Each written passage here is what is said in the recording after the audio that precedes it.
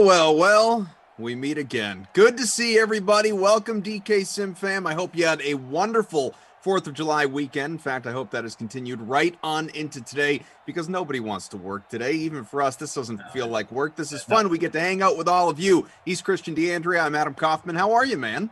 I'm good. I'm good. Low-key holiday weekend for me. Just came back from the splash pad. I'm a little chlorinated right now, but I'm feeling good, trying to figure out what comes next after tonight. But why am I getting ahead of myself? We get ourselves a banger sim coming up, a Week 16 showdown between two likely playoff teams, two very talented rosters. Who knows what the Packers will be in 2021 because it all starts with Aaron Rodgers. But Packers on one side, Browns on the other. I'm looking forward to it, and more importantly, I'm more invested in catching up with you. It's been too long. How was vacation? How did you enjoy your time off, and how much did you miss both me and the DK Sim fan? Well, to start with the second and most important question, the answer is immensely on equal fronts. I missed the Sim fam. I missed you. But in the spirit of absence makes the heart grow fonder, I decided to stay regimented to my reprieve, to actually stay away from from really all things, work or work related. So I didn't make any lineups. I didn't create any contests. I didn't lurk in the SimFam chat as we've kicked off Cleveland and virtual Green Bay. I didn't tune in for a second of a sim while I was gone. So I have been I don't even think I went on YouTube in the last 10 days, period. So, or Twitch. I don't want anyone to feel disrespected over Twitch. I ignored you as well. I have been just completely remote and away from all things responsibilities outside of taking care of my family. And it was a nice time. Spent some time in Maine. It was good. Sean Preston, who I know is with us in the chat. Sean, I want you to know, I think, we'll see. Time will tell. I think the alien in the chest is gone, God willing. All took was a little rest, relaxation, and sun and time in the sand and on the beach and all that good stuff. But we'll see if that awful thing reemerges. In the meantime, Christian DeAndrea, what's that lineup look like? I mean, thus far, you're coming through clear, the standard sparkling cloth voice. You. So, it's a Packers sim, and And I know he hasn't been great lately, but Devin Fumble Funchess has been solid. A big-time momentum shifter early in this one, although we're getting the review, so it's probably going to stay with the Browns. Very rarely do we see these get reviewed and not overturned, as the Kareem Hunt owners out there can rest easy for a moment here. I threw Devin Funchess and his typical double-digit performance. He's probably going to give me like 12 points. That'll be 18 in the captain spot, and that means I'm going to save enough money to get OBJ, Aaron Jones, Devontae Adams, and Nick Chubb in my lineup. And because I don't have a lot of faith in this passing defense from Cleveland, not the 2020 version of it at least, I got MVS in there as well as a value play. I think Aaron Rodgers is going to throw all over the place, but don't have him in my lineup. I'll tell you what, man, I like that build a lot. To be perfectly frank, I think I like it more than mine. We have some similarities, but a couple differences, and I think ultimately I like your structure a little bit better. So we got a completion, Baker into the hands of Nick Chubb, and out to the 41-yard line, couple minutes into a scoreless opening quarter. Again, Cleveland, Green Bay, Christian DeAndrea, Adam Kaufman. We've got producer Mike. T-Pike, undercover boss Tom is our technical director. Cobra K, Tate and Ops, along with Zach, a newbie, or at least new to me. Good to see Zach and Ops. Welcome to the family, my friend. So I, like you, have Devin Funchess in the captain spot. Very popular play at $10,800 in our smaller contest. The happy hour, the let's see if we remember how to do this free roll. About 20% owned in the captain slot, 53% owned overall. I also have Aaron Rodgers. I went with Aaron Jones, his backfield mate. 24% in the captain for him, 63% overall. I included Baker Mayfield, which is not something I do all the time, but I had the money to do it, figured what the heck. And as you know, if you're keeping track of the money, you'll notice as Nick Chubb goes for 5 on the ground, I went relatively cheap. That's somewhat popular too, but relatively cheap with my final 2 flex plays. Both are owned in the neighborhood of 40% overall. MVS, who you've got, and Rashard Higgins, who I've got him all the time. All about Higgins when Cleveland's involved. I mean, look at the variance in his numbers. 1.6 in his last sim. The sim before that, against the exact same Baltimore team, 20.8. So this guy can explode and give you 20 plus, or he can just not show up at all. And I like it. I mean, a boom or bust candidate there. You got to make some waves if you're going to outsmart the DK Sim fam. And I mean, really, that's my only hope, because I mean, we've been over this before. I've made several donations to the DK Sim fam. Just the 3 sims today, obviously. We gave you the first half of July 5th off to hang out and enjoy yourselves, be with family. But now we expect you all to come on back to the fam, Twitch, YouTube, wherever you're finding us. DK Nation, DK Playbook, Game Center. We appreciate that you are here. 2nd and inches on the way. Halfway through the opening quarter, 8-yard line. Green Bay and Cleveland. The Browns are threatening. See a lot of welcomes for us in the chat. Some welcome backs as well, and I appreciate that after whatever it was. I didn't do the count. 9-10 days away. Nick Chubb, 2 for 5, just gets back to the line of scrimmage there. Not just you, Kartashka, that over in the Twitch chat, first time back in 3 months. Welcome. Trying to figure out who's still around, who has been coming and going from the DK Sim family. No matter where you're watching, we are happy you're here with us. If you're coming back from a break, or maybe you're taking a break from us, you're like, you know what? This is a great time, but I need some did he get there? No. Wow, how did he not get in? How Austin did he Hooper, not get so in? close. First catch picked up 8, but a 1st and goal from the 1. And now's your time, man. You've got Nick Chubb. I got Nick Chubb. It's all about Chubb time. Could be a fullback vulture kind of situation, perhaps. I don't know. Dare to dream, my friend. No, I know. Andy Janovich going to come in. It's not going to be on this down. Oh, and they're going to. Baker's going to keep it himself. Will he run? He should. Dives in for good measure. Baker Mayfield, touchdown, Cleveland on top. Wow. So that drive almost didn't happen. The fumble overturned, and Mayfield looked 100% a man in control of his own facilities there. Not only a great job through the air, but caps it off with a rushing touchdown. Best possible outcome if you are a Baker Mayfield owner like you yourself, Paul.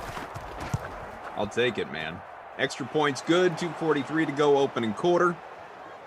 Now, I don't know if this is directed to me in my long absence or if this is just very simply and probably directed toward all of us, because for the last 2.5 days, there have been no sims. Saturday, Sunday off for everybody, for the entire crew, the entire, ops, production team, announcers, the sim fam itself, everybody. We have not existed over the last 2.5 days in just the 3 sims today. So Susan writes, I'm probably not the first and probably won't be the last to say this, but please don't leave us like that again. That was the longest absence, I think, in Dreamstream history in the last year and X number of months that we've been doing this. Yeah, I believe that's correct. I mean, I'm already well into a year here with DraftKings. This is like month 14. Wow. If I were a newborn, this would be, you'd be watching me pull myself up on furniture and begin to perhaps take a few steps. That's where I am in my DraftKings evolution.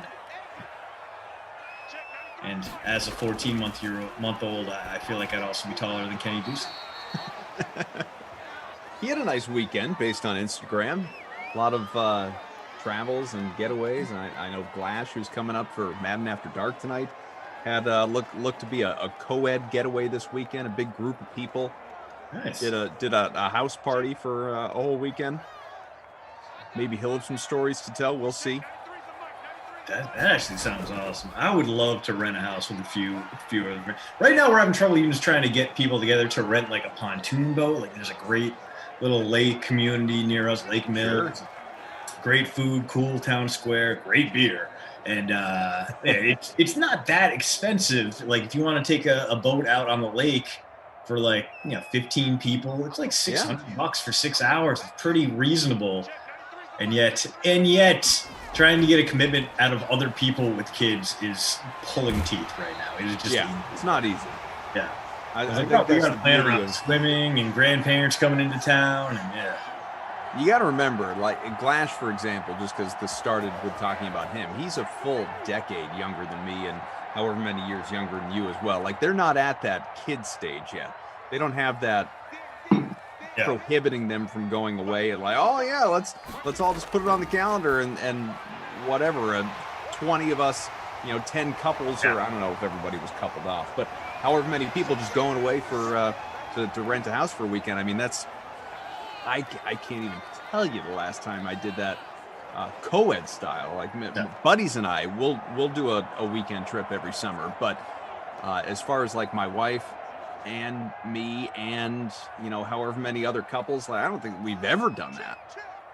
That's something we've been trying to get together, like rent a house down like on the East Coast shore, like Carolinas. Like, I got a buddy who, his family would do that every year, and that's how they stayed close with like his dad's college friends. So when he got married, there were a bunch of old University of Dayton rugby players hanging out and pounding beers at the beach and that kind of thing. So it's like, oh, okay, yeah, we'll try to get that going.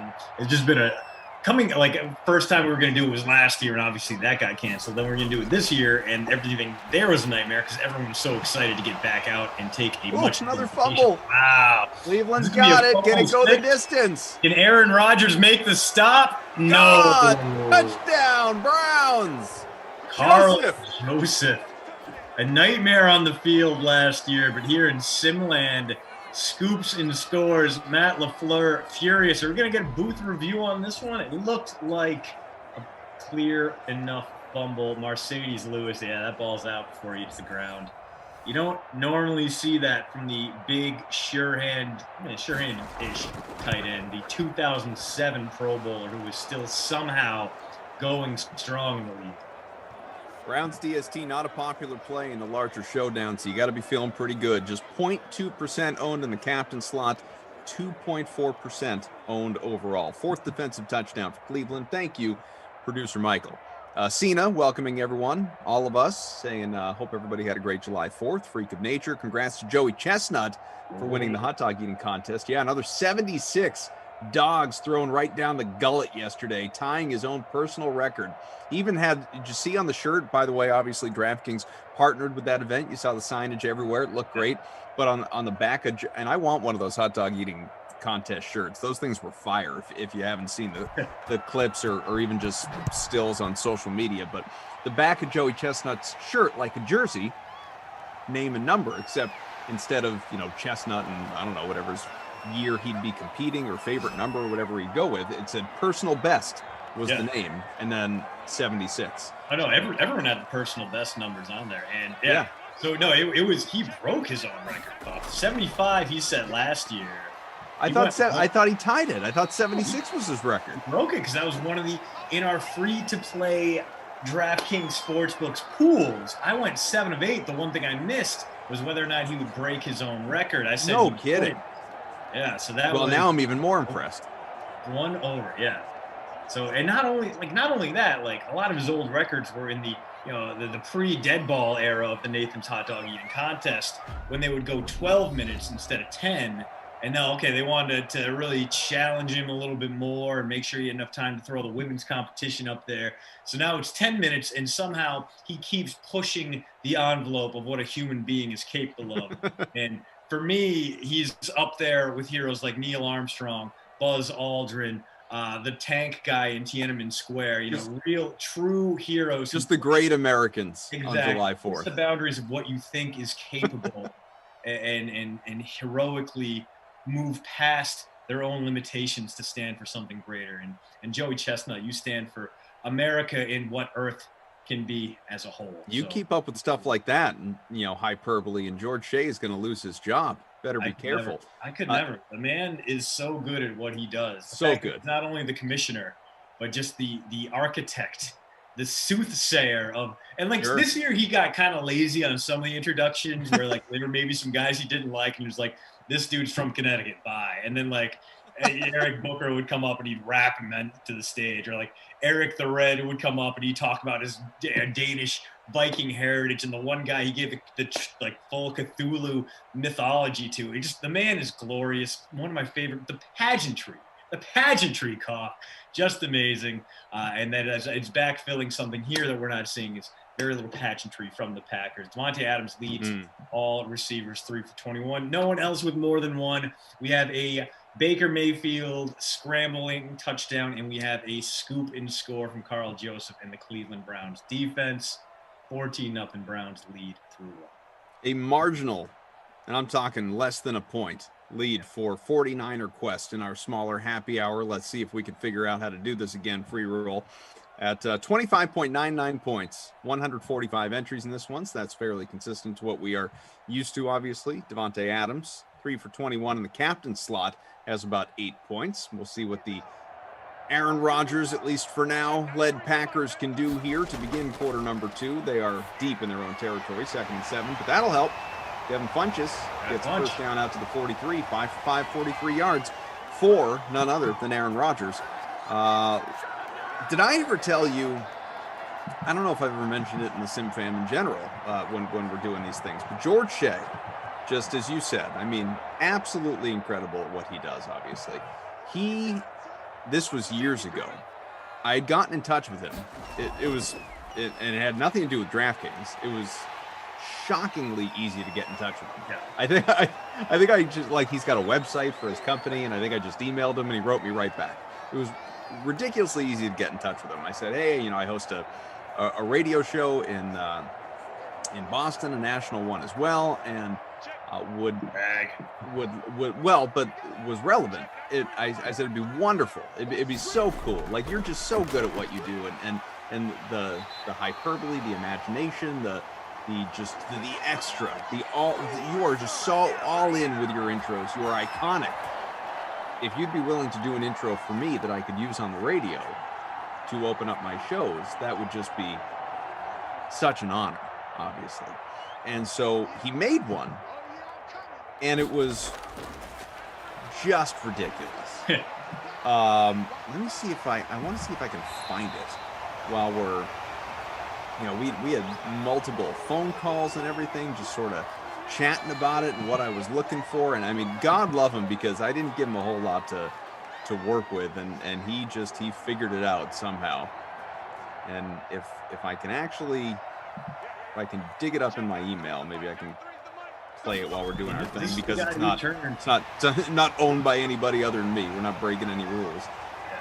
This is a dude who turned MLE into a thing. He is a guy whose one misstep, I would say, is the standoff with Kobayashi and the exile there, because that was originally the drama of the event would be that USA-Japan showdown, and now it's just become whether or not Joey Chestnut can extend his own record, because let's face it, there's no one else in the same class as Aaron Jones is going to go untouched to the house there. 37 yards for the newly extended Packer, getting $12 million to continue to ply his trade in northeastern Wisconsin. That dude, 5th round pick out of UTEP, one of my favorite players in the league, just tremendously versatile and an immense piece to that Packer offense.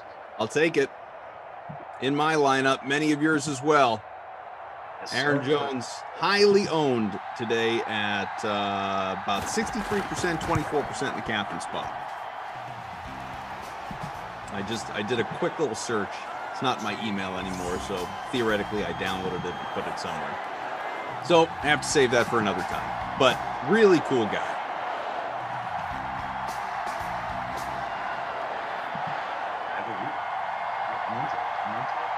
I just hope I still have the file. Now I'm kind of freaking out that I didn't save the like an old laptop that didn't make it through. I know. How depressing would that be? Gone, lost to time, lost to the ages.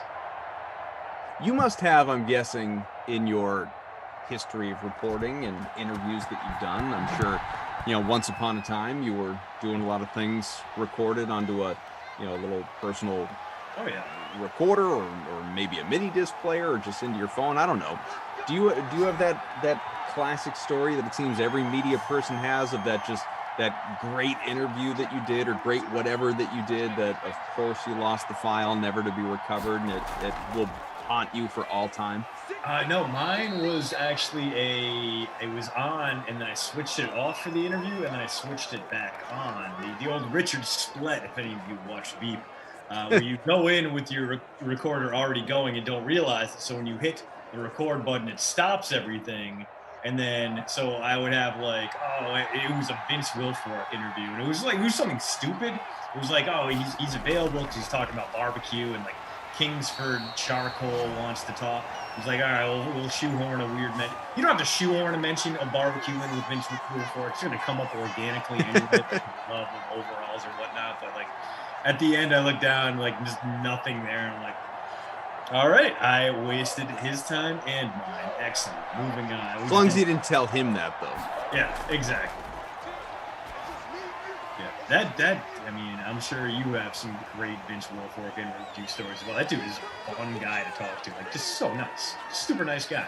Really cool guy, no question. Yeah, real laid back, doesn't really seem to care if you're asking him incredibly inane questions. He's okay, yeah. No, let's talk about ribs. Perfect, let's do it. All right, cool.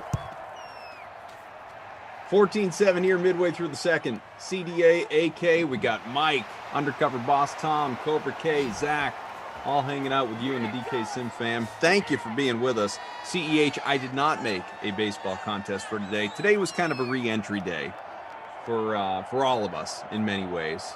But I'm not committing to this right now. I'm thinking about it. Might make a little Game 4 of the Stanley Cup Final contest for tonight. I think that is at 8 o'clock, so we got some time. Do a smaller one. So be on the lookout for that. And smash that like, folks, huh? We're closing in on around 50. We can do better than that. Hit that like, hit the subscribe button. If you're watching on Twitch, give us a follow. We appreciate you. Tonight's Game 4, where the Lightning are going to play at half speed, so they don't have to worry about clinching in Canada when no one's around. They can bring the cup back to Tampa with them and celebrate in front of their home field fans. Was it the Tampa mayor that said that? I hope they lose Game 4 so they can win it at home. Just biff it. It's fine. Which is wild. You don't take those chances in hockey. Like every other sport, coming back from 3-0 never happened until the Red Sox did it against the Yankees. And then, like, you look at hockey and it's like, yeah, it doesn't happen often, but it still happens way more in hockey than anything. Hockey is that one sport where home ice doesn't have nearly the same advantage it does in basketball or football. It's the same sport where the 16th team in a 16-team playoff can make it to the Stanley Cup Finals, and it's barely a story. The hockey playoffs are a beast unlike any other, and there are very few professional experiences that can match up, especially if you get an overtime game. Good Lord, we had so many this year. Just amazing. Anytime, doesn't matter what the teams are, called playoff hockey and it's going to overtime, I'm flipping the channel. I'm going right to it. I will pause whatever else, and let's go. 4th and 1 from the 33, punts away.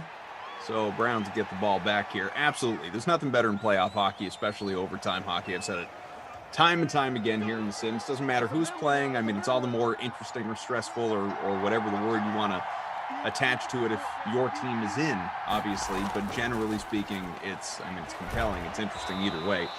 And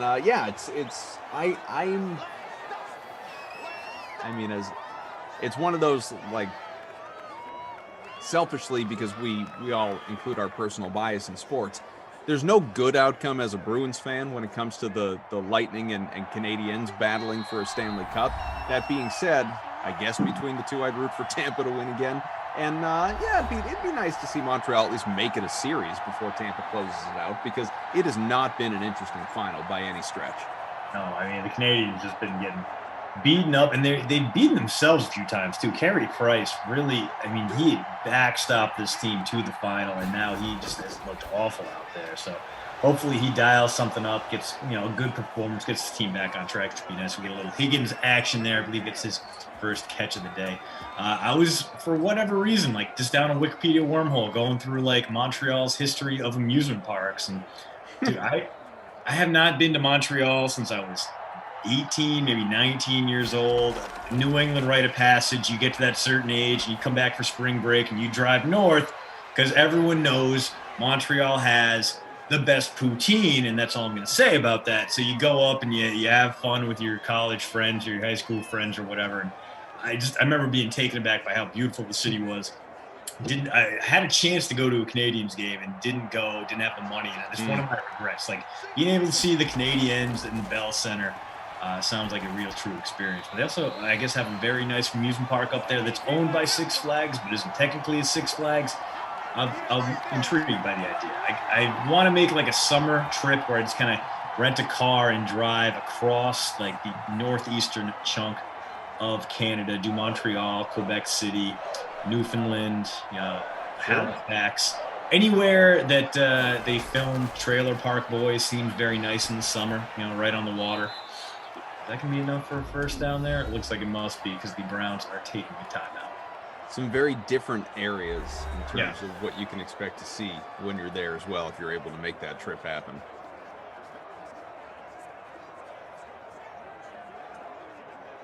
(14-7), the 101 timeout. Oh, how I missed you. 1st and 10 from the 40. Browns looking for more. Here's my guy, Jared Kilgore, in the chat. Loves poutine. Cannot stand it when they put too much gravy and skimp on the cheese. Oh, no, that's a huge fumble. Oh, you could have picked it up and run with it. Dean Lowry, that should have been a fat guy touchdown.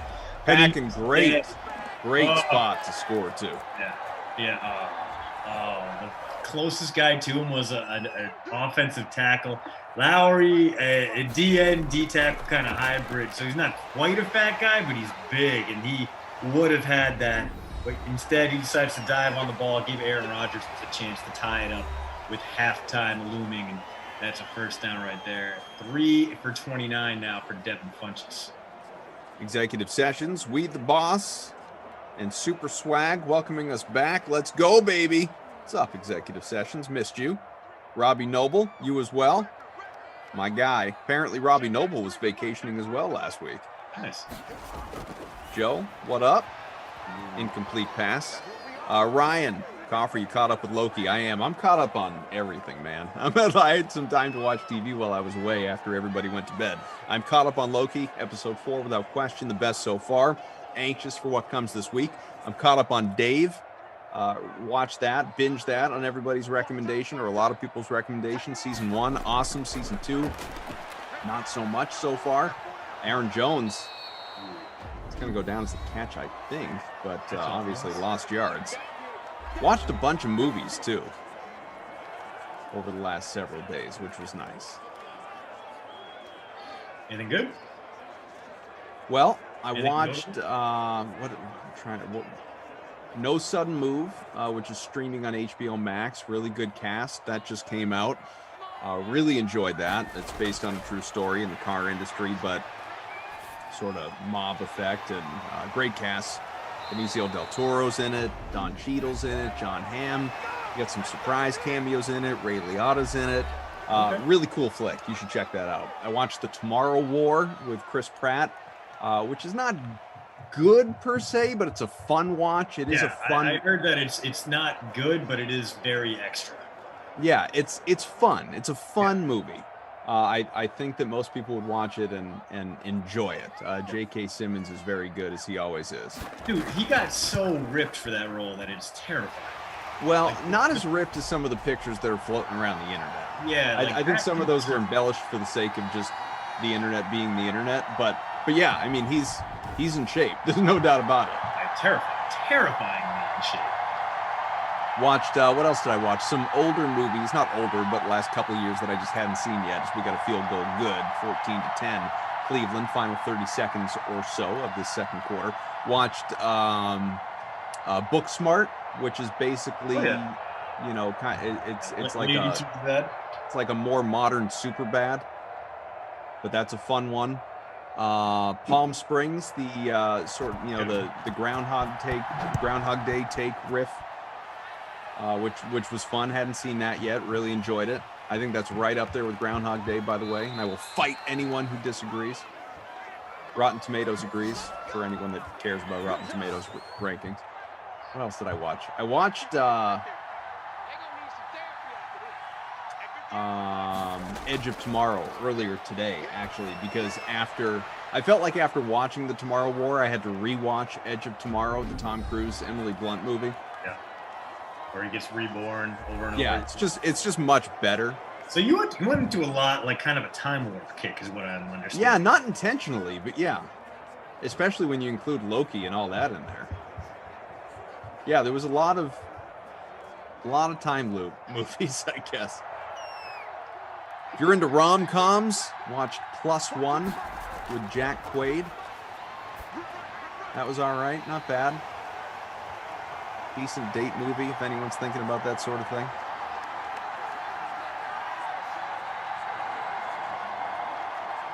Joe says, watch Secondhand Lines. Trust me on this one. I've never steered you wrong before. I've never even heard of it. I'll have to look it up.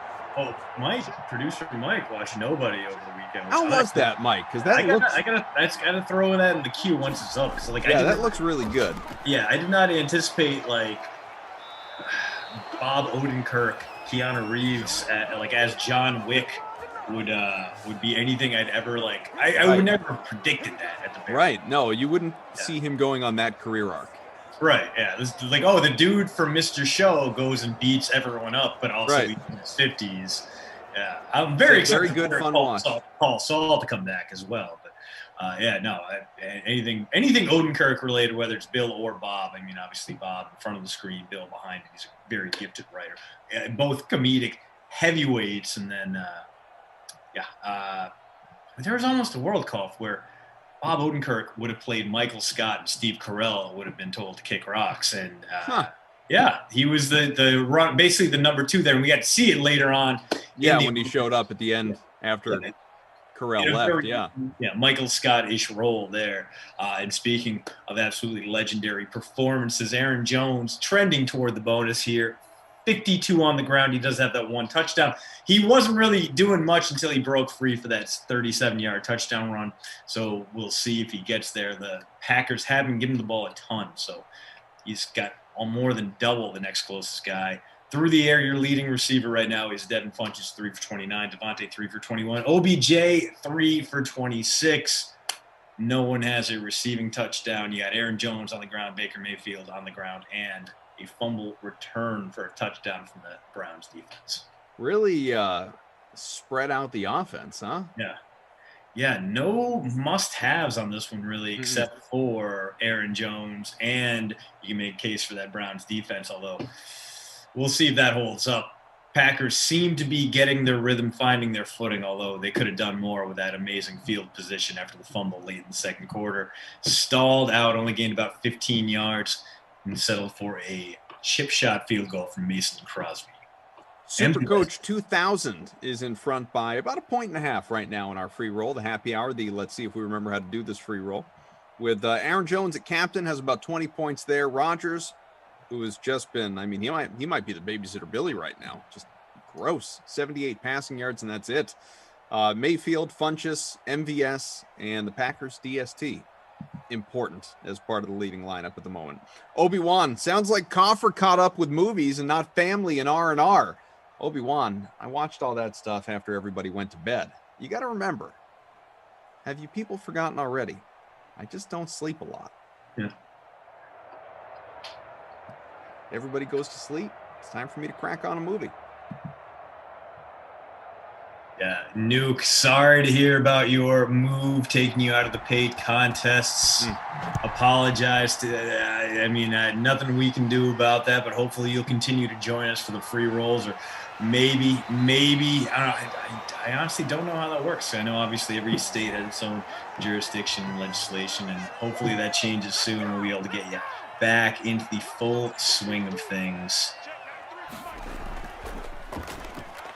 But yeah, obviously everything varies on a state-to-state basis, and ideally you'll get the chance to go back to your previous status. So I mean, how you liking the new place? Like, hopefully the move worked out well for you. I know that's a super stressful time. Very few things I look forward to less in the world, Cough, than packing and moving. Yeah, especially now that I own too much stuff. Like, I'm just like, there was a time where I could pack not all the stuff I owned, but enough of the stuff I owned into a 2001 Toyota Camry, get on the road, and just leave.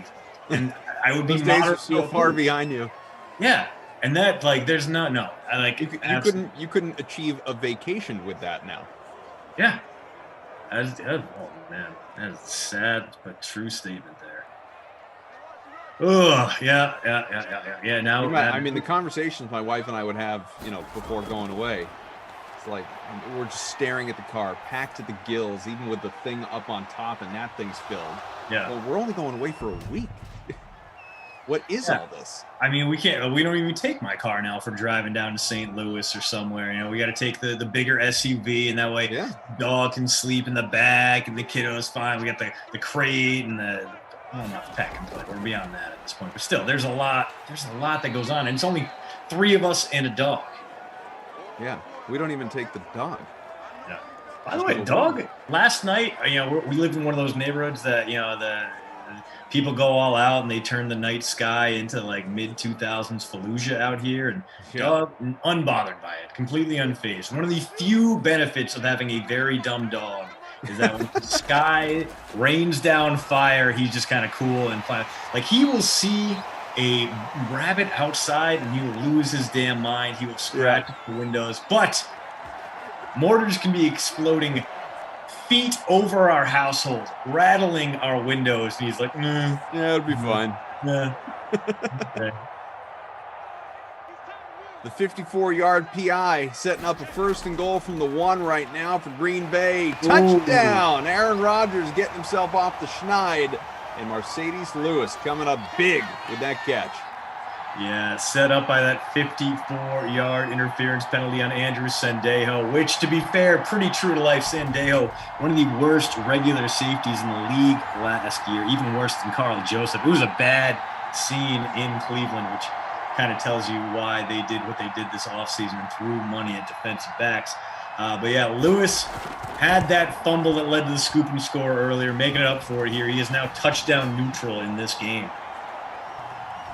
Hit that like, north of 300 people watching along just on YouTube, thousands more across all our platforms, of course, including Twitch, twitch.tv/DraftKings. 23rd touchdown for Lewis.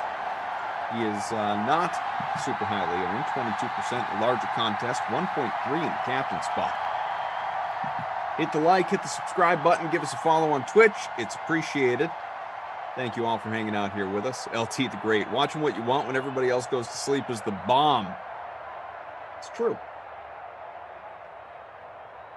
That's what I've been doing with Letterkenny lately. Like Letterkenny, great. I mean, very, very funny show. Like, if you binge it, like it's a little bit much because it is so. It's very Canadian and dry and very like localized language, which is often, it's awesome. It's hilarious. I sort of find sketch comedy shows in general tough to binge. Not sketch comedy. It is a serialized look at farmers in small town Canada and their alcohol problems, basically. Interesting. It's pretty well written.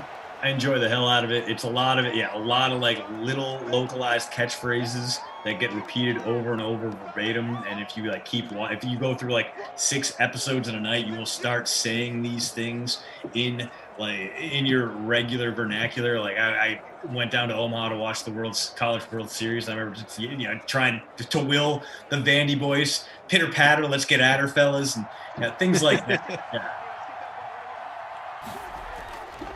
2nd and 3, easy first right there for Cleveland. A little bit more, 36-yard line. Nick Chubb, 28 on the ground. Maybe and I've never obviously watched full episodes of Letterkenny, just clips that find their way onto social media, or like someone will send me, oh, you have to see this, it's really funny.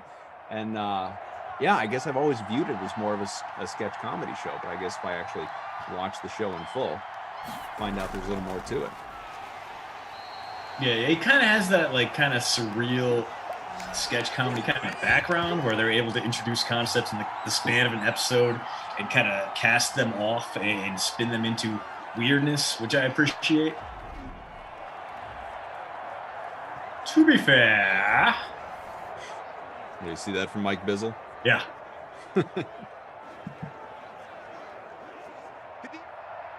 T-Pike says, when they go into their comedy rants, I can see the comedy sketch, but the storyline of the show is pretty good.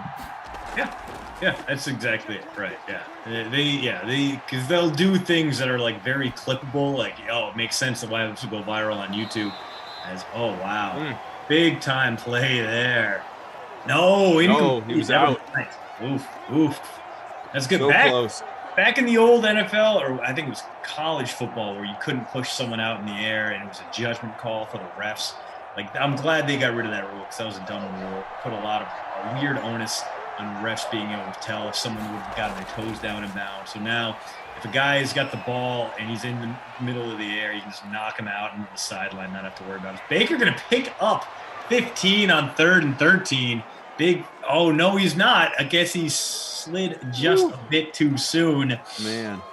Are the Browns going to go for it here? Are they going to punt it? Are they maybe going to fake it? Let's see what the decision is. Kevin Stefanski got something to think about here. Scottish Hammer in there. Is this going to be a fake? Nope. No, not. Man, brutal. Especially down by 3 now. I mean, once upon a time, and this was a 14-point lead for Cleveland, sure, but you got to be aggressive right there. Challenge the call even. I don't love it. I do not love it. Hit the like. Let's get to 100. Sitting at 65 and counting. Appreciate you, all of you in the DK Sim fam. Great to be back with you. Long absence for me, but a long absence, relatively speaking, for all of us. 2.5 days, no Sims over this July 4th weekend. But we are back, and tomorrow right back to your regularly scheduled half dozen Sims after the sweat in the morning, 11 a.m. Eastern time until noon, then all the Sims. Plenty of between Sims content coming your way. I'll be with Moose, Jeff Ulrich, a couple of times during the day for a follow-up match. Wow, this is going to work out for the Browns after all, as Rodgers slings an INT directly to B.J. Goodson, not a man who typically makes interceptions. Browns take over inside the red zone, 13 yards from taking the lead back here. Baker rolls out, and short completion. And lost 4 yards.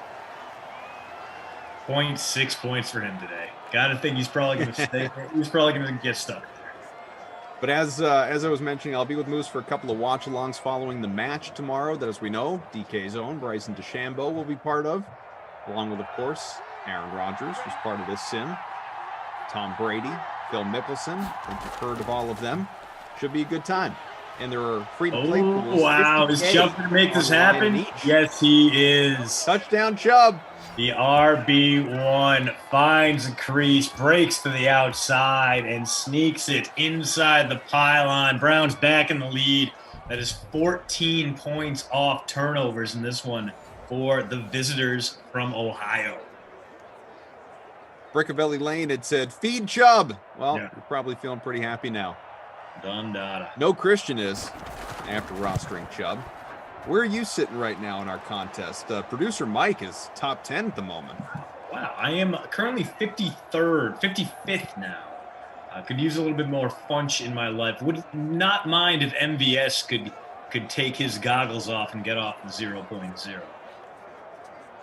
And then Devontae Adams and OBJ, between them, barely have double-digit points. 5.6 and 5 for those two. So not ideal if you are counting on wideouts in this one.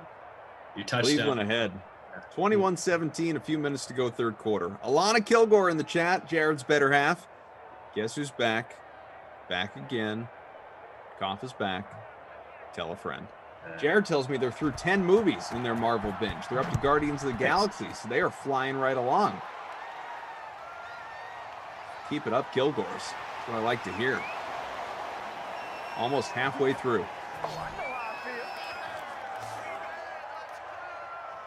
D-Rod, who is leading the NFC and AFC, guys? Well, D, we are happy to dive into some of the standings and tell you where we are, because we are in week 16. Let me let you know who's leading each of the divisions. Let me pull it up here for you. Yeah, this is a game in the real world. Should have some pretty interesting implications. Browns could be cruising or battling for that AFC North title. I mean, they have a very talented roster. And the Packers, I mean, they could be crashing towards a high draft pick when Jordan Love flames out. They could be riding Love to a surprise wild card bid. Or Rodgers can, make peace with the franchise, and this could be a key victory in their quest to repeat as regular season NFC champions. A lot of ways this year can go. What we do know is that Rodgers is not going to hold out. He's past that deadline in terms of, taking the year off. At least there was certain financial implications in terms of him having to make that decision earlier versus deciding to do it going into camp or something like that. 21-17, less than 2 minutes to go here in this third quarter. Good sim so far. Good re-entry sim for all of us. Rodgers up to 122, a touchdown to pick, and Funchess 4 for 48. Our captain.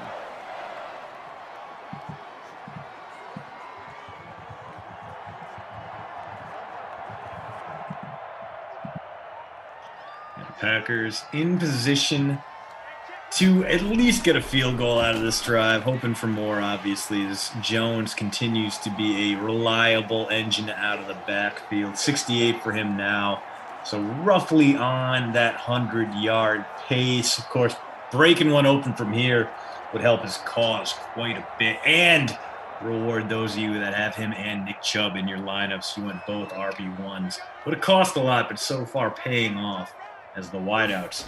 Still a very limited impact in this one. There's a catch. Devontae Adams gets himself to the 12.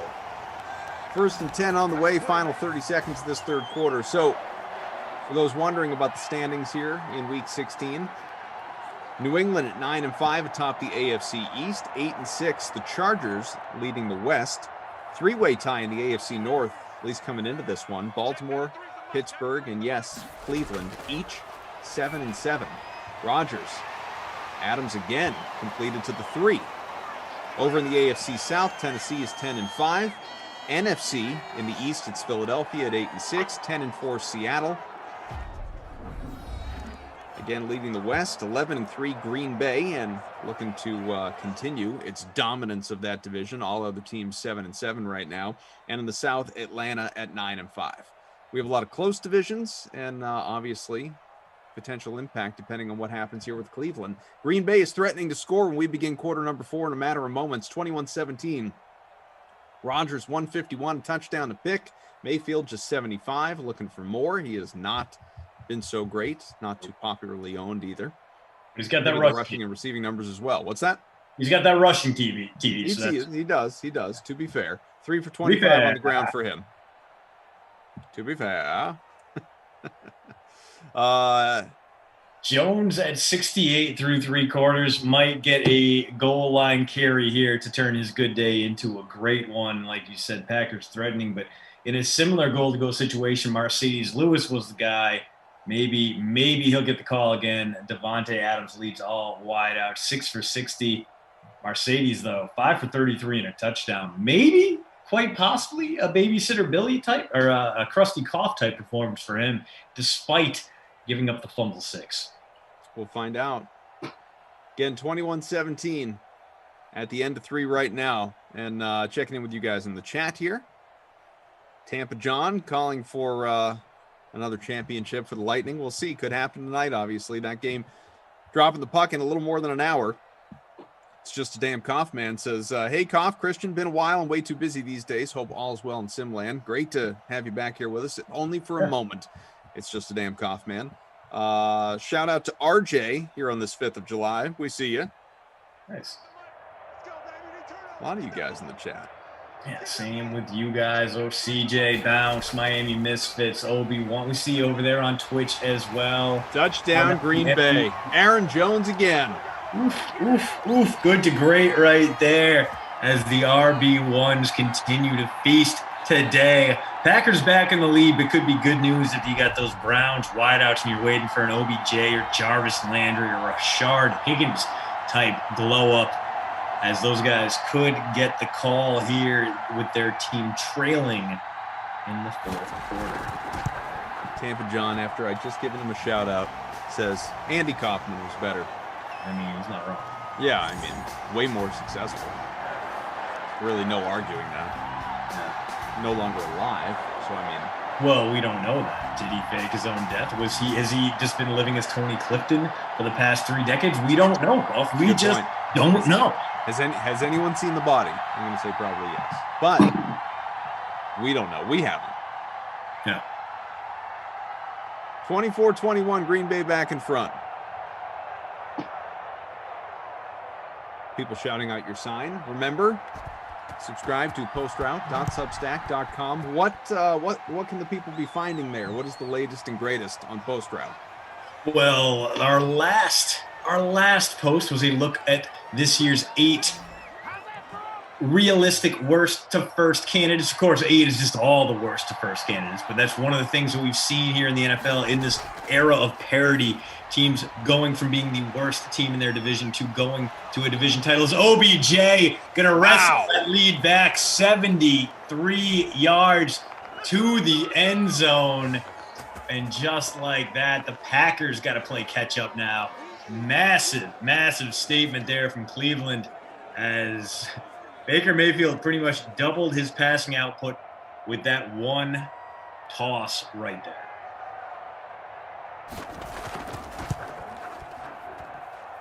Man, someone in the chat had just written 2 touchdowns in the first couple minutes of the quarter. Soothsayer out there with us.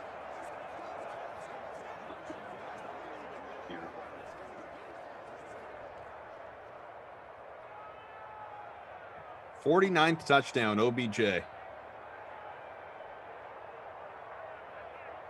Yeah, now we get to see maybe the Packers wideouts come alive. You're hoping for that Aaron Jones carry, grind the clock, get the bonus number.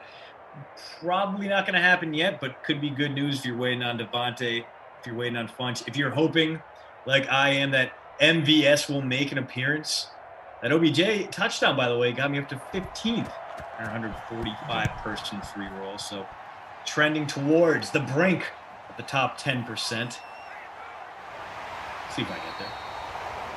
Trying to figure out what we're gonna be doing for dinner now. I'm at the point now where it's like, look, it's still kind of a holiday, so maybe we go out, get something to eat, or maybe got a few leftover brats, like the Eustinger sausage brats. Like, I got that. I got some onion sausage, peppers. Like, just do maybe a nice plate like that. I don't know. I'm stuck in between right now. I'm a little disappointed in myself, Cough. I put down 4 hot dogs, 2 cheddar brats yesterday, and I feel like I did not live up to my potential on the 4th of July. I should have done more to celebrate America. So an article just published on ESPN by, well, I shouldn't say that, just retweeted by Aaron Rodgers. It was published, Adam Schefter, about Aaron Rodgers. It was written by Ben Baby, who actually covers the Bengals, I believe. That's correct. A little bit earlier on today. Green Bay Packers quarterback Aaron Rodgers thankful for opportunity to work on mental health this offseason, a very tumultuous offseason. During a news conference Monday, Green Bay Packers quarterback spoke at length about the steps taken to improve and preserve his mental health amid questions about his long-term future with the NFL franchise. The comments came ahead of the match as Davante Adams racing. He's going to get there. Touchdown. This game is bonkers. Game rules. 78-yard score. Come on. Let's go. Just 2 heavyweights punching it out right now, swinging for the fences. Haymakers landing as all-pro wideouts pull out massive touchdown catches. Whew. Devontae having a great day. Odell having a great day. I believe that is beyond the bonus for Devontae. He's up around 130. Absolutely, yeah. 50th touchdown. So as OBJ hits 49, Adams gets to 50. Whatever you can do, I can do better. Varder, a.k.a. Carter. Hey, Kaufman, how come there's not any free rolls in the showdowns for Madden games tonight? There are. They're right there in the lobby, my friend. I saw them in order to create the contest for the 6 and the 8. There's one there for 10 as well.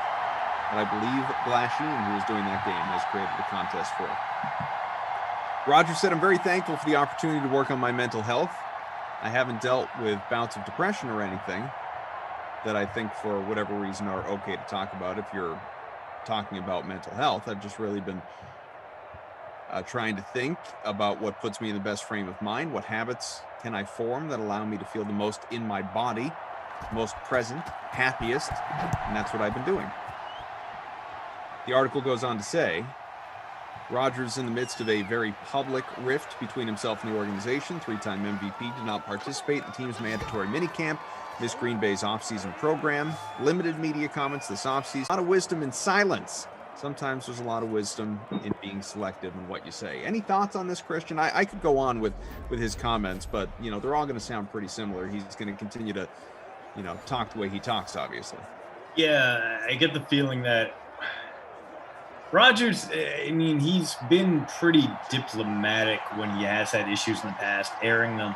And he hasn't done so in a way, like he's done so in a way where I'll talk about him on the radio or to the media, and he won't frame them in a way that's necessarily inaccurate or unfair. He'll say things that are like, oh, well, maybe you should be airing these right now, but it's not wrong. So the fact that he has decided to dial back from that a little bit, it does suggest maybe he's internalizing things. Maybe he's trying to figure out what the best next step is for his legacy.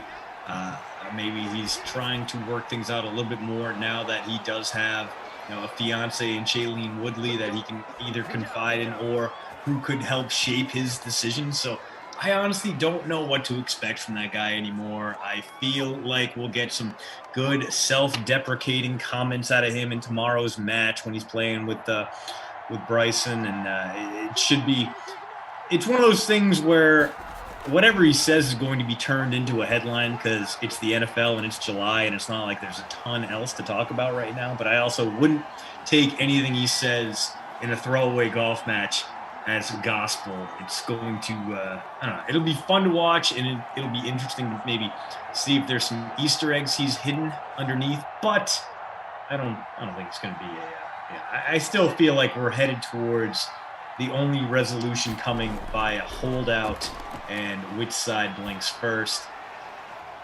As OBJ well into the bonus now, big pickup there for another first down. Baker Mayfield has 187 passing yards, and 127 of them belong to his top receiver. asking you to know the unknowable, obviously, because we don't know exactly how Aaron Rodgers ticks. We only think we do. How do you think this plays out? And a question I've asked before, but what the heck? We're into July at this point. Let's have the conversation again, especially with the Packers sim in the background, as Cleveland down by 3 and threatening here to try and retake the lead, a real back and forth contest. Do you think in this game of chicken that ultimately Green Bay is going to say, do what you're going to do, man? Like, we got a succession plan and we're not going to be held hostage by you. Come back if you want. We'd love to have you. Or are they going to ultimately say, okay, fine, we'll trade you just so at least we can get something for you? How's this going to go? Yeah, I think we're going to see the Packers. I don't think they're going to bend on this. I think they are going to keep going forward knowing that they have Jordan Love. But I think Rodgers also knows they're going to do that, and they're going to throw Jordan Love into, say, a preseason game, and he's going to underwhelm. And he knows that's going to put even more pressure on their shoulders. It's going to make him look even better. And I think that was what ultimately will cause movement, not whatever Rodgers says behind the scenes. I think it's going to be how Jordan Love looks either in training camp, during the preseason, or even in week 1, week 2. I think that's ultimately what presses the issue and moves the needle more than anything else. He better hope Love doesn't look great. Yeah, I don't think he will, based on everything we've heard about Jordan Love so far. It was such a weird pick call. I didn't see anything in Jordan Love in his last year at Utah State. He backslid. He wasn't Josh Allen against Mountain West defense. He was less than that, and he doesn't have the same physical tools as Allen. He's not projectable that way. He might turn into something, but I am not optimistic. Is that another Austin Hooper touchdown? It is indeed, in fact, his first. The first one didn't breach the plane. Right. Yeah. Got it. Right. They're gonna take a look at this one. These review. Yeah, these typically are upheld. The rule in outfield will stand, and the Packers will get it back here. Come on. Both review. 1, 2. Yeah, he's fine. That's a catch. That's a touchdown.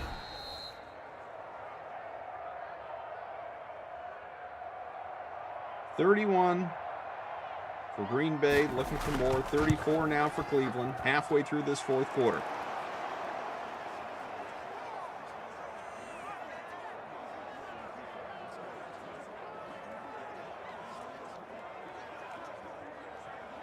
We got producer Mike, undercover boss Tom, our technical director, Cobra K, Tate and Ops, along with Zach.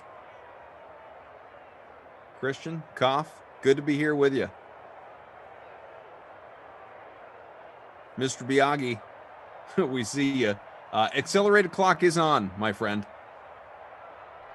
Settings are unchanged from what they've been for north of a year.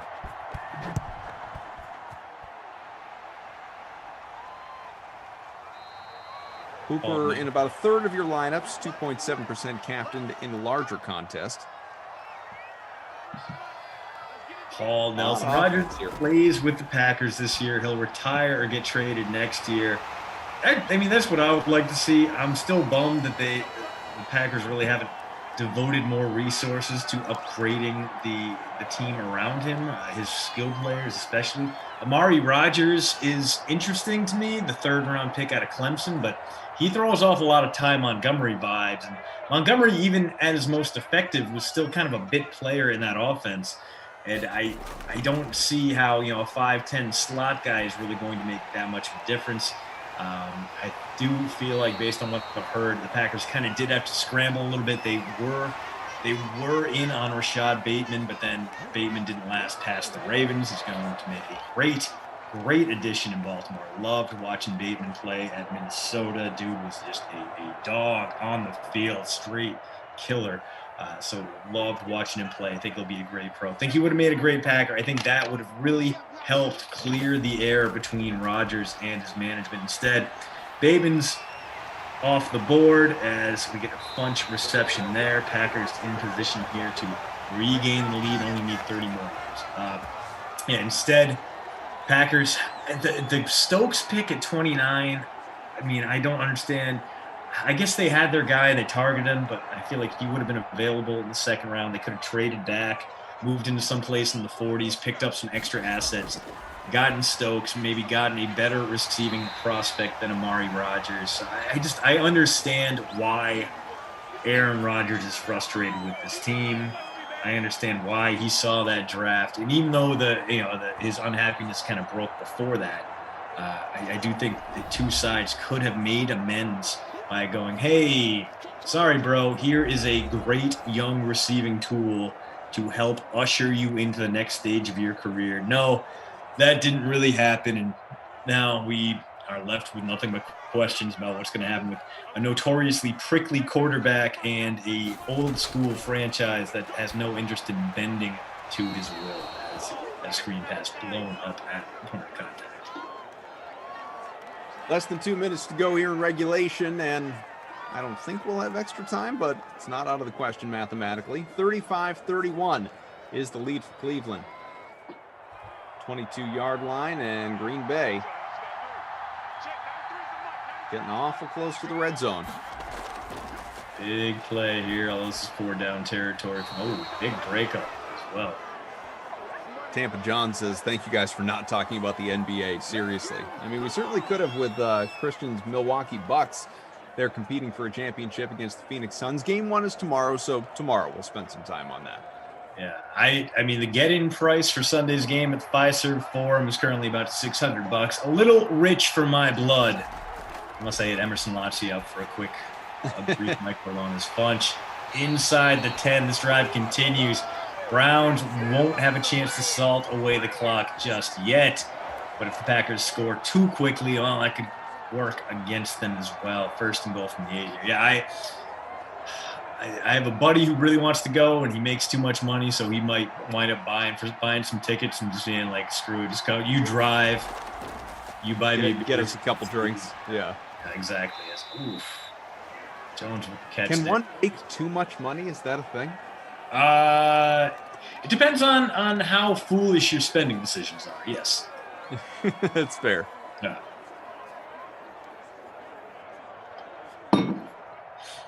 Like, I had a buddy who, like, before he settled down, had a family, like, he's like, I really want to get a 3-wheeled motorcycle. So he did. And just, like, no one stopped him. We allowed him to do that. Like, if you needed Devontae Adams to score a second touchdown, you got it. Aaron Rodgers into the bonus with that as well. Wow. 3 touchdown passes for Aaron, coming up big as we talk about him. Yeah, the one-hander, the tippy-tap. And Cleveland's going to have under a minute for all 3 timeouts to mount at least a field goal scoring drive. This fourth quarter, Koff, has been drunk. This has been just score, just firing darts left and right. An outstanding finish to this one. I'm enjoying it. This is a good. Like I said, overtime is not out of the question. Browns just need a field goal to force it. 58 seconds to work with, all timeouts as well.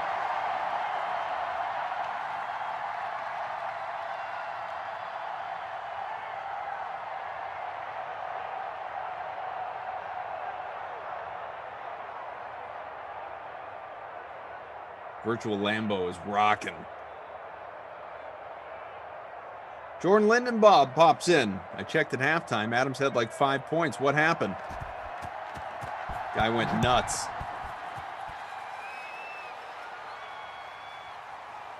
Brian Shaw, proud of you, Kaufman. By speaking down that LA-Brooklyn garbage, you willed us to a great finals matchup between teams that have grown from within. Amen.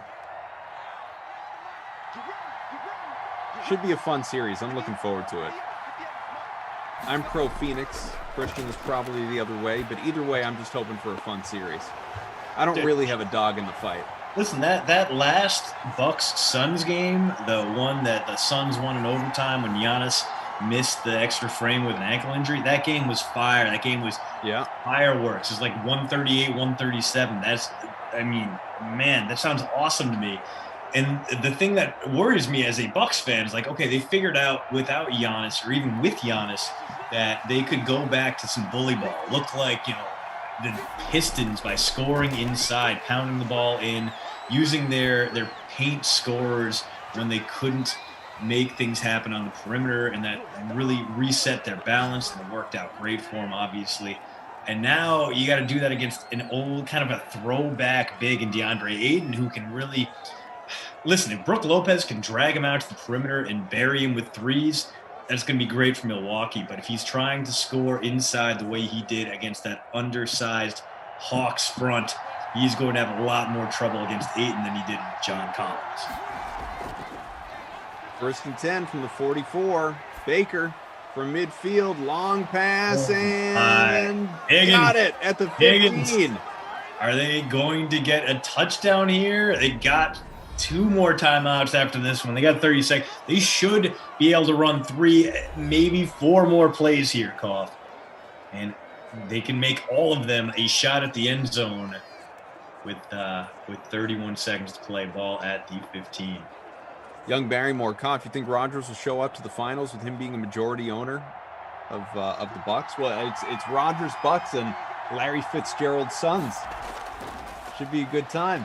1st and 10 from the 15. Baker, right side, long with it, incomplete. Hey, stops the clock. Okay with it. Sean Preston calling for a Higgins walk-off. Brickabelli Lane wants Chubbs or Hickey. Kid Raider calling for the field goal in overtime. It'll be a fitting re-entry. No sins for 2.5 days. A handle? Free football. Oh my God, it's going to work. He's in. Nick Chubb touchdown. Does it again. Wow. Wow. A bold play call there. I guess you have 2 timeouts, so you're not super worried about it, but the 15-yard run from Nick Chubb. And now the Packers going to have 22 seconds and 3 timeouts to try to get back into this one. Browns take a 4-point lead, and I don't want to jinx anything, Koff, but I do feel like that's going to take overtime off the table. Right there with you.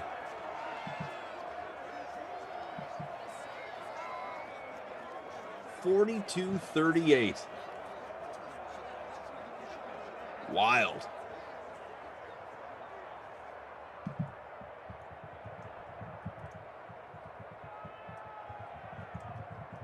I currently have just a shade under 132 points, and I am barely in the top 40 of our free roll.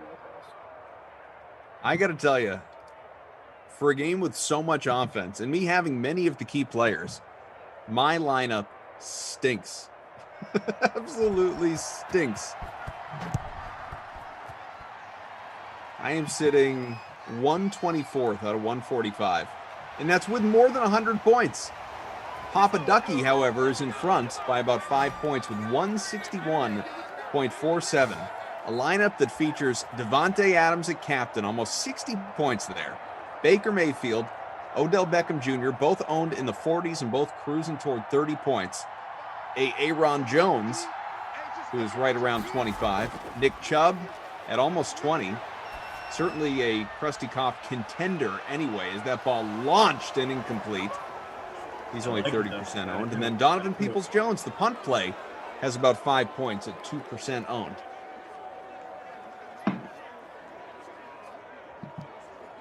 Yeah, barring a major turnaround here, MVS is going to be our babysitter Billy. Yeah, a goose egg at 44% owned. We both got him. Rodgers, don't. Aaron. Okay. Throws off the run into traffic. Incomplete again. He'll get another chance. He will, but all that's left here, I mean, even if he completes this one, it's probably going to be stopped just short. As much as I would like to believe that Aaron Rodgers can launch a ball 90 yards in the air, it seems unlikely. 3-man rush coming here for the Browns. 3 seconds left. There's no chance he can just run a quick out and try to gain some yards.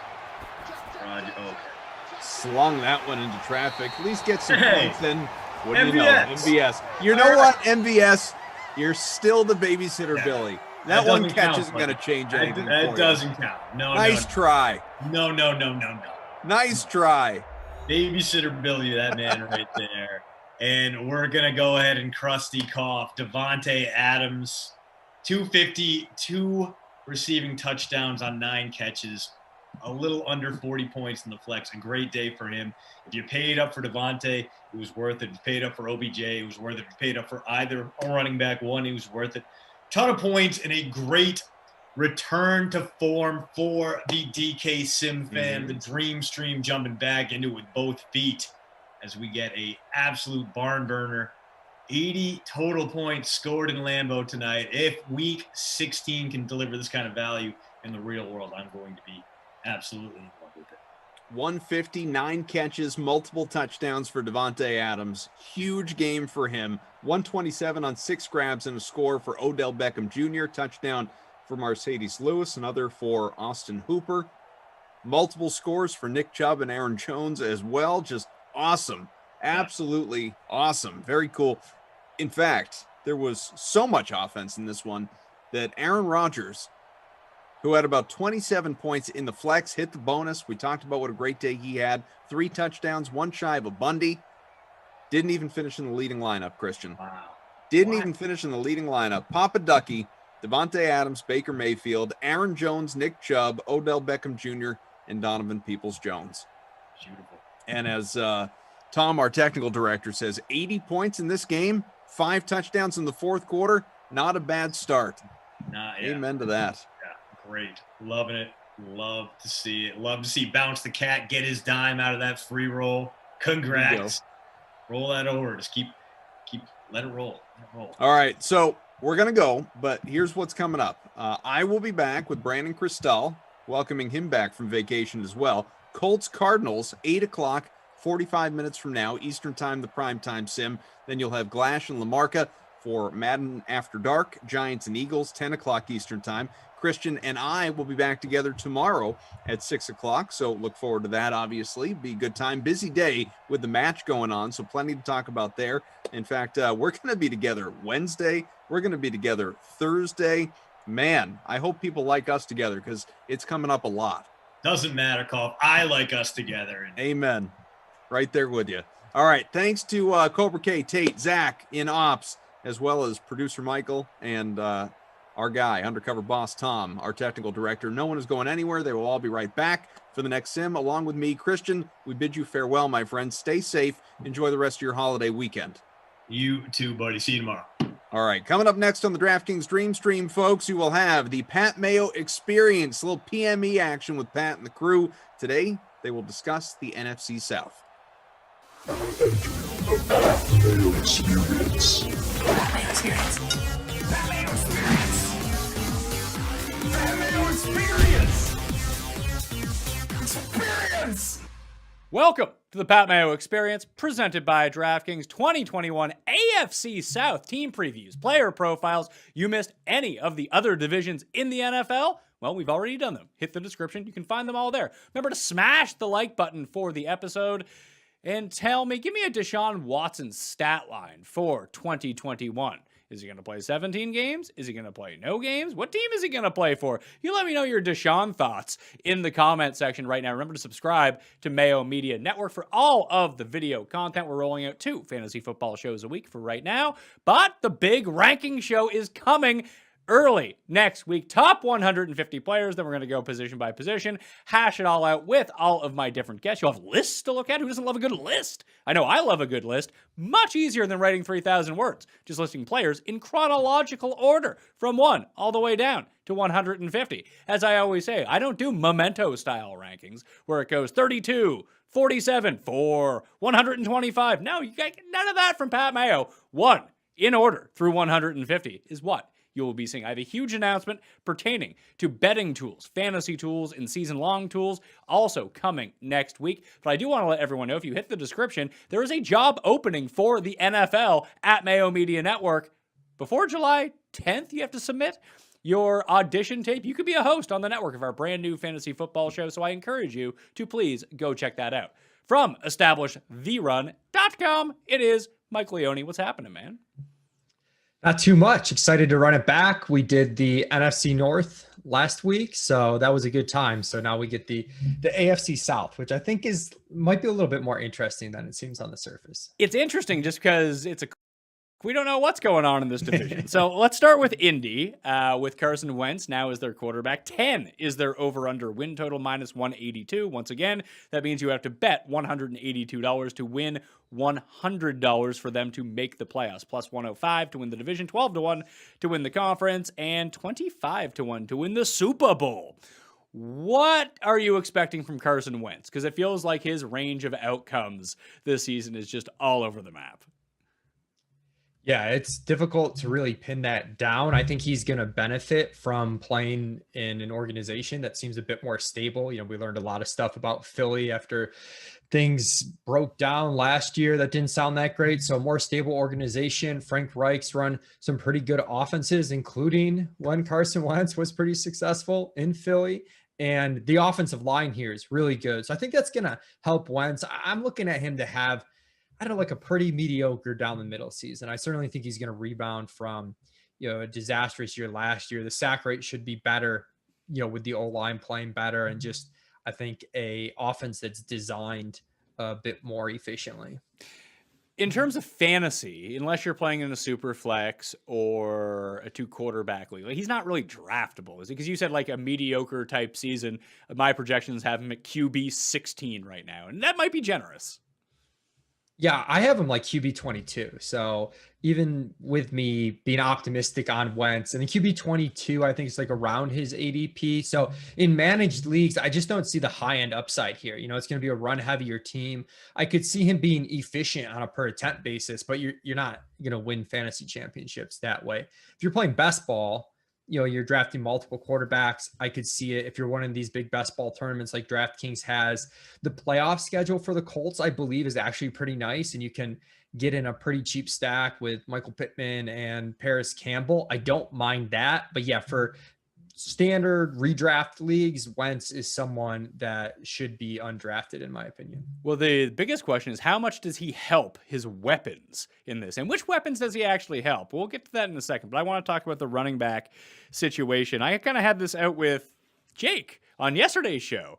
Just when we think about Jonathan Taylor and where he's going in drafts right now, very highly. He's going as a top 5 running backs in some of these drafts. And I actually think the return of Marlon Mack is going to have an impact on Jonathan Taylor. We already know that they use Hines from time to time. And what we saw from Taylor down the stretch of the season and into the playoffs might not actually be the Jonathan Taylor usage that we get, especially early on in the season. I think Frank Reich is somewhat logical with this. He doesn't give a shit about your fantasy team. You're going to see Marlon Mack with like 5 to 8 carries per game because they just like having extra. And if it's not Mack, it's someone else on this roster just to keep Jonathan Taylor fresh. I don't think we're looking at a guy that we just pencil in every single week for 20 plus touches and be on our way. I think it's going to be a bit more sporadic than that.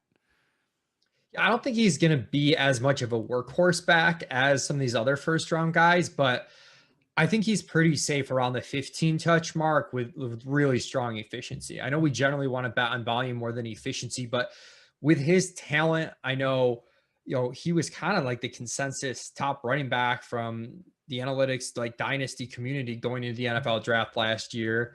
His athleticism's off the charts. One thing we were a little worried about was, can he catch the football? Not that we didn't think he couldn't do it, but we hadn't seen it a ton in college. And he was highly successful when he was targeted last year. I don't think he'll be targeted as much, you know, in part due to the quarterback switch from Philip Rivers, who targeted his running backs a ton, to Carson Wentz, who probably isn't going to quite at that level. But ultimately, like, I'm fine with him after that first tier of really, really strong running backs. I think there's like a clear top 5.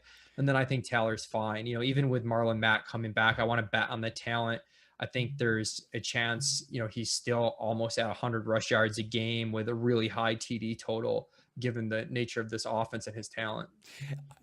The only reason I bring up the Mack thing is not to say that Jonathan Taylor is going to be a bad pick. I think he's going to be a fine running back 1. It just, when I look at especially high stakes drafts in the past 2 weeks, he's going as the 5th pick overall.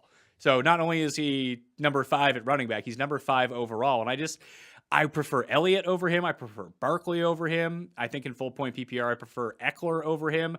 I think he's closer to Akers and Harris and Aaron Jones rather than the Elliott's and Barkleys of the world.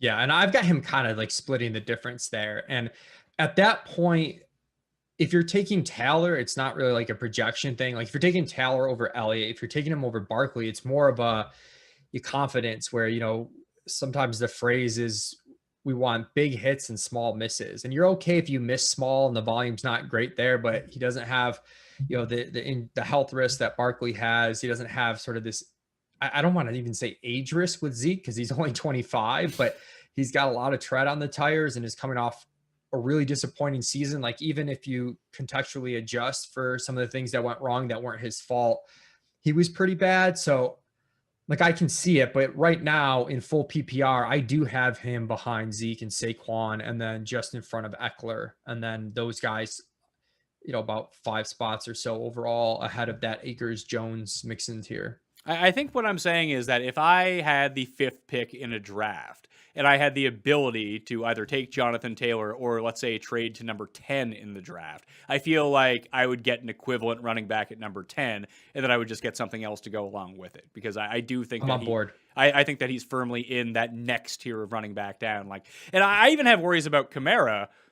And just because there's so much unknown, I think, with the situation at quarterback in New Orleans. But I'd much rather have Kamara. I'd rather have Henry. I'd rather have Cook. I'd rather have McCaffrey, Elliott, Barkley. I personally like Eckler better. And I think that Cam Akers is going to be better than Jonathan Taylor, too. But I think that's where he is. He's right in that mix with the back end of those guys.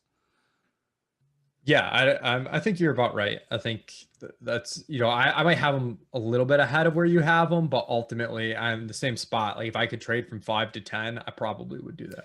I don't think that Mac is draftable. I think that he's just more of a thorn in the side of Taylor owners because if I could see Frank Reich because we all kind of got triggered at the beginning of last season when it was Mac who was the starting running back out of the game. Then he goes down week 1 and that's the end of him. But now he's had enough time to recover. He is going to return. That Frank Reich seems like the type who might just play a hot hand every once in a while. Yeah, I'm not into Mac. I just don't see the upside. I mean, if you're drafting a player that's almost entirely contingent value, like he's not going to be usable on his. No, I'm only talking about him in context of how he relates to Taylor's upside. Yeah, he's going to take away about a handful of carries a week, right? Like, I mean, that's going to happen. I think it's going to be very clearly JT's 1, but if this team runs the ball 25 times a game, it could be JT 15, Hines 5 times, Mac 5 times. Exactly. And I think that where that number comes in, if it's 5, maybe that's no big deal. But I mean, you're losing 10 carries a game to 2 other running backs. Is Hines a decent pick here? He's going at pick number 117 in high stakes leagues. That's running back number 44, and that's full point PPR. Now, you mentioned Rivers leaving. That's probably going to impact Hines more than everyone else because that's just the type of running back fantasy-wise that Phillip Rivers uplifts. And they had lost so many receiving options that they had to play him probably more than they wanted to. But do we think that he's viable still? I think he's still viable. He's actually one of my favorite targets if you're going with like a light RB start or a 0 RB start. I still think even with Rivers out, he's someone that's going to see like 60 targets, right? I mean, he was up over 70 last year. So I think he's going to take a hit in the targets, but I think it's going to be like 60. And we've seen them be willing to use Hines in the goal line role. As you said, at times, maybe they go hot hand. If an injury happens to either Mac or Taylor, you've got contingent value like on both sides. So I like him. I really like these guys that are pass catchers. And as a result, they're usable if you just are, light at running back to start the year, you've had injuries or something, you can slot them in and get your 10 points and like be okay with it. And then they have the upside, like some of the handcuffs have. So I'm fine with him, the double-digit rounds. He's someone that I've taken a decent bit in early best balls. Wide receivers. Now this is where it gets interesting. So we got Pittman, Hilton, Zach Pascal, Paris Campbell, the Frenchman. JJ Nelson is on this team now. Then you have the tight ends with Jack Doyle, Mo Alley-Cox, and that's probably the only 2 that really matter. How do you see this shaking down? Because we're trying to project out market share of targets for these guys was kind of difficult. I had Pittman at 19% of the target share, Hilton at 15, Pascal at 12, Campbell at 10. You could put those in reverse order and that could be right too. Like, this is just a very difficult team to really decipher when it comes down to where the ball is actually going to go in the air. Yeah, I think they're going to be very spread out. I mean, there were times last year when I would look at like the rolling 4-week target share to try and do my DFS projections. And the highest guy would be at like 14.5% target share, which you just don't see in the NFL very often. And I actually have Pittman leading the team in target share at like a shade under 17% right now. So I'm pretty conservative with my projections here. I am definitely more willing to bet on the younger talent in Pittman and Campbell than in Hilton. And that's where the projections are kind of tough because you sort of want to slide the targets to Hilton because when he's been in, he's been targeted. But as he continues to age and continues to have to play with new quarterbacks, I'm going to bet more on Campbell, more on Michael Pittman there. And then at tight end, Mo Alley Cox on a per target basis was actually pretty good last year. And now, last year we had like the 3-headed monster because Trey Burton was mixed in with Doyle and Mo Alley Cox, and now he's gone. So some appeal in like super deep leagues for Mo Alley Cox. I mean, that's more of a best ball thing. I can't imagine you'd be playing him in a 1 tight end league, but he's the type of guy that I'd be monitoring week 1 to see how the snap share and whatnot shakes out and be, kind of quick on the wire to pick him up, even if I'm not quite at the level where I'm drafting him. Michael Pittman, wide receiver number 43, pick number 100. Too high or too low? 43, pick 100. I think that's about right. Okay. T.Y. Hilton, wide receiver 54, pick 136. I think that's too early. Okay. I don't think the upside's there for Hilton anymore. I'd rather bet on the younger guys. All right. Paris Campbell, wide receiver 66, pick 181, so undrafted. In best ball, I've been taking a lot of Paris Campbell. It's hard to take any of these guys, I think, in a straight redraft managed league because generally you've wanted to compile some very clear wide receiver bets early. And I don't know if any of these guys is going to pop in a huge way where you're going to want to start them each week in a managed league, if that makes sense. So I think it would be Pittman if it was anyone. I'm with you. I don't know if 43, like pick 100 is where I want to go, but it depends on how you construct your team. If you go running back heavy at the beginning and maybe have like 3 or 4 running backs in your first 9 rounds or 10 rounds and Pittman is sitting there, he at least strikes me as the one on this team that if there was someone to break out and garner like a 23, 24% market share, and you're not going to know who, vibes with Carson Wentz right away, but it seems like Pittman is the most talented of these guys. I mean, Hilton's probably the most talented. He's just washed from what he used to be at this point. So then it just falls into Pittman. I think that's a gamble that would be worth taking because it's not really that expensive. Yeah, I'm with you. I mean, if I'm taking a gamble and manage on one of these 3, it's going to be Pittman. I do have, like I said, I have a lot of Paris Campbell in best ball because the playoff schedule is nice, and I'm taking like even more receivers in best ball than I would in managed, but that's just a different format. All right, let's shift over to Les Titans. Doug the Pug's one and only Tennessee Titans, 9.5 to win the division, -167 to make the playoffs, +110 to win.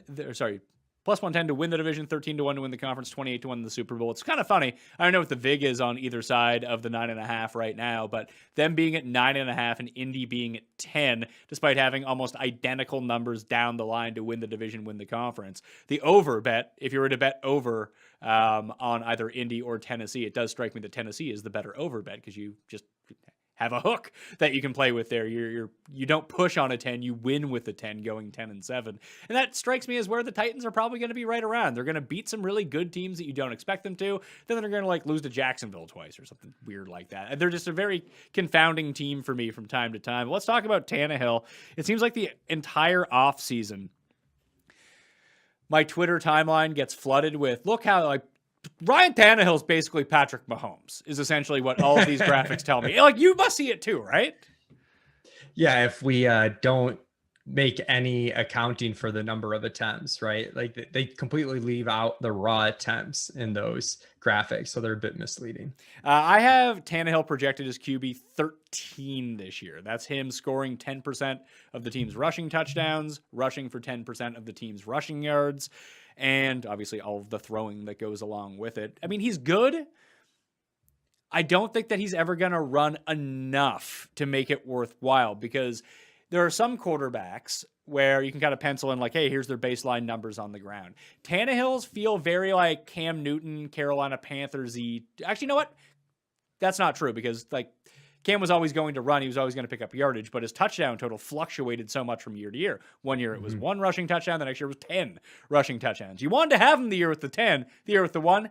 Not so great. Kirk Cousins is kind of like this, where just he'll randomly score like 4 rushing touchdowns every single season. Tannehill seems like he's on that plane of he's going to call his own number enough because people are going to bite on Derrick Henry enough around the goal line that he's probably going to score 3-4 touchdowns. But I don't think what he contributes on the ground is as good as people like to make it out to be.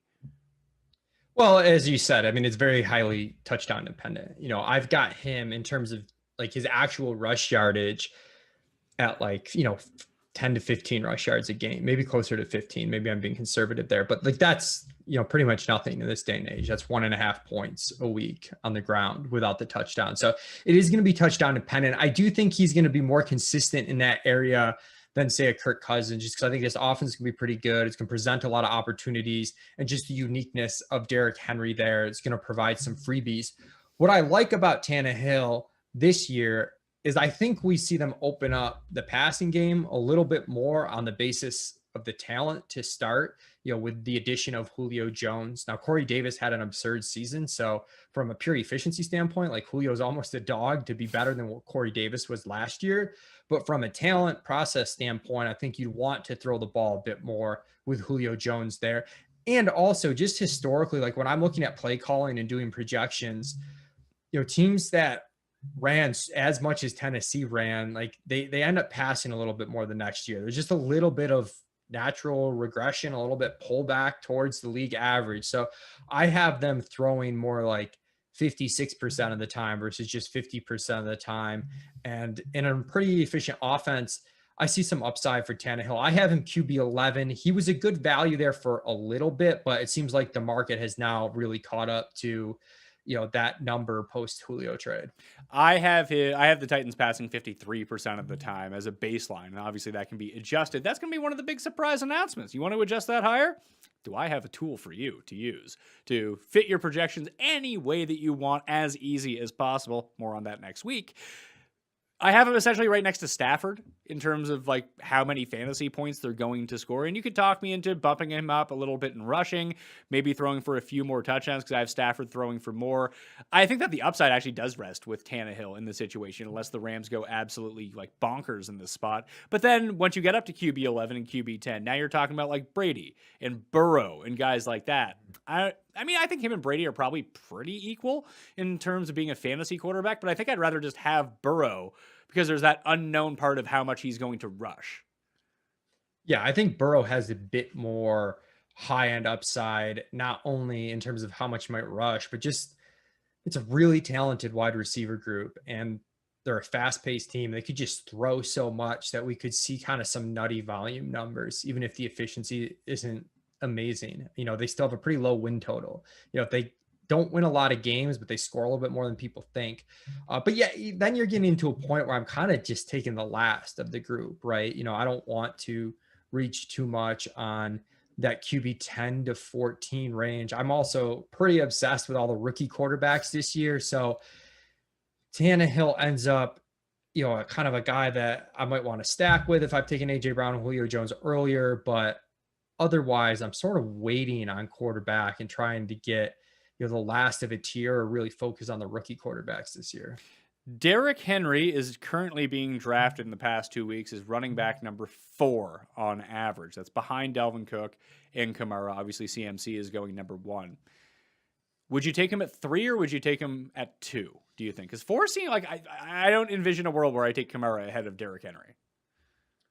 I think Dalvin Cook, I talked about this last time we were on the show. I think Dalvin Cook's the clear number 2 running back, especially in PPR formats over Derrick Henry. I think he's got sort of like the insane upside that Christian McCaffrey has, like obviously lower probability. But then I think Derrick Henry's, even in a full PPR, I think he's just so safe. This offense is constructed around him. It's efficient. The addition of Julio Jones, I think, is a good thing for Derrick Henry because even if they run a little bit less, the offense is going to be better. Like we kind of almost, I almost care more about the stability of the offense than I do 2 to 3 carries here and there, especially if this means more touches by the goal line, which, we all know that's where Derrick Henry really makes his value. I'm just looking at it right now. Like in PPR projections, he comes in at running back number 5. In half point PPR, he's actually running back number 2, though. Like there is, he is the one running back. I mean, besides like Eckler and Kamara, where you really factor in like how valuable their receptions project to be. With McCaffrey, he just kind of does everything, so it doesn't really make that big of a difference. He is more valuable in PPR. He's just as valuable in every other format as well. With Henry, like he gets a significant bump the farther you get away from PPR. Yeah, I have him like dropping from 3 to 4, but I'm kind of with you where I still might take him over Kamara in full PPR just because I don't know, I feel a little bit better about it. There's a little bit less uncertainty, but that's a tough one. I think those two are very close. I think I am on Henry ahead of Barkley though. So keeping Henry in that top 4 running backs, regardless of format. Do you think I have over projected Derrick Henry at 27 catches? That sounds about right to me. I have just checked. I have 26.9 catches. So you definitely over projected there. Mike, you can't catch 0.9 of a catch. Oh, is that true? Yeah. All right. Well, for rounding up, we're on the same page here. Otherwise, you're 0.1 a little bit too aggressive, and you gotta shore that up, Mayo. Yeah, I got to figure that out. But I do have him, over 1,750 rushing yards. I just think that his floor is just so safe. It does feel like eventually the rug is going to be pulled out on Derrick Henry, though. Do you worry that Arthur Smith isn't there anymore, and maybe this offense looks a little bit different? A little bit. I mean, it was such an efficient offense, and they did run at a pretty fast pace. Like that would be a concern if the pace slows down. There's not as many plays here for everyone to make their way, but I don't know. I'm not overly concerned. I mean, it is kind of crazy to look like I have a 1760 projection on his rush yards as well. Like just an absurd number. And we even at ETR took the under on his prop bet for rush yards because over a 17 game season, we don't is there going to be a little bit more risk in terms of rest and stuff? And I mean, I think I'd be taking the, and if he just tweaks a hamstring and misses 3 games, you win the bet. Yeah, exactly. So if you're betting props, like I'm probably taking the under here on some of those risks that we haven't seen come to fruition yet for Derrick Henry the past couple of years. And he's just defied probability, but the dude is built a little bit differently. I think we can acknowledge that. And I'm not letting it affect my fantasy, how I'm approaching him in fantasy, because you can make the same argument for a lot of the backs. You can make risk arguments for Kamara with the quarterback, for Barkley with the knee stuff, for Zeke with, just what I mentioned, him not performing very well, a lot of tread on the tires. With Jonathan Taylor, we went over with Marlon Mack and Nyheim Hines there. So they all have issues. So I'm not saying it's a scot-free bet here and that there's no risk, but I think it's manageable risk, same level as the other backs going after him. Yeah, and listen, everyone has risk. Christian McCaffrey has no risks, and what did he play, 3 games last year? So any of the backups you see being a primary handcuff, or would that just be a crapshoot? Davis's boy, Brian Hill, he's a backup on this team now. Darrington Evans, who I drafted last year, is like, oh man, if Derrick Henry goes down, I'm golden. And just it was a waste of a roster spot. Jeremy McNichols is still on this team. Like, any interest in those guys? I have some mild Darrington Evans interest. It's one of those things where preseason will shore it up for us, right? Well, we should be able to get a good idea who the clear RB2 is. I'm just taking Evans. I feel like last season was a little bit of a wash season for him where he wasn't fully healthy coming in and it just didn't quite work out for him. And I'm willing to give him a pass until I see otherwise. But the second I see Brian Hill being worked in on the second team over Evans, I'm throwing that out the window. It's 100% contingent value. None of these guys are going to have standalone value. AJ Brown is being drafted as the 8th receiver now over the past 2 weeks. That's pick number 26. Julio Jones being drafted as wide receiver number 17, pick number 44. I don't think that there's as big of a gap between those two as people are drafting them like. At those prices, I will take Julio. And what do you think that the odds are that Julio outscores AJ Brown this year? Like 40-60? Is it more? I think it's less than that. So like 30-70? Maybe like 30-70. I brought this up. I was talking to my friend Ben Gretsch, who's like the biggest AJ Brown stan, because he was trying to say the Julio trade, actually helped AJ Brown. And I was like, no, not a chance, because now we've got like at least a 20% chance, right, that Julio out targets AJ Brown, whereas before that was off the table. Like there was a 0% chance Josh Reynolds was going to out target AJ Brown. So I like them both. I'm betting on AJ Brown's talent, though. I mean, this is a third year for a guy who's had just like an absolutely absurd 2 years of efficiency. He did it on more volume last year. As I noted, I think this team throws more frequently than they did last season. So he's better than wide receiver 8 for me. I think he should be going before wide receiver 8. I've been stoked to get him at the 2-3 turn a couple of times. So would you rather have Tyreek Hill or AJ Brown? I'd rather have Tyreek Hill. Would you rather have Diggs or Brown? I just want to go just name names. Diggs, DeAndre Hopkins or AJ Brown? Toss up, coin flip. All right, we'll flip the coin. What'd it come down on? I'll say Nuke. Okay. I'll go. Devontae Adams or AJ Brown? Adams. Ridley or Brown? I want to go back and change my DeAndre Hopkins answer. I think I take Brown. Yeah, you see where this is going now, don't you? But that's where he's capped, I think, is 7. So I'll say Ridley, but I'm taking Brown over Metcalf. I'm taking Brown over Justin Jefferson. I think he's a better version of those two players. Okay. I mean, I think that's a fair assessment to make. One of the things that I like about Metcalf, Jefferson, and Brown, all as a part of that tier, is they can get by on the efficiency because they can score. They can turn a bubble screen into an 80-yard touchdown with one stiff arm. They're very T.O.-like in that way, and that's a nice game-breaking element to have from a top-end receiver. If they find themselves in a situation where things are working against them, they can always have that big play ability. Obviously you're not banking on it, but you do know that talent is there. I actually think for me, like looking behind those guys, like that tier is kind of like the Pat Mayo tier of receiver. Michael Thomas, Keenan Allen, Terry McLaurin, like guys that I know that are going to get 13 targets a game. Yeah, and it does get, like we mentioned, Derrick Henry having a big difference from half PPR to full. Like AJ Brown is kind of the same way. We do have, when we get past, let's say, Ridley or past the top 5-6 wide receivers, Michael Thomas, Keenan Allen get shifted way up in full PPR. Like it's such a big disparity. And then AJ Brown, Metcalf, and Justin Jefferson get shifted down a little bit, and they like end up with one bigger tier, I think. Whereas like half PPR, I think there's a clearer distinction between those guys. Well, how many targets do you have AJ Brown projected for? Because I have 131.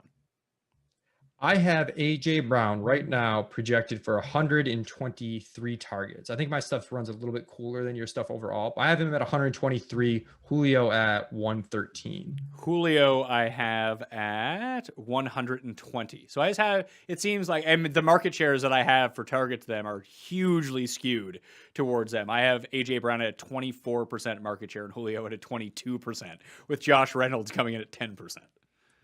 Yeah, honestly, that's my base for AJ Brown's 24, 22 for Julio. But then I have it scaled down a little bit because, like, chaos happens in an NFL season. So I'm generally projecting like 105% team targets and scaling that down to more like 22.5% for AJ Brown, 21% for Julio Jones. But we're pretty much on the same page as far as how that offense is going to run and where it's going to, the target's going to be concentrated on. I do think that taking the game, like I think with all things being equal, some of the guys that we just went through, all the guys that you mentioned, I actually think that Hopkins is probably the one that is very close to him with me. I think I would probably take a Keenan Allen or a Michael Thomas in that range and just take Julio later on in the hopes that Julio just is Julio and he's like still a top 5 receiver in football and they throw to him. Yeah, I don't know. It's tough with Julio because he was still amazing last year. What was he, like 4th in yards per route run? And now he's replacing Corey Davis, who was 5th in yards per route run in this offense. So when he's out there, it seems like despite his age, he's still going to be very good. Is he going to be at 100% health? I don't know. I hate to do the injury stuff too much because it's so random, but when a guy's kind of like notorious for being questionable on the injury report each week and starting to get up there in age, I get a little bit worried, which is honestly like the main reason why I have that gap between AJ Brown and Julio probably a little wider than you. It's kind of because I think like their upside cases, like I feel better about AJ Brown's upside case versus Julio Jones, whereas the base case is pretty tight, 123 targets versus 113. And AJ Brown did apparently just play all last year with a broken foot, like it was no big deal. So toughen it out. The guy's going to get on the field for you. Any of these other receivers worth it? Like, could Chester Rogers be the new Adam Humphries on this team playing the slot? I don't think so. I'm really not interested in any of these receivers in pretty much any format.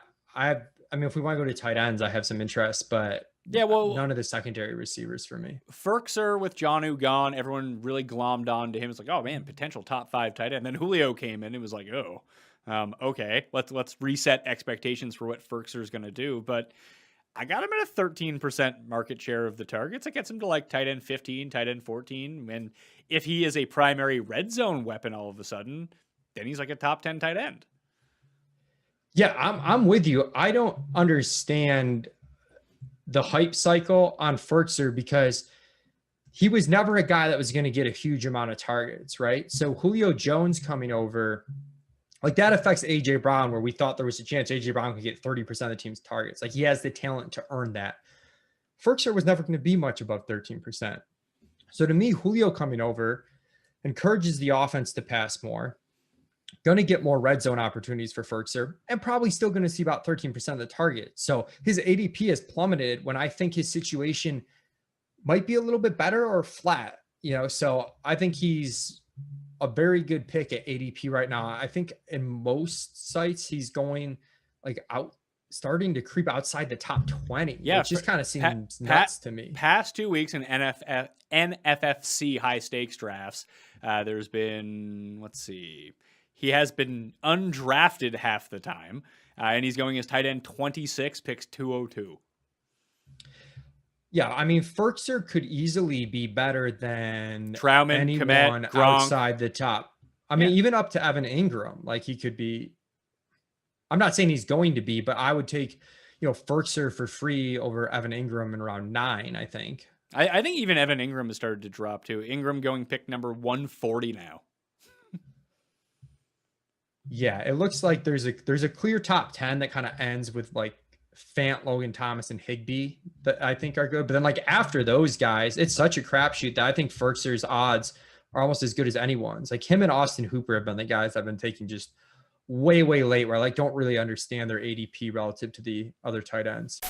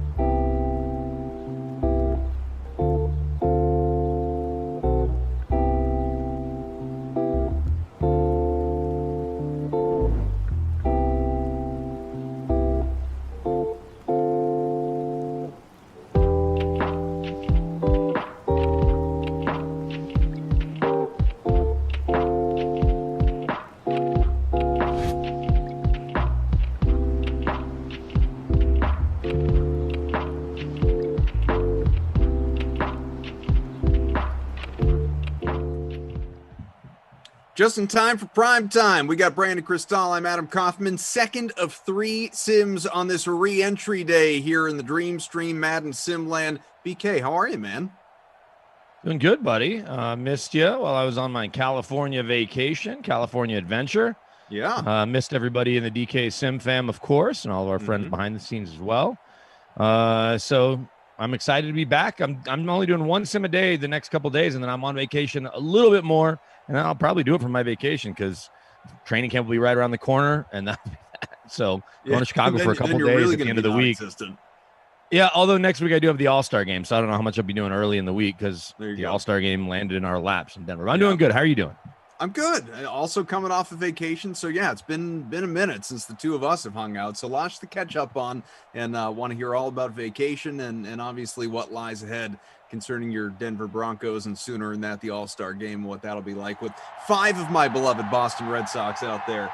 A major league high for a team that is, sending players out to mile high. So that'll be good. But our contest here, Indianapolis and Arizona, as we kick off virtual West Coast, at least compared to where I am right now, and that is Arizona, Glendale, and Brandon Cristal, Adam Kaufman. We got producer Mike.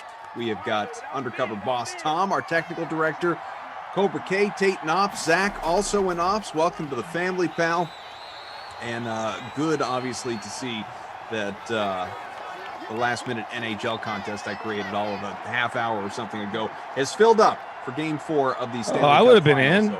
So, I'm sorry. I would have been in. Oh, you got to stay alerted to all this good stuff. But good to see everybody back. What's your lineup look like for this primetime contest? I went heavy Cardinals because I just never loved any of the Colts players, and so I don't really have a go-to when they play, even though I was the unofficial Colts announcer for a few weeks, just like I was the unofficial Panthers announcer, and I landed on DJ Moore as my always captain with the Panthers, almost always, depending on the opponent, I guess. So I decided to kind of go bold with Christian Kirk in the captain spot because I knew I was going to roster him, and I'm like, you know what, maybe gets loose, gets deep behind the Colts secondary and finds his way in the end zone, and then he's a huge captain play. But that allowed me, I should have captained the Arizona defense apparently.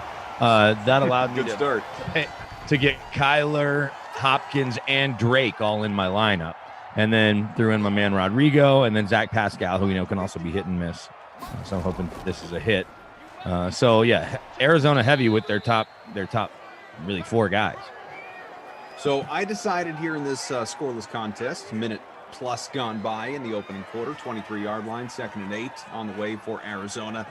It wasn't my intention, but I had a little leftover salary to do it. So Kenyon Drake is my captain. He is, of course, hashtag play most of the time, which would be a terrible hashtag here in Madden 21. Madden 22 right around the corner, but that's after he was hashtag always fade, never play back in the Madden 20 days. DeAndre Hopkins out to the 2, 1st and goal on the way. I don't have him, unfortunately. I've got Kyler Murray, Naheem Hines, Trey Burton, Zach Pascal, and Marlon Mack all in the flex. So I went heavier Indianapolis, although, again, my captain is represented from the Cardinals. We'll see what happens. He might score right here. Maybe. 1st and goal from the 2. It's a handoff. Kyler and Drake stop short at the 1s. Picks up 1. He will try again. Feeling like a Christian Kirk on 3rd down, their go-to red zone target. Could happen.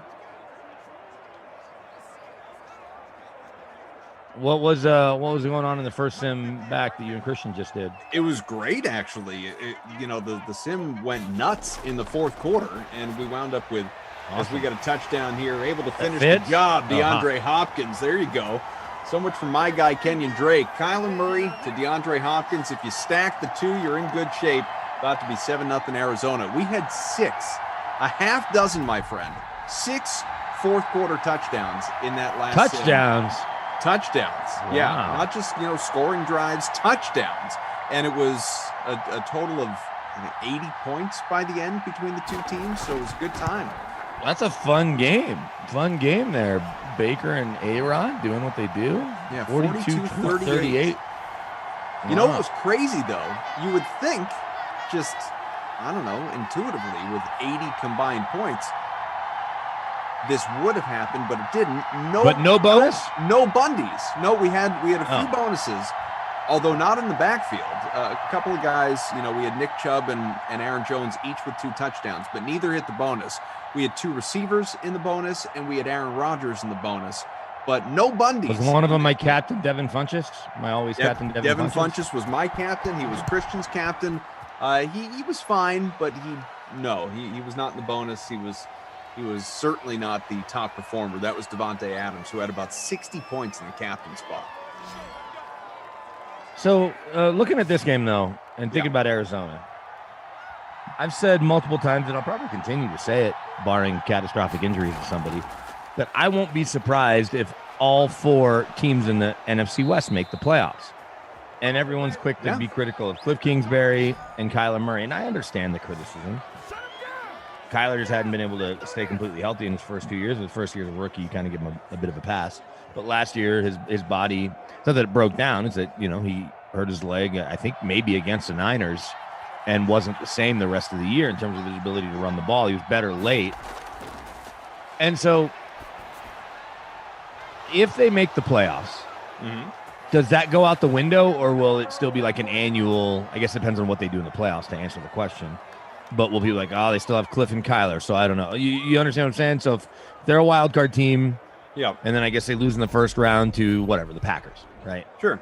Are you quick to say, well, they got in, but they were the 7th seed, and then they lost to the Packers, who were the 2 seed, or whatever?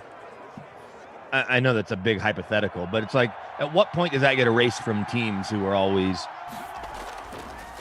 the Browns have, and deservedly so, the Browns make the playoffs. Like, all right, let's see them do it more than once, right? Because they're the Browns. Yeah, and so the you Cardinals dust have off the a stigma, similar basically. history. Yeah, but Kevin Stefanski isn't getting anywhere near the criticism that Cliff. Didn't he win Coach of the Year? And Cliff, because he came in with a less than 500 record at Texas Tech and still ends up with an NFL job, and Kyler's 5'10", there's going to be that criticism or whatever the skepticism. Yeah, so, I think it's sort of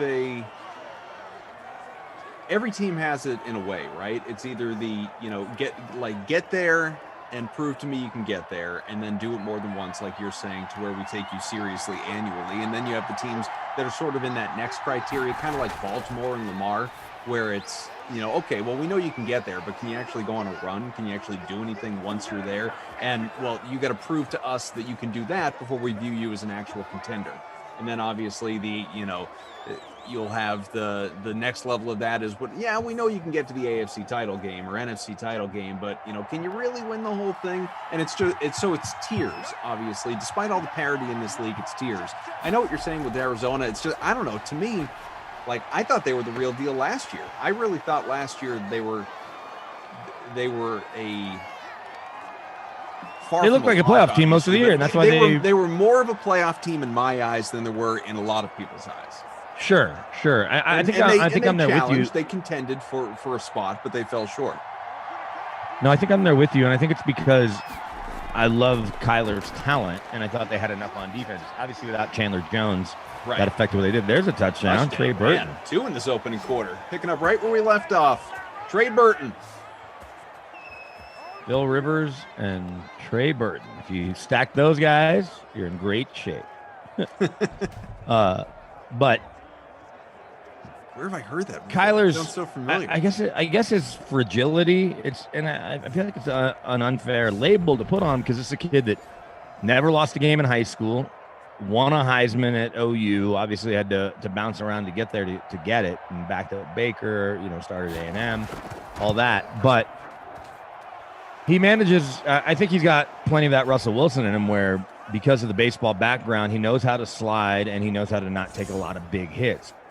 That being said, it's the NFL. One big hit, even if you're Big Ben or Cam Newton or built like that, still can change the trajectory of your season, right? Mm-hmm. Or Patrick Mahomes or Aaron Rodgers or anyone else.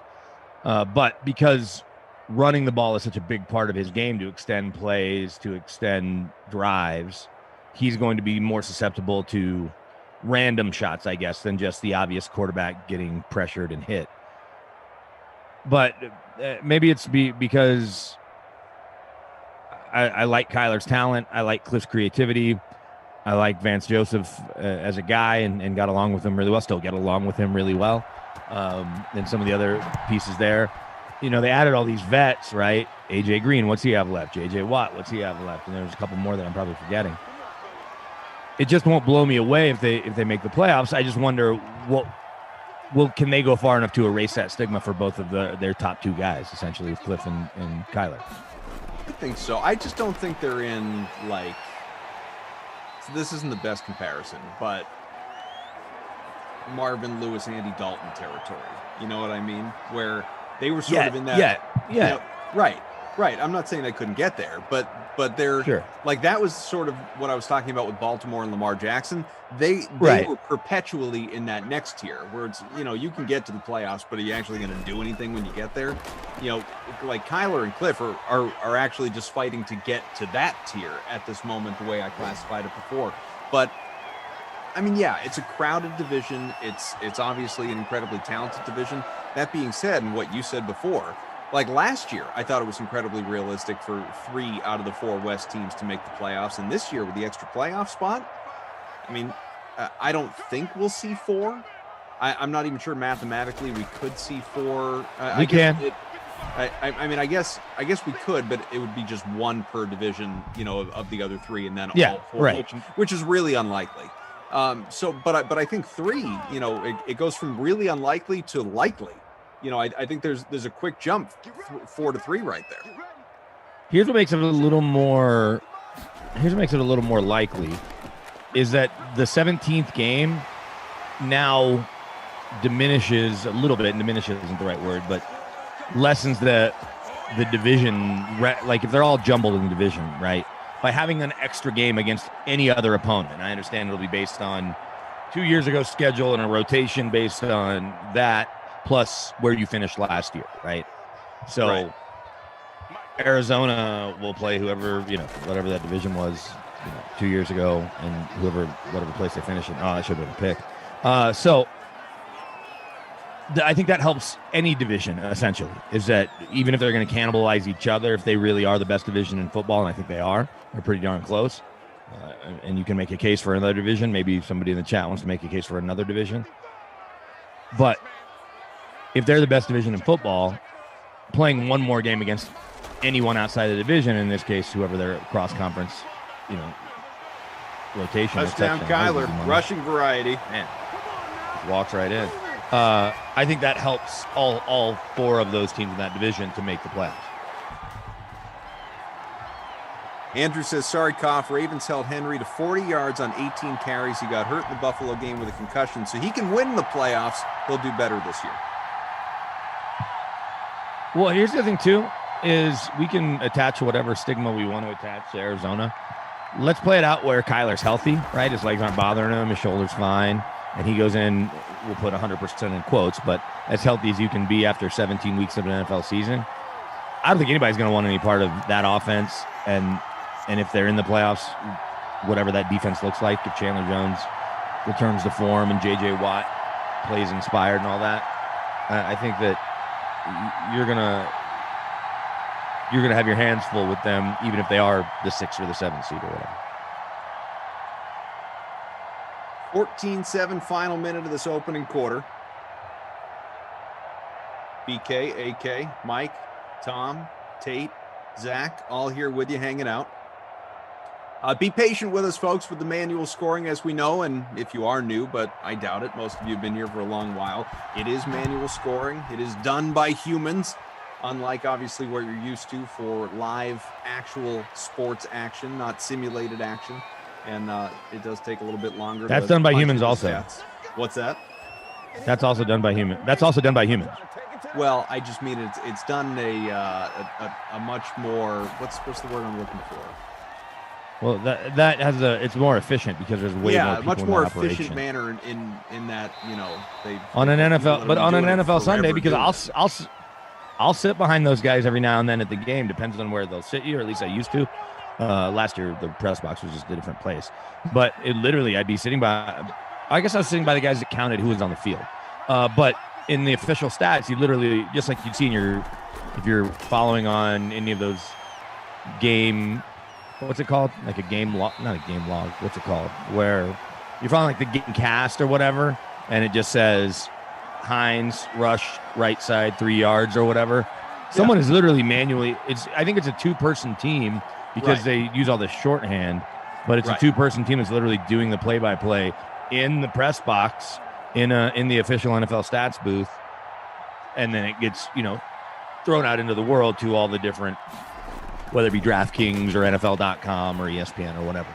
And so, but that's still manual as well. There's not a computer watching the game that's inputting. Alana says AKBK is the new ACDC. Might be onto something. Yeah, except you're wearing a blackish shirt, and I did not wear my black DraftKings work shirt today. And neither of us is incredibly popular and wealthy. No, but I'm wearing shorts like Angus Young. So, so you got that going for you. Jack asking, no Sims tomorrow? Oh, we've got 6, baby. We got a half dozen Madden simulations coming your way. Now, I got you Madden After Dark the next 2 nights. Lobby, I have not checked. I'll be honest with you. I don't know, but I can promise you they are happening 12, 2, 4, 6, 8, and 10 Eastern time.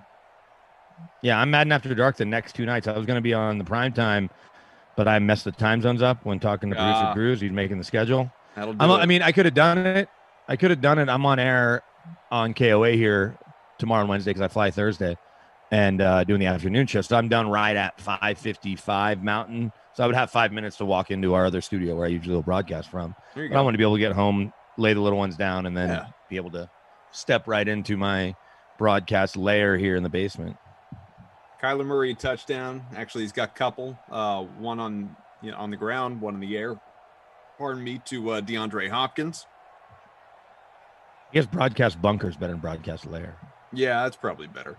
Where you sitting in the free roll, I could tell you that Trash 4200 is our current leader. Well, since I have Rivers and Burton and Hopkins and Murray, I have all 4 of them, I promise. Then you're doing great. I'm in first place for sure. Well, I'm in the top 50%, 72 out of 142. And actually, my math may be wrong on that. I guess 71 would be top 50%. I'm tied with the man face. There you go. We're I'm tied 86th right now. There is, I want to mention this you. as well. And we talk movies a lot around here. And I watched a ton. I don't know about you. I watched a lot of movies on vacation. I mentioned this to Christian. I was on very unintentionally something of a time loop craze because I watched the Tomorrow. So you watched Chris Pratt movie. Yeah, I want to watch that. So you watched. Let me guess. You watched Groundhog Day. You watched Palm Springs. You watched Tenet. You watched Looper. I do love Looper. No, so in all seriousness though, I watched Groundhog Day. I watched Palm Springs. I watched The Tomorrow. What's War. the one with the Edge of Tomorrow? Is that the one with Emily Blunt and Tom Cruise? I watched Edge of Tomorrow today, and I also am all caught up on Loki. So I've been doing a whole lot of time travel stuff. I wanted to ask you about Loki because I literally started before we did the sim for I'm only about 20 minutes in. 14-year-old magically has held off not watching it, whether he was at his dad's or here on his own. And so we got 4 episodes we can bang through tonight when we get done. Yeah. He's watched 40. He said he watched the first 40 minutes of it. So he was kind of telling me, he's like, oh, you don't have to pause it right here. Then we had to go eat. And then I'm obviously here talking to you. So I absolutely love it. And it gets better as it goes, especially like episodes 3 and 4. Once you get there, 4 is the best so far. It's terrific. Undercover Boss Tom says a good one to add Conf is Justin Timberlake's movie In Time. Not a bad movie overall. In Time. I feel like I saw it. I saw In Time in the theater. Actually, let me see what I'm sure I did too. I may or may not even own it, but I saw it in the theater and I distinctly remember that. You can say that about every movie that's come out in the last 40 years. I may or may not own it. It's true, but I definitely saw it in the theater. But I bring this up not just to tell you what movies I've been watching, but because this has sparked. There are a few of my buddies from home here that. We're on just a text chain together, and it's like this. There are a whole bunch of different text chains with different people, obviously, as anybody has. And this specific text chain is like entirely devoted to movie and TV talk. And so one of my friends because we were texting about Edge of Tomorrow earlier, just texted. He said, so what is the best time travel movie in terms of the way it handles the time travel aspect of things? Back to the Future too. So I'd love to hear from the chat. I want to know what the chat thinks. What you believe the best time travel movie is. I love that. I think it's Back to the Future Part 2. One of my or friend, Part 3. What did he write? No reaction at all. You don't think either Back to the Future 2 or 3, or all three of them? Really? Even the first one. Even the first one. Back to the Future 3 is not a great movie. I mean, it's no. It's the worst of the three for sure. Your question was what handles it the best, not what is the best film. Correct. Absolutely. But so I think all three Back to the Futures. I think all Back to the Back to the Futures, because for one, they were definitely on the earlier side. I don't say that was the first time travel movie because I feel like I'd probably be forgetting something. But even from the get-go, where Doc Brown is adamant that Marty cannot see himself, or whatever, however that goes. Maybe that's Back to the Future 2. I don't know. Or 3, whatever one. They're pretty quick to say you cannot disrupt the space-time continuum. Correct. And so because of that, I think they stayed true to it all three movies. And that was that. JC says Bill and Ted. Pepe says Kaufman, the answer is Primer. Tom says Doc's Kid still creeps me out in Back to the Future 3. I mentioned The Lake House to a couple buddies. Quantum Leap, obviously not a movie, a great TV show though, Kareem. I'm right there with you. One of my friends is the hill that he will absolutely die on is Interstellar. He's obsessed with Interstellar. Interstellar, I'm still confused by. It's not a good movie, and I will battle anyone who says otherwise. Easy here, Easyhead writes Time Cop. Now, Time Cop is a favorite of mine because we know my love of Jean-Claude Van Damme. But Time Cop also is the only one that I can really think of. We were talking about this in the text chain too. It's the only one that I can really think of that handles the what happens if two matters that occupy the same space. Two of the same matter can't occupy the same space. Which is why, like, if you've seen that movie, you see, Ron Silver come together with himself, spoiler alert, and just, like, melt into a ball of ooze, basically. And I don't recall in the Back to the Future movies, like, Marty ever coming into physical contact with his old self. No, do they maybe, like, bump into each other in, like, a hallway, like, up or down stairs? I don't 100% recall, and that's, I feel like I need to rewatch. So... Meager says Back to the Future 1 and 2 are the best time travel movies, but Avengers Endgame, I thought, handled the logic best. Joker says, we already know Koff owns Hot Tub Time Machine. Damn right I do, Joker. 3 minutes to go, second quarter, 14-7 Arizona. I think it's a really interesting... The best part about Hot Tub Time Machine, though, is that Lugal was invented. Yeah. And you're like, yeah, that's exactly what I would have done, too.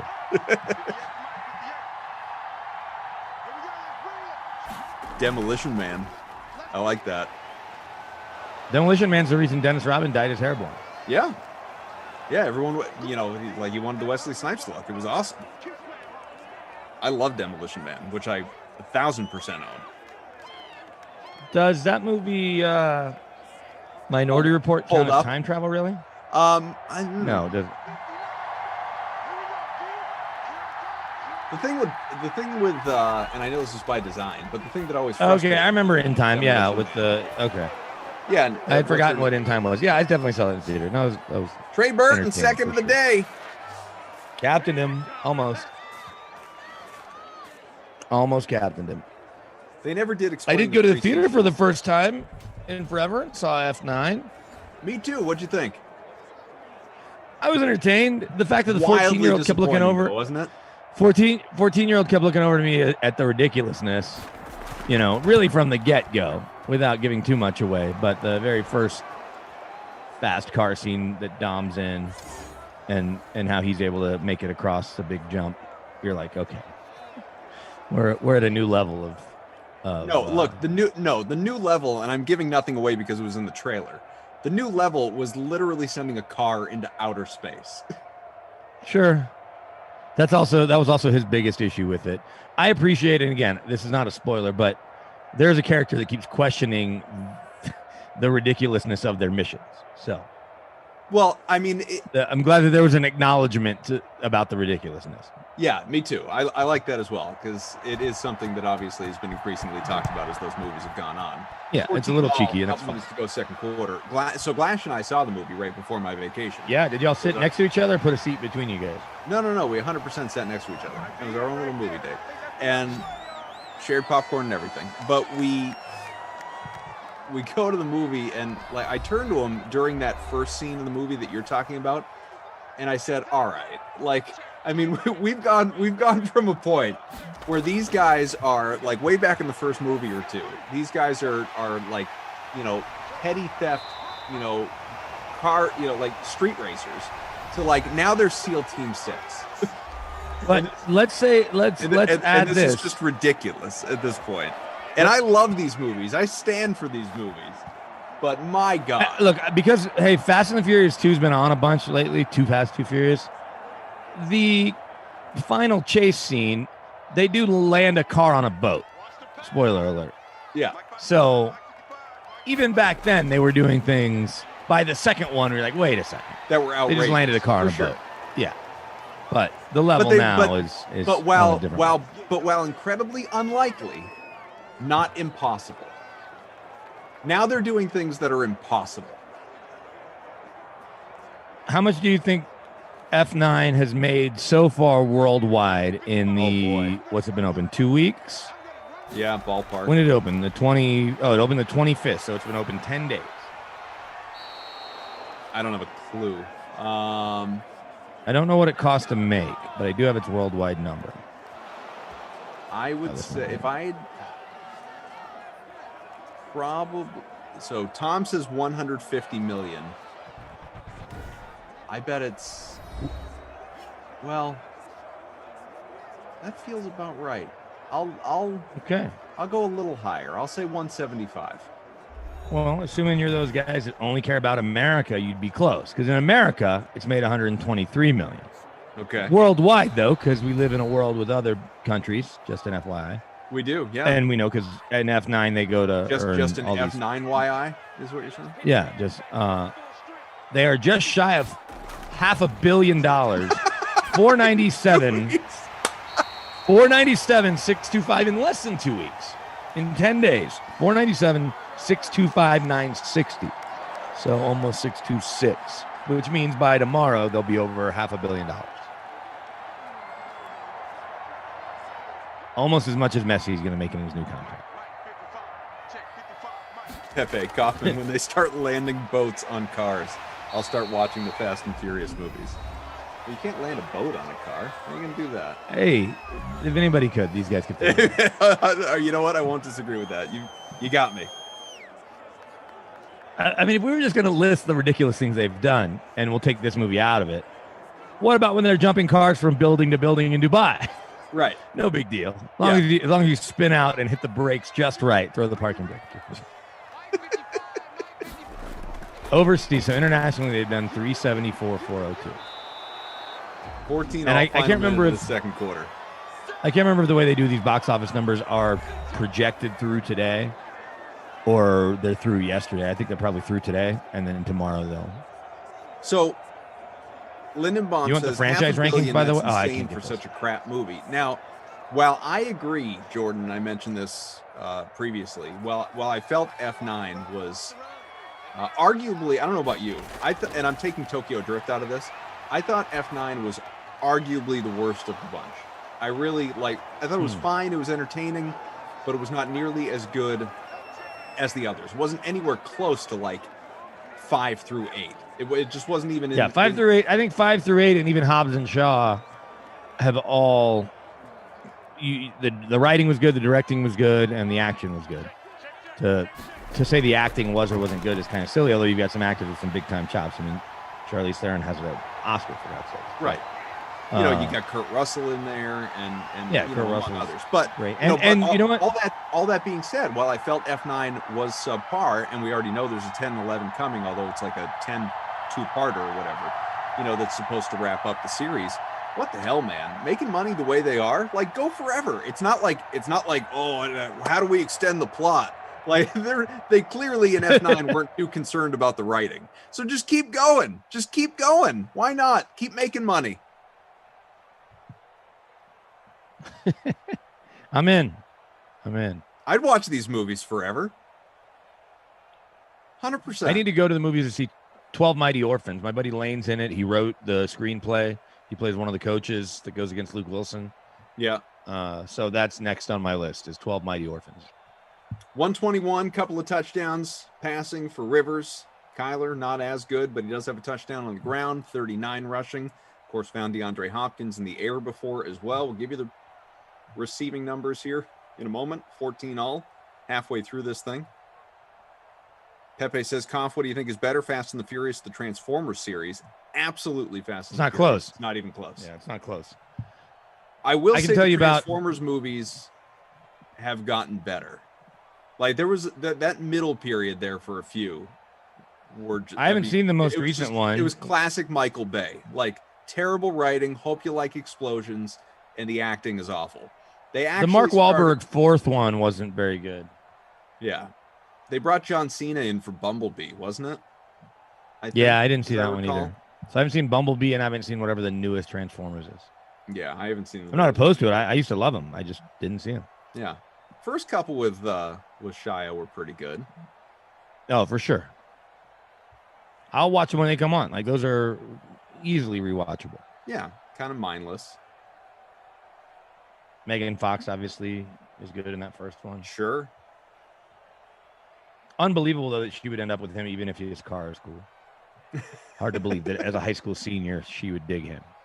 I don't know. She's with Machine Gun Kelly now. I don't know. That to me is more unbelievable than all the transforming robots. His character as a high school senior would end up with her. Yeah, that's fair. Seems more unbelievable than the robot. It's fair. So your beloved Dallas Cowboys, I know you covered the Broncos, but your hometown kid Cowboys that you grew up watching and loved, obviously, the team that you as a fan root for, they will be the center of Hard Knocks coming up for the third time, right? That may be right. Tuesday, August 10th. So about a month away is when the season will premiere. What do you think? Is this good timing for Dallas to be the fixture of Hard Knocks, coming off of, what they were last year when they massively underachieved? Now, obviously, the injury to Dak Prescott played a huge role in that, and turning over the defense, drafting so heavily on defense. McCarthy sort of, not that he was ever in danger of losing his job, but sort of coming under fire and all of that. What are you expecting here? Well, I hope they feature Dan Quinn a fair amount because I like Dan Quinn a lot. He's not the fieriest guy, but I think it'll just be good when they sit him down for interviews. This might help McCarthy win over some Cowboys fans that are against him, which I might fall into that camp. There's plenty of people who are ready to see them move on from him already. And whether that's making Kellen Moore the head coach or whatever. So McCarthy's role in it will obviously be pretty big. You can't do it without Jerry. I'll be curious to see how much they involve Stephen Jones, who really runs the team in a lot of ways, and Will McClay, who's his right-hand man. When people talk about the Cowboys and nepotism and all that, totally prevalent. But Stephen Jones has now been on the job as the assistant GM and main personnel guy for 30 years. So you do anything for 30 years, you're going to have a pretty good proficiency. And you look at the rosters that he's built at various points, they've had some good rosters, obviously. Even last year, they had a good roster. I mean, they had a great roster on offense.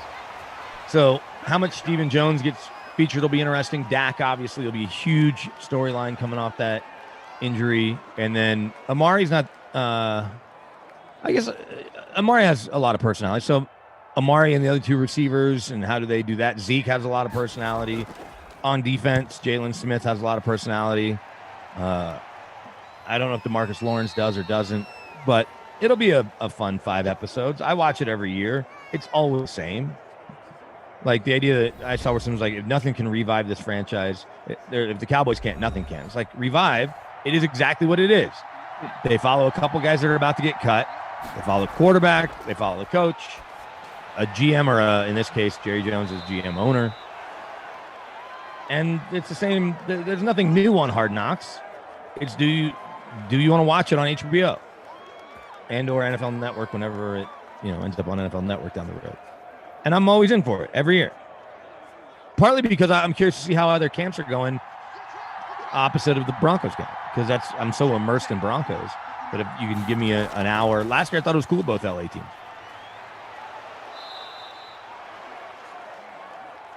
I haven't watched it in a couple years, just in general. I don't know why. Did you know that's what they did last year? Well, I know last year they followed both the LA teams and sharing the new stadium and all of that, but I didn't watch it. Yeah, the new stadium almost had nothing to do with it. It was just, I think neither team. I don't know why it was. I think it's just because they were in LA. Like, let's just do both teams here. We'll make it work. I mean, because there were no preseason games. So right. Yeah. The joint stadium really had nothing to do with it. And even both of them being in LA had nothing to do with it. Like, that wasn't a storyline. If you did New York in New York, that would definitely be a storyline because you'd figure out a way to involve fans, I think. Right. I know it's different because of COVID, but neither LA didn't really want either of these. You don't feel like the series itself, just Hard Knocks as an entity, needs a revival? It just kind of is what it is? I just don't know. I don't know what that is. The series is what it is. Like, how are you changing that series? It's just the same as, I understand. Well, I mean, shows like Last Chance U or whatever that Amazon Prime show is. Like, it's exactly what it is. It's an hour of training camp. You ran down the formula before. Like, follows the QB, follows a couple guys who are going to get cut, follows the coach, follows all this. You'd have to change the formula. And I'm not saying I have a better idea for what to do, but that's how you quote unquote revive it. You change the focus. You change the way they do it. Yeah, and so I don't know. It doesn't seem. I don't say if it ain't broke. It's like I don't know where their numbers are compared to what they were when it was the Ravens a million years ago, and it was awesome. When it was Shannon Sharp and Saragusa and all those guys and Rod Woodson a million years ago. 1st and 10, but run for Naheem Hines. Picks up a few. Like I said, I'm fine. If you like behind the scenes of football stuff, and I got to think a lot of folks in this watching this sim on all of our various platforms do, then it's worth your hour of your time each week. But if not, like, they're not going to attract new viewers. I wouldn't think. Maybe every now and then, maybe HBO Max has opened up the opportunity that more people might click on it. They feature it on the front page of HBO Max. But yeah, there you Max go. To Max. Pepe says just bring in Rex. Yeah, Pepe says bring in Rex Ryan every year, spice it up. Yeah, there you go. That one was a fun one just because of Rex. Let's go eat a gosh darn snack. He ended his team meeting.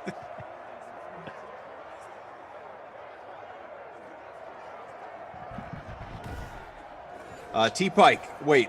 How do we talk about time travel movies and never talk about the GOAT of all of them, Austin Powers, The Spy Who Shagged Me? Sure, that was a good one. I don't know if that's a GOAT. It's fun. The Austin Powers, one reason I will always and forever be in awe of the 3 Austin Powers movies is because they openly did the same movie 3 times. They said, you know what? We're going to do the same jokes. We're going to do the same bits, same movie. Here's all we're going to do. This is the only thing we're going to do. We're going to add a character. That's it. We're going to add a character to each movie. What's interesting is that we're going to add Mini-Me. We're going to add Goldmember. We're going to add, Fat Bastard. Like, we're just going to add a character. That's all we're going to do. Other than that, same movie. And like Knocked Up tried that, or not Knocked Up. The Hangover tried that. Didn't work. But Austin Powers, you can do it in comedy, man. You can. Super Troopers did it, with Super Troopers. Well, to be fair, they said we're going to do the same movie again. Marlon Mack, touchdown. Easy money, vulturing, no problem. I've got him, baby. He's in my lineup. The Austin Powers movies, though, kind of happen in real time, right? They came out a few years apart. I think about, and I know we talked about when the new Coming to America came out, and they used so many of the same jokes. because everybody said it was so bad. It wasn't bad. It was, you just have to enjoy nostalgia, but it wasn't earth-shattering. It was a lot of the same, like literally the same jokes, same setup, same actor delivering the same punchline. So as long as you're okay with that, but they did it 30 years apart. Austin Powers did them like 3 years apart. Right.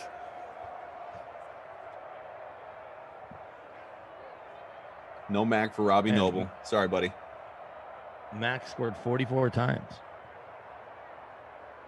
Reggie Love, Hot Tub Time Machine. Of course. Love the Austin Powers movies.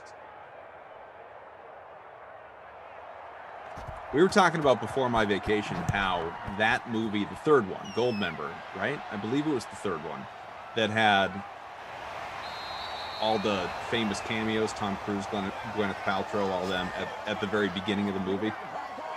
You know, and nobody, I mean, no one knew that was coming when you sat down in the theater. No one had a clue. And how something like that, like you just couldn't pull that off today. It's hard to pull anything like that off. Social media would wreck all of that. Yeah. One tweet, one IG post, and it's over. Yeah. What'd you do on your vacation? Just staycation? We went to Maine. Go to the beach? Went to Maine. Yeah, nice. We went to the beach. We did a whole lot of nothing, to be honest with you. Did a lobster boat tour. Went to the beach a lot. You know, out to eat a little. On a bit. lobster boat tour, do they give you a lobster on the way out? They don't, but they do. You know, bring them up from the ocean, let you band them and hold them, and then throw them back. But yeah, it was just a. Throw them back with the bands on? That seems unfair. Well, they take the bands off before they throw Oh, them okay. back. Yeah, Give them a chance to lobster up to live another fail. day or Yeah. two. Yeah, and then we're gonna take you back again. Did you know? I had thought fresh this was- lobster in LA, by the way, likely from Maine. What was that? I had fresh lobster in LA, when you were in likely LA. from Maine. Yeah, I mean, there was a place on the Santa Monica Pier where they had the lobsters in the crowd, Sure. right? The tank. Yeah, That's I where you order. probably did come from Maine. They can overnight. That's as that fresh stuff, as you package getting well. it out there in Maine. Yeah. Oh yeah. Technically, right? Yeah, If it's a- I mean, they're it's a alive whole and they're industry, dead. You man. can't get more fresh. I thought this was the craziest stat, though. They were telling the lobster boat captain, fisherman, whatever was telling us that. So there are upwards of, I want to say, 2 million, you know, little kitchens, little lobster cages that are in the ocean at a given time, out, you know, in just in Maine. And the way they are set up is, obviously it's an access point, but it's not a one way. Like the lobsters can go in, they can go out. You hope they're going to stay in, get themselves trapped before you bring them up. But only 8% of lobsters that go into the little cages actually stay in there, as opposed to getting out. I mean, So how many lobsters do you approximate that means there are just on the northeast coast of the United States? I mean, you just got to think, if 92% of lobsters are escaping your cages, there's probably a more efficient way to do this. Like, I mean, like bat traps are a one-way, entrance, and then you can't get out. Like there's got to be a better way to do this, I would think. These guys have been doing this forever. Did you tell them that? Did you tell? I'm just sitting there as a listener, but I'm thinking like this. That's how you get bananas. punched. That's how you get punched. That's how you get punched. You're like, hey, isn't there a more efficient way to do this? Oh, we got a wise guy here. Yeah, And yeah, you hit pretty it. much. But I mean, no knock on You think guys you that could are- catch lobsters better than me? I mean, Screw you, buddy. yeah, like And you get I popped. yeah, I definitely couldn't catch him better, but could I design a better unit? I mean, maybe. Yeah. Maybe they could hire one engineer, just one Right. engineer. Yeah, like just, Figure it out. just one. Yeah.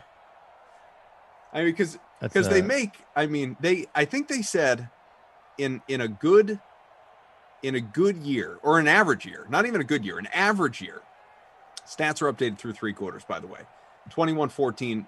Excuse me. Indianapolis is in front.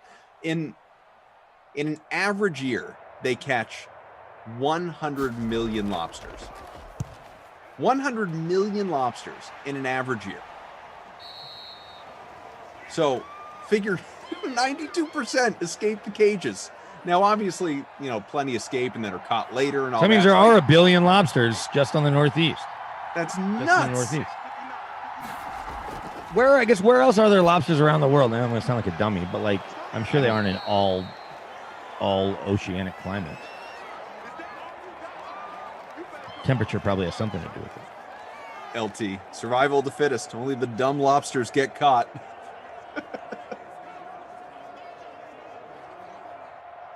Mike Bizzle, go get your lobster shine box.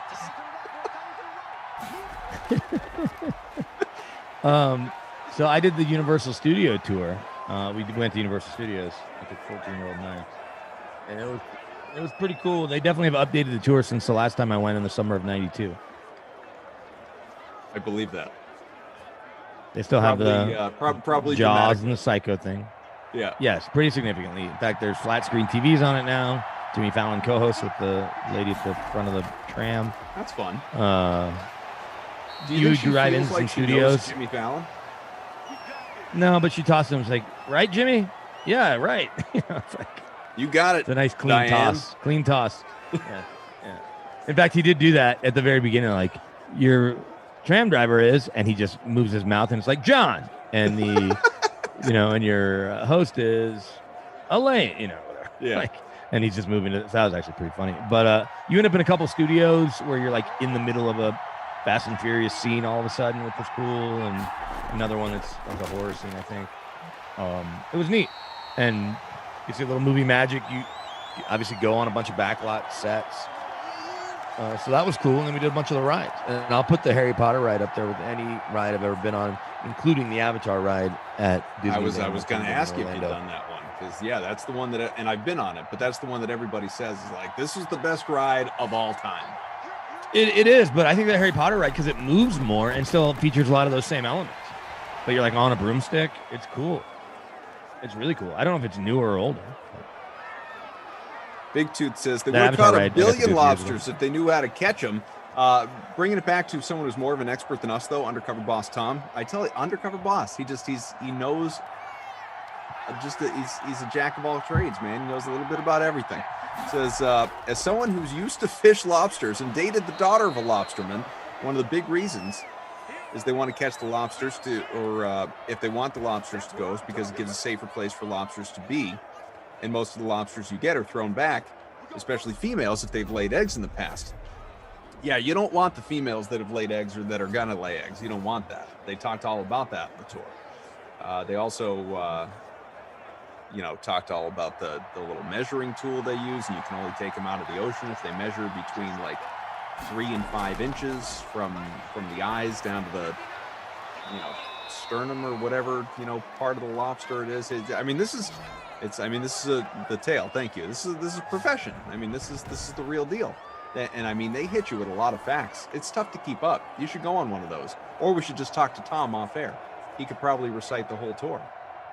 I don't know the next time I'll be in Maine, but my wife's got 2 brothers who live up there, and one of them, or they're stepbrothers, but she grew up with them her whole life.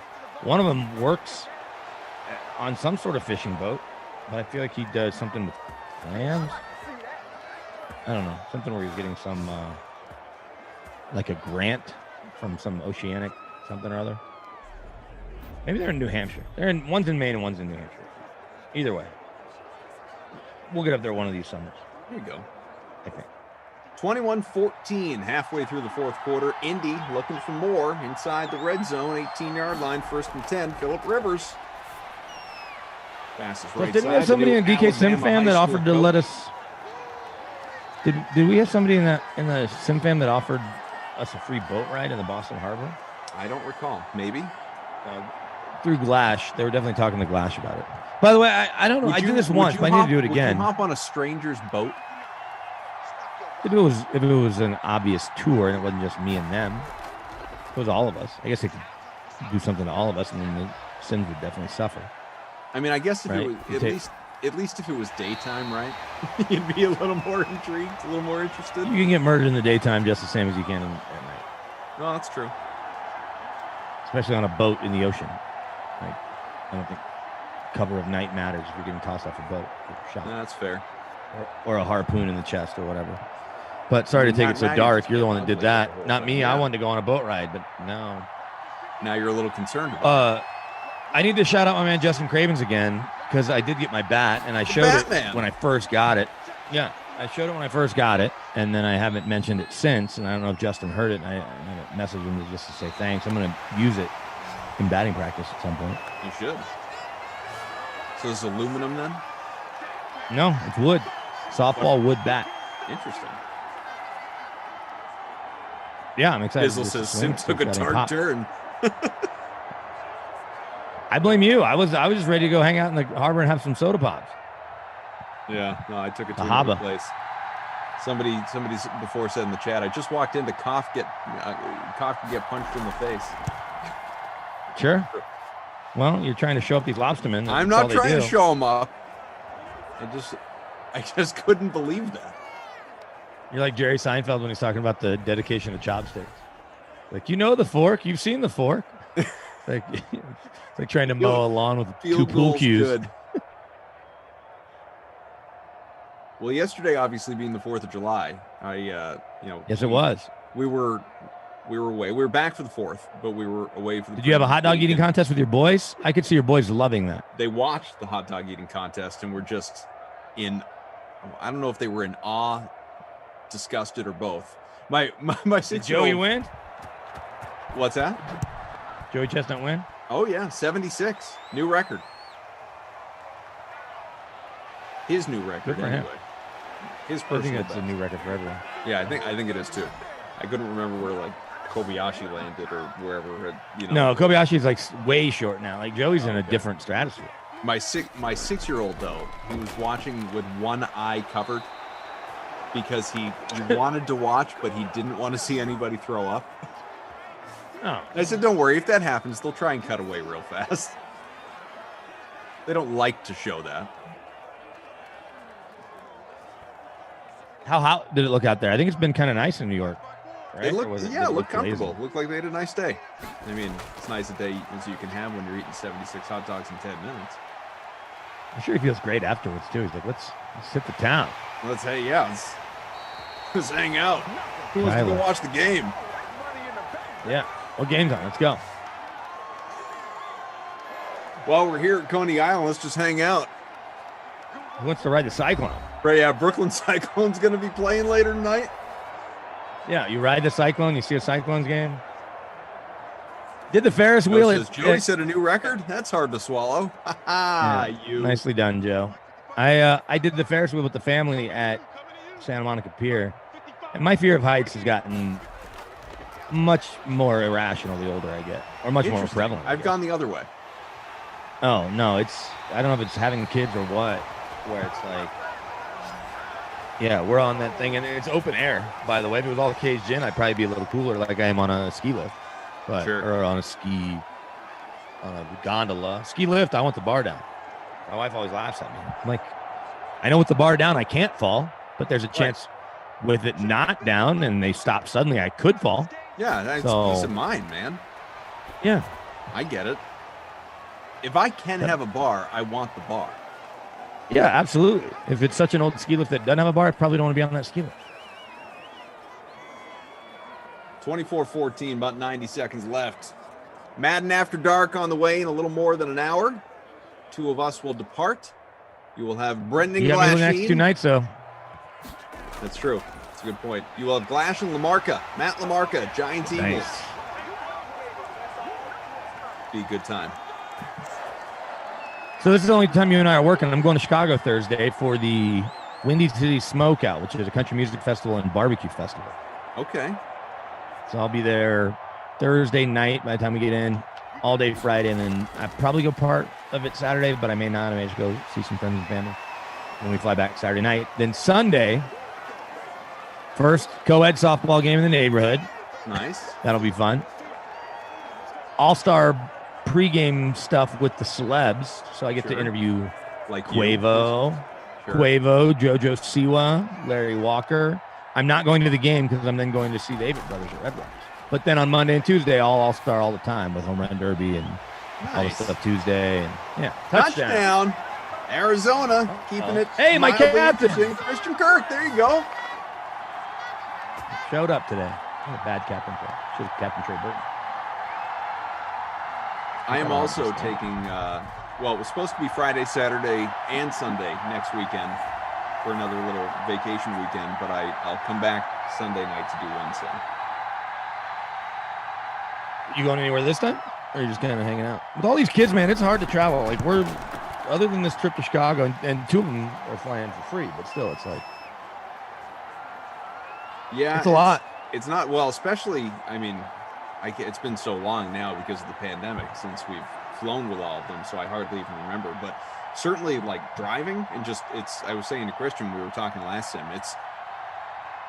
you're almost in disbelief of how much stuff goes in the car when you're going away for even a week. I know. Imagine now flying with that same amount of stuff and having to rent a car that can hold all of it. Yeah. Well, and if you're flying, you just can't take it. And we picked up a bunch of stuff. We had to buy a bag from Southwest because we were overweight. Onside kick. Indy's got it.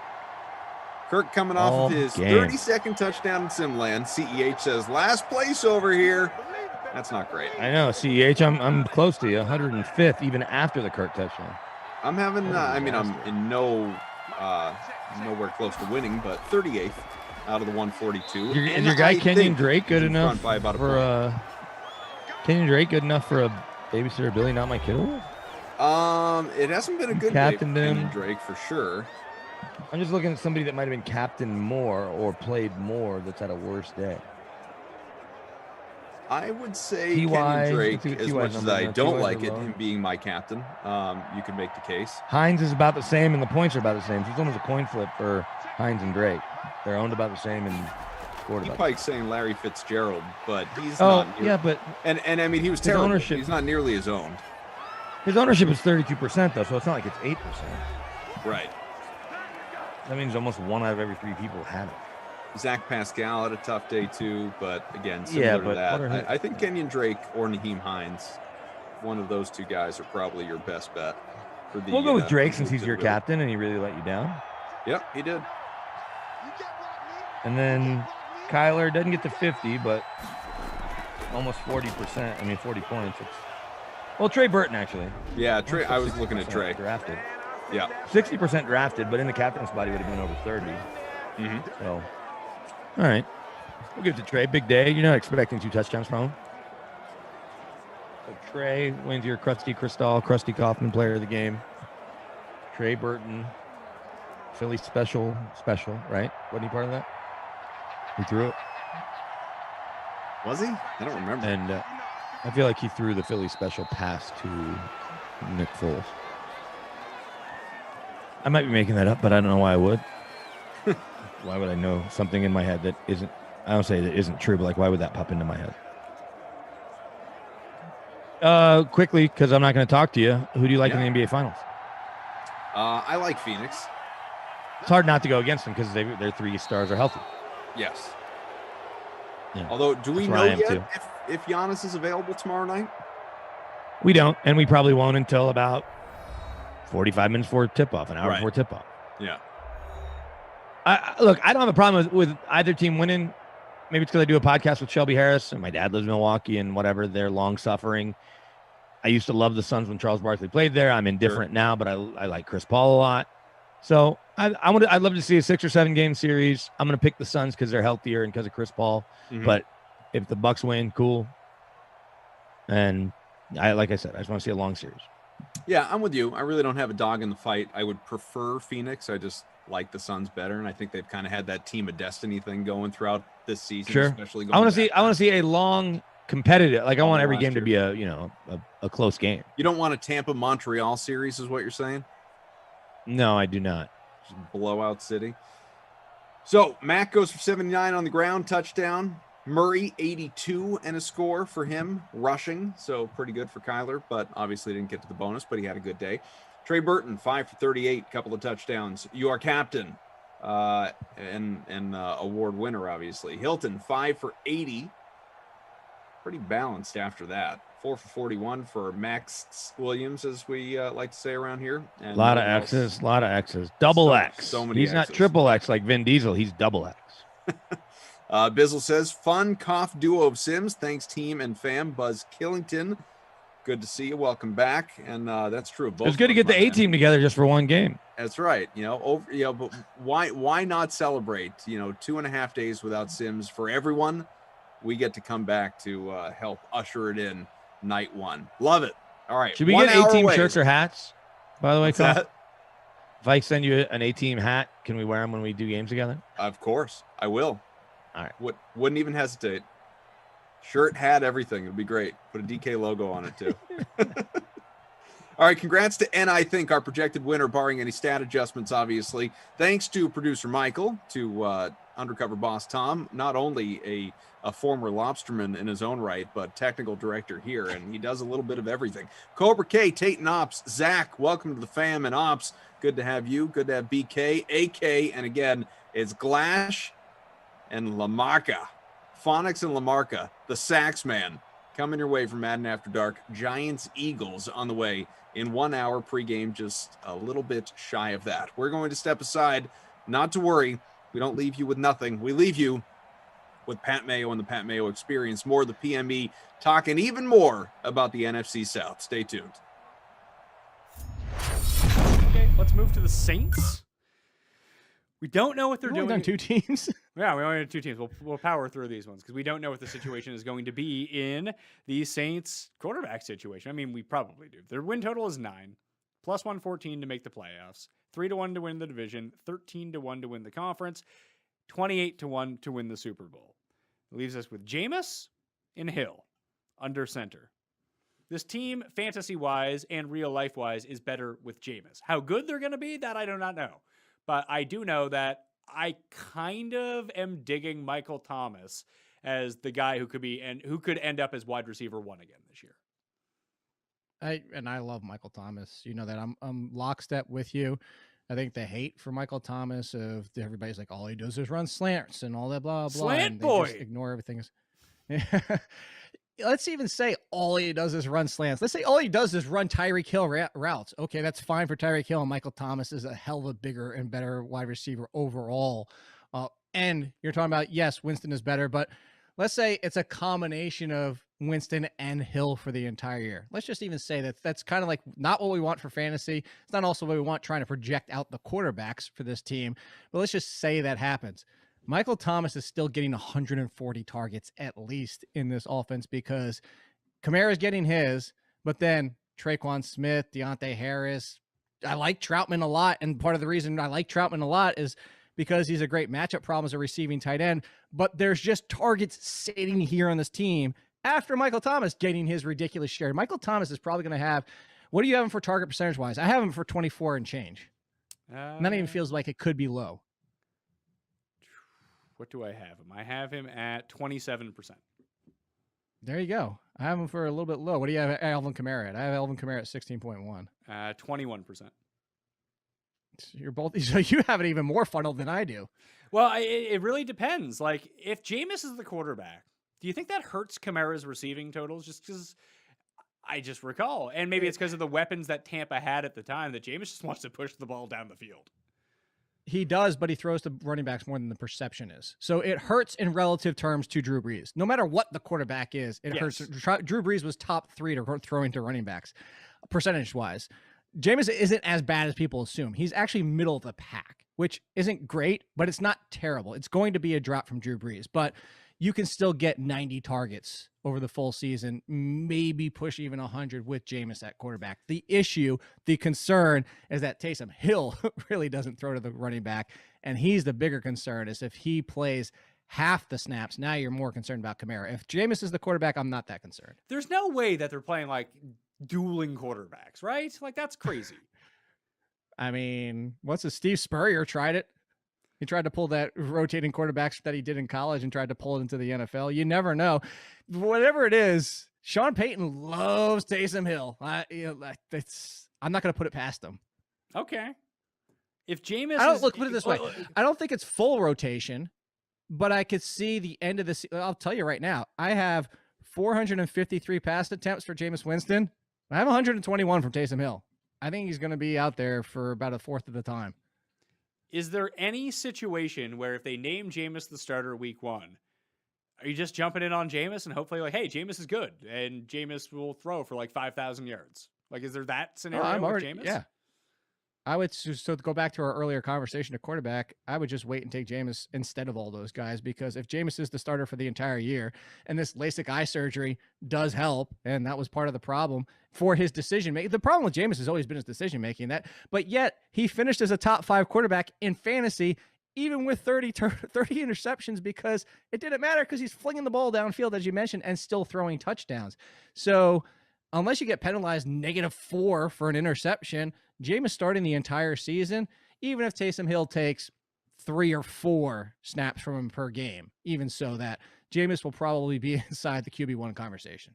Let's talk running backs. Kamara, who we brought up, he's going as a top 5 running back. He could be running back 1 with the style of game that he has. I do worry that his best fantasy years are behind him now that Drew Brees isn't there. I think that's a legitimate concern, and that's why I said I would put him as the 5th running back in a tier of his own. I think it's the big 4. We talked about that before. Then Kamara, and then I think you start getting in the conversation with the rest, like Jonathan Taylor and Ezekiel Elliott and Aaron Jones and stuff like that. But well, no, hold on. I feel what makes Kamara significantly different than Eckler? Because I think even his worst case scenario floor is better than theirs. Okay.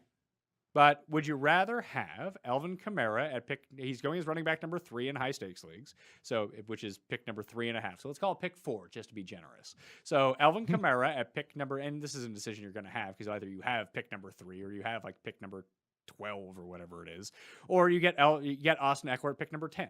Like, I'd rather have the 10th pick and get Eckler and the higher pick in the other side because I think that they're going to be super close. Well, and that's of course, now you're bringing cost into it 100 times. Yeah, I would take that I just got the pros versus Joes. I got my draft slot today. I'm on the 11th pick. I'm happier than having the 4th, 5th, 6th pick. I actually want, people ask me like, what do you want to draft this year? Of course, I don't really want number 1, although I could be okay with it because Christian McCaffrey. I actually want number 3 to see, somebody. I've actually seen Christian McCaffrey not go number 1. I want 3 because I don't want to make the decision at 4 between Henry and Kamara. To your point about this, that's number 4 possibly. I'd rather just be at 11, 12, somewhere around there and take the Austin Eckler. Aaron Jones is falling into that round. Jonathan Taylor is sometimes making that far. Ezekiel Elliott, I saw go at the beginning of the 2nd round recently. I'd rather be taking those running backs because I don't think there's as big as a gap from them to Kamara than there is from that big 3. Jonathan Taylor is going as the 5th running back. That seems crazy to me. It doesn't actually surprise me. Like once he took over last year, I'd rather, but they took a bit more. Are we pretending like Marlon Mack doesn't exist and this isn't what Frank Reich is just going to do? No, I mean, we should pretend like Marlon Mack doesn't exist because Marlon Mack is not that good. He's not that good, but you think that he's not going to get run in this offense because he will get run in this offense. I don't think he will at this point. At this point, after seeing what Jonathan Taylor is, you are just setting yourself up. You want Zeke. Hey. You want Barkley. Jonathan Taylor and Cam Akers and Najee Harris, I think, should all be around the same. Taylor shouldn't be way above those 2 guys. See, I disagree in the fact that Jonathan Taylor, it's what we said about Doug Peterson for the longest time. Oh, Doug Peterson, split backfield. And then he gets one. Or you go to the opposite end of it with Andy Reid. He likes to lean on one guy, and then it's a freaking committee backfield. Like, talent will make coaches do different things, will change their game plan. I think it's Taylor and Hines, and you might see Mac 2 or 3 times in a game. Maybe. I think look, that you're going to see that Mac averaged like 6-7 carries a game, which is enough to put a dent in. Fire Frank Reich on the spot. Jake. That's not how NFL That's the coaches talent work. disparity. They love keep them fresh. Got to keep them fresh for later in the game. No. I have Jonathan Taylor for 280 carries and 40 receptions, 320 touches. All right. Would you take him over Kamara? No. All right. Latavius I would take the cost. Well, no, cost difference isn't there. You just said he was number 5. Does Latavius Murray retain his championship as best handcuff in football? No, we've talked about this before. I think he's one of the worst handcuffs in football because, I see. You're scrunching your face for this reason. Because you can never use him. Yeah, I don't. I'm not trying, Jake. I've told you a million times. I'm not trying to use Latavius Murray in my lineup unless Kamara is hurt because he's a handcuff. If you draft him as if he is not, a handcuff, you're stupid. If you have him on your team and just wait for Kamara to go down, you have a top 5 running back. You do, but that's where I was getting to. I was finishing the point. Unlike But you got to, James you know what? You Robinson- got to get to the point faster, pal. Unlike James Robinson, who should still have value, even as if Travis Etienne gets hurt, James Robinson goes back to 2020 James Robinson, who is an RB1. The difference is you can still use James Robinson because of a split backfield situation. Nick Chubb and Kareem Hunt, if one of those two goes down, you have a top 5 running back. We've seen it. You can still use Nick Chubb and Kareem Hunt every single week. I hate Latavius Murray because of his cost. That's the problem, is if Latavius Murray was going at a more reasonable cost, yes, we know he has top 5 potential if Kamara gets hurt, but you have to spend so much to sit somebody on your bench. That's why I never have owned Latavius Murray. He just costs too damn much. And I own him every single year, and he ends up being a net profit for me because he gets his 2-3 games. I play him. He didn't profit you last year. Yeah, he had his 2.5 games of being really good. If you're gonna seventh rounder, if you're gonna draft a seventh rounder, that's not where he's going. He's going at pick number 130. Last year he was going in the 9th is he round. really? Yeah. He's going behind Singletary and Jamal Williams and Tony Pollard and Gus. Well, if he's going that, I think that's what it is. Then people got tired of drafting him in the 7th and 8th round and watching him sit on the bench. So yeah, if he's going that late, then yes, he's the best handcuff in football. There we go. You have to remember that Alexander Madison stole all of his handcuff buzz last year. And it pushed him way up the boards and dropped Murray down. And he was in the 7th, 8th round, and look how that worked out. That's the thing too. Is like Madison bombed. But we've seen Murray just consistently do it in this offense. I don't disagree with you. I don't disagree with you at all on that point. Wide receivers, Michael Thomas could be number 1, not being drafted that way. Oh, I thought you were going to continue to roll on. No, yeah, that's 100%. it. Yeah, we were talking about pick number 30, number 9 wide receiver. That's in between AJ Brown and Keenan Allen. If you just kind of if he goes back to a 30% market share, he could lead the lead in receptions, and all of a sudden he's going to be amazing. Should be in front of AJ Brown now that Julio's there. No question about it. I think it's the yardage upside that people are factoring into that, where if one of them has 1,800 yards or 2,000 yards, it's probably going to be AJ Brown. But if one of them has 160 catches, it's probably going to be Michael Thomas. And that's how I like to structure my teams, especially at the high end. Be like, who's the guy who's going to have 9 catches every week? I want that guy. Michael Thomas. Yeah, there you go. And that's Michael Thomas. So after him, Traquan is still kicking around. Like, is there a wide receiver you think is worth owning on this team? So you have like Traquan, Marquez Callaway, who's super fast, Deontay Harris, Kawan Baker, Lil Jordan, Humphrey. Do we want any of these Ron guys? Johnson. Like, is Traquan actually going to be a real wide receiver too? I think it could be, because we're going back to, it depends on the quarterback, and we're assuming hopefully Jameson's the quarterback. And if Jameson's the quarterback and you're going for those big plays and throwing downfield, and you have a compliment to Michael Thomas, Traquan Smith looks good. Deontay Harris, more of after the catch. Callaway, you mentioned, is fast. He could do something downfield, but that's more, you have to get past Traquan, and I would still say Traquan's got the edge on Callaway. Lil Jor Humphrey is not little, so maybe he even steps up a little bit more this year. But I think best case scenario, you're hoping Traquan Smith, and I'd say in that facet, Deshaun Jackson and that he's a wide receiver 4 with some wide receiver 2 weeks, but a lot of weeks of frustration. Tight ends, you gonna make it happen for your boy? You're gonna, yeah. This is the year. Trotman's second year. This is the year. It's only second season. I just had to hear about how great he was last year, and you know what? He was not. No, you have to hear how great he was for the future. I never said draft him last year. I said definitively don't draft him last year because our most hated player of all time was still on this damn team. So what's a realistic place to take him? Like, is he a last round tight end that you can put on your team? He's still free right now. No, but is he actually someone that you're drafting in the last round as your tight end? Because you're not taking 2 tight ends. Yes. Yeah, he is definitively somebody I'm taking the last couple rounds instead of drafting, trying to hope that one of the tight ends figures something out from the Patriots and it's just not a nightmare, or they run 12 and it's just the Patriots tight ends feel like Ronald Jones and Leonard Fournette. You're just going to pick the wrong one every single week anyway. So instead of at their cost, now granted, I would still take them before I took Troutman, but at cost, because you can get Troutman in the last round, all he needs is 45 receptions, 550 yards, and 6 or 7 touchdowns. And guess what? He's a tight end 1 because that's all it takes every single year. So I'd rather go for the breakout tight end.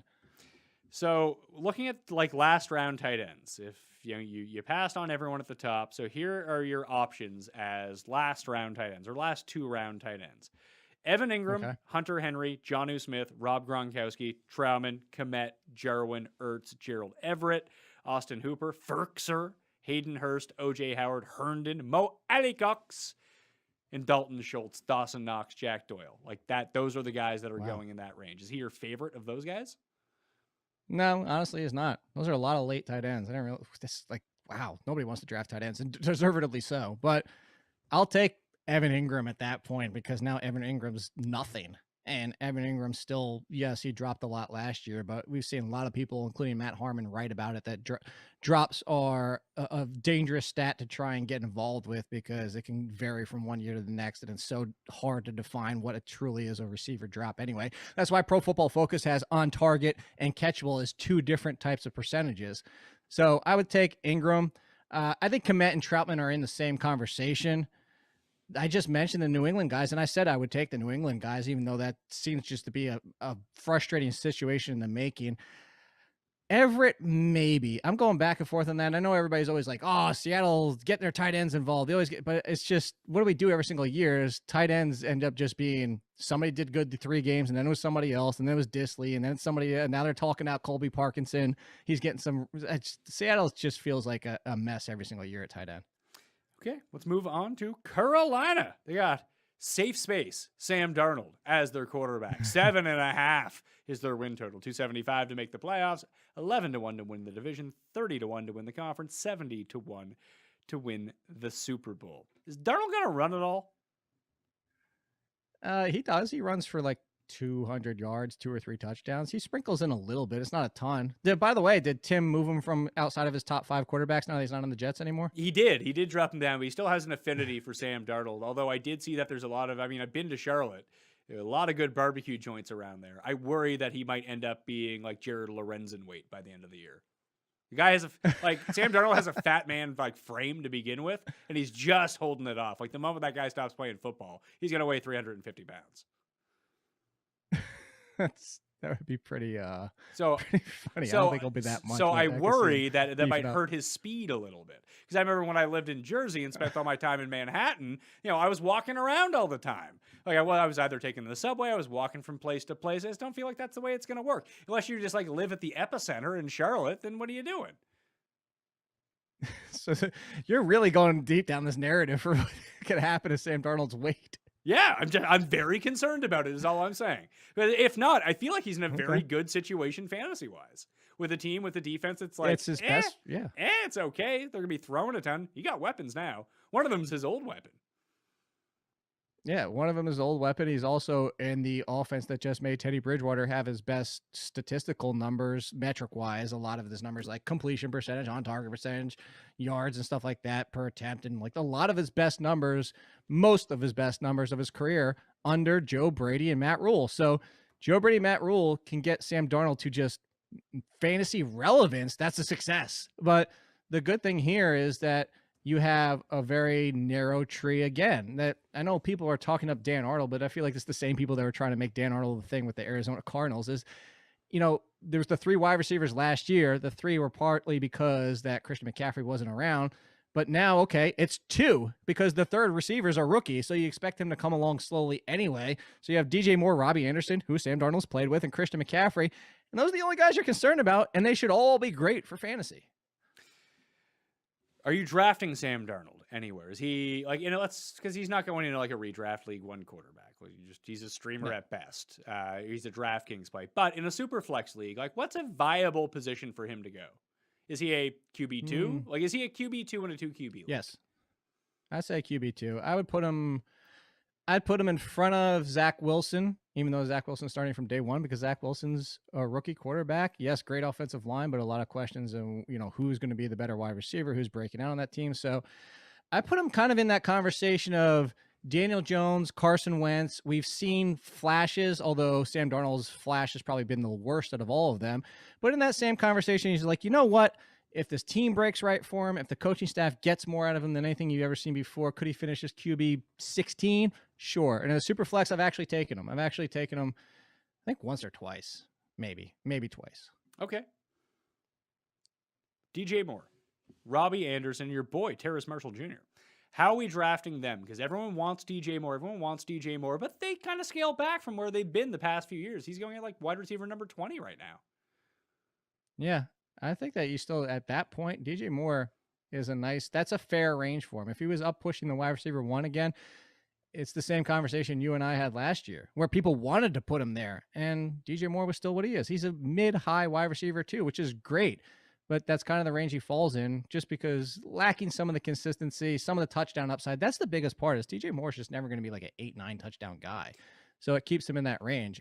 For cost, because I think, I've seen some of it, but I don't know what you have the numbers, so I haven't looked recently, but I'm assuming at cost, I'm just going to wait for Robbie Anderson, honestly. Yeah, Robbie Anderson, wide receiver number 34. DJ Moore, wide receiver number 20. Pick number 51 for DJ Moore. Pick number 81 for Robbie Anderson. Yeah. So there you go. Just wait on Robbie Anderson because I don't think the gap is going to be that big. I think I would definitely take DJ Moore every single time. And I do have DJ Moore with a gap over Robbie Anderson, but I don't think it'll be big enough to warrant that much of a cost difference. It's strange because when I look at the projections, that's almost exactly how I have them rated out. Wide receiver 18 for DJ Moore, wide receiver number 30 in half-point PPR for Robbie Anderson. Terrace Marshall, I'm having a lot of problems trying to project him out. Like David Moore is on this team too. I think that people forget. Oh, good old Seattle David Moore. Yeah. Third target receiver with Seattle at 47 last year. Look, Terrace Marshall, I think, should be the number 3. He should be on talent alone. It's the same thing you and I talked about with the rookie show, though, is Terrace Marshall is an extremely good athlete.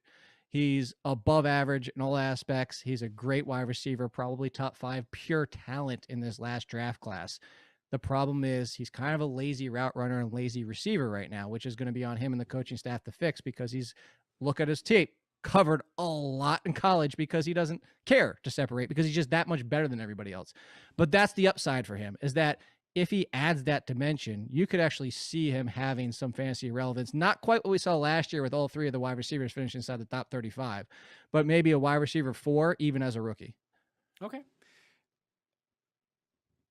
Is he someone? And then hell, if Robbie Anderson misses time, yeah. The way that I look at it, and maybe it's because Curtis Samuel was getting so many rushing attempts last year too, but this was an offense that sustained 3 top 30-ish, like 3 wide receivers within the top 36 last year. It's not like Teddy Bridgewater had a great season by any means. Robbie Anderson couldn't catch a touchdown to save his life. So, and they still ended up all in there. So if things break a little bit better, like, do you see the offense being better or worse with Darnold from Teddy Bridgewater? From a passing standpoint, I see it being better. You also have to remember, too, that's also without 100-plus targets going Christian McCaffrey's way. All right. Yeah, I suppose that's true. I bet on Sam Darnold to win MVP at 100-1. Now that he's not Anderhurst anymore. No Gase, no more Anderhurst. Pretty good. That alone should have moved the needle in Vegas right there. McCaffrey. He's going as the first player in fantasy football drafts, as he should. It's not even close. No question about it. Dalvin Cook is the only one you can make. And I don't even know if I would have Dalvin Cook number 2, but I think that Dalvin Cook is the only one that you can make a case that if everyone played all 17 games, and that's what we're trying to factor in here too at the same time, that Dalvin Cook is the only one whose skill set would come to rival what McCaffrey does. Well, I'd say if the fact that we don't already have rumors that Barkley's not going to be 100% until week 3 or 4, because 2 years ago, Barkley actually outperformed him in a points per game basis. I'm not taking Barkley. I would never do so. I do have Christian McCaffrey definitively. So I'm with you. I think you could try to make arguments here. And you can honestly, I'll go back to the thing I said before. You could argue Derrick Henry is the safest because he's not coming off the Christian McCaffrey injury. But at the same time, this same coaching staff in the brief time that we saw Christian McCaffrey last year was on the field 97% of the snaps. So even if they scale it back to 90%, it's still going to be more than any other running back out there. Tight ends. You mentioned my guy, Tarzan Dan. He's now in Carolina. Ian Thomas. That didn't really work out all that well when people were trying to draft him a year ago. I don't mind Dan Arnold. Like, obviously, he's a really good athlete. And that gives him, it's not so much that he's a great red zone presence, because we've seen him be a decent red zone presence, but it's a lot of those like 20-yard seam routes, like right when you're on the edge of the red zone. That's when he tends to make his best plays because he's really fast. Then he jumps, like his vertical is so good that you can just get you run a seam into double coverage into a crossing like nickel and then do a safety over the top. And Dan Arnold's just so much bigger than everyone else. Just chuck it up to him. He's going to go get it. And it seems like teams don't really care for his well-being at all. They're like, yeah, just go jump and get it. If you get hurt, who cares? You're Dan Arnold. No, that's so you exactly mentioned in a different way where I was going to go is Dan Arnold is either a bye-week streamer attacking the right defenses or a great DFS play because that's what you're looking for. You mentioned it, like nickel, you're looking for like the box safeties that you always hear is the ones that are better in run coverage and dropping down. Like you look for vulnerable over the middle teams who also like maybe a lot of 3-4 defensive teams with the lack of speed at linebacker, more rushing linebackers. You're looking for those kind of exploitable defenses, and they pop up every single year. And that's, a lot of sites, including you, myself, you have adjusted fantasy points allowed, whatever the site calls it. That's the, tight end position gets this against this defense. Is Dan Arnold is one of those perfect ones. You don't want him seasonal because you don't want to play him every single week. But if you find those matchups, that's where you could go and kind of find, look, my tight end scored 14 this week despite coming off waivers. Right. Any more thoughts on the NFC South? Who do you think wins this division? Tampa Bay. Like by a lot? Because I think it's going to be pretty competitive. I feel like teams like Carolina, just because it's an intra-division game, are going to give the Bucs like a tough time you're going to see just like 50 to 48 scores, it feels like. And that's, I'm kind of with that. So like my gut says that like the Tampa Bay Bucs probably don't win but maybe one more game next year. But then I sit here and look at the rosters, and from like the more analytical side is like the Bucs are winning 13 or 14. You bringing back this entire squad after overperforming Tom Brady's first season or not performing great in his first season and winning 11 games. 11 feels like, I looked back and I was like, they really only won 11 games. So I could go both ways with it. I could see Tampa Bay walking away with this division by 3 or 4 games, honestly. Unless these three teams turn out to be better than what their baselines project them to be. Like they all kind of overachieve. Like New Orleans is actually better with Jameis than they were last year with the combination of Hill and banged up broken ribs Drew Brees. All of a sudden the Falcons are back to where people anticipate that they're going to be every year, then they severely underachieve. Then if Carolina kind of builds on what they did last year, maybe Carolina's defense will be better than we think. And like it improved, especially at the corner position, a lot last year.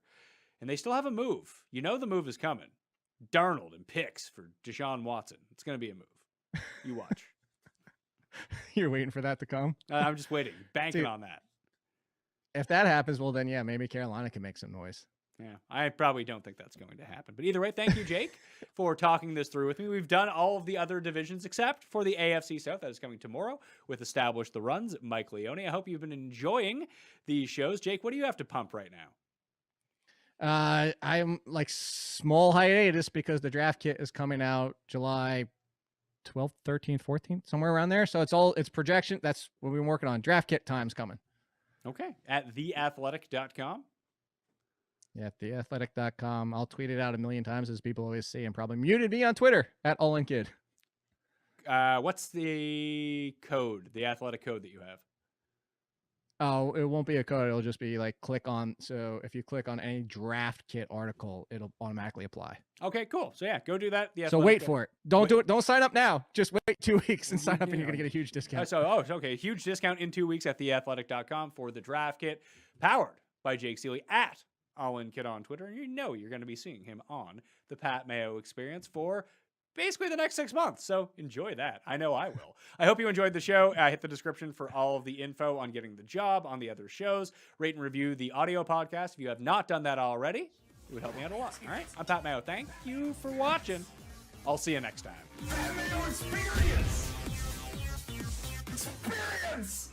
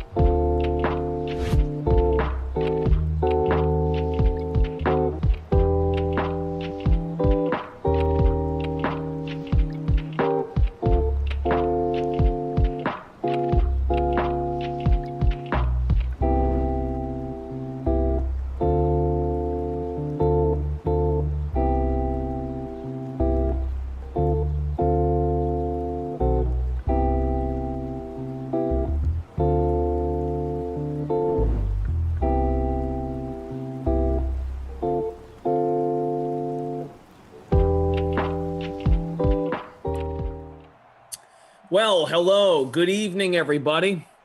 It's great to see you all on this day after the 4th of July. I don't think it really has a name. It's just, we're here. I'm going to try and persevere here, LaMarca. I am feeling it after a long weekend. So yeah, I think we should call it like National Acid Indigestion Day. Yeah. It's going to be a lot of hot dogs. A lot of Diet Cokes, as Tommy Freeze Pops would say. It's it's a rough one for stomachs all over the country. Yeah, I feel okay. Just I did a lot of karaoke, a lot of singing this weekend, just belting it. Karaoke. Well, like in a backyard with friends. I got you. So yeah, I'm feeling it a little bit.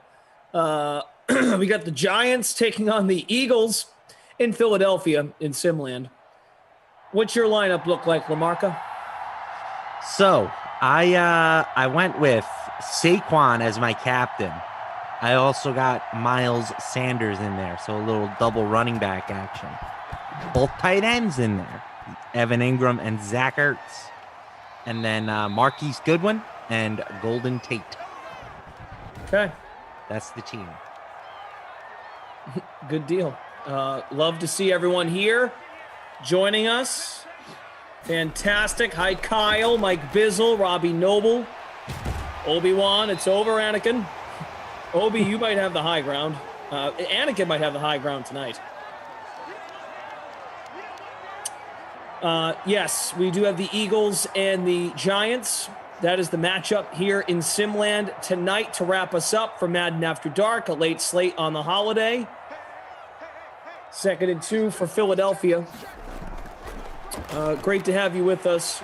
There is a catch out to the beyond the 40 for Zach Ertz. We have Tate and Zach from the Game Ops team with us tonight. Wow. So that's why I didn't even realize it, but that subconsciously drew me to Golden Tate and Zach Ertz.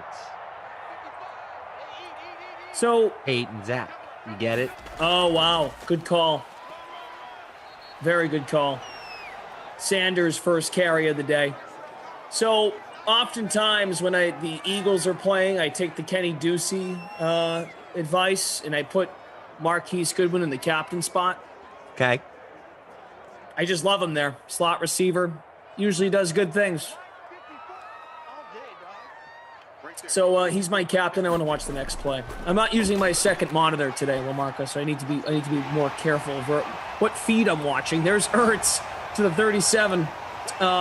Goodwin captained Wentz, Sanders, Deshaun Jackson, Elliott. So I stacked the Eagles up and I played Barkley. Okay.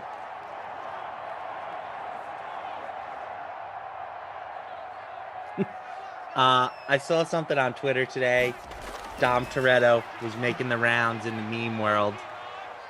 Immediately made me think of you, and I'm curious if you have seen any of it. No, this is good. This is a good topic to get into. It wasn't, there's not a whole lot to it, but it was just like people taking him and his whole family thing and morphing it into other movies. So like, let me try and think of an example. Did you see the one with him and Anakin Skywalker? No, I don't think so. Give me a second. Let me, I put this out the other day on social. I'll find it. 3rd and 16 for Philadelphia. We'll pull up that $250 free showdown. See you guys on Twitch, YouTube. Thanks for being here. Wentz goes over the top. Got his man. Touchdown, Eagles. Oh, my goodness. Marquise. Let's go. Gotta love it. He's Yeah. always too cheap in these things. I agree. That was awesome. Marquise Goodwin. That a babe. Wentz, 57% owned, 8.5% on the captain spot. What was I telling you? Oh, the Dom Toretto meme.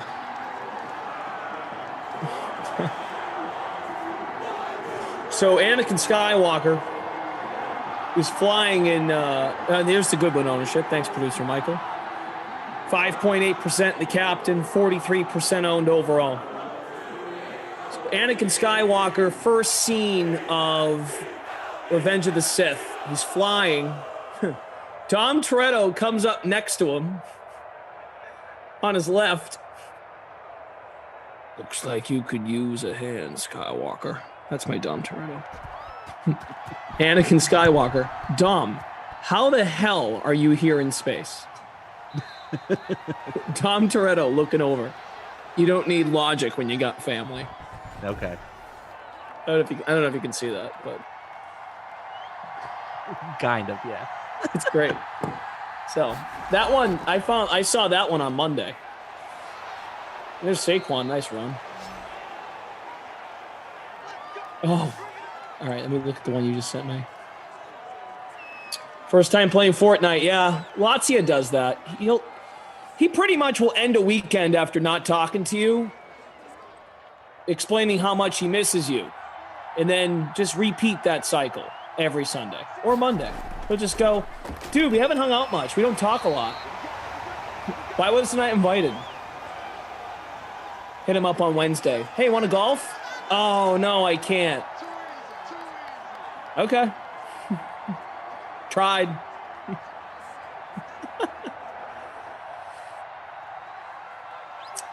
That's part of his charm, though. Yeah. No, it's... I like it. I love getting the random texts from time to time. Like, miss you, buddy.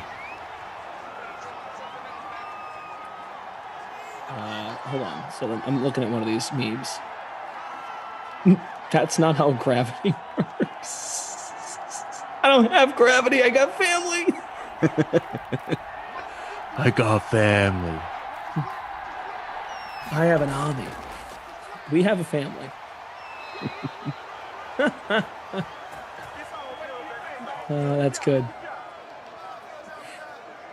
Yeah, saw that on Twitter today. Thought you would enjoy. That's amazing.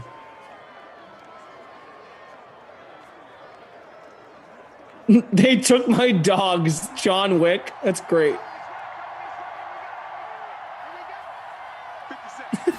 That's good. That's very good. Saquon in the passing game out to the 37. Saquon Barkley in this showdown format sim. 20.8 in the captain.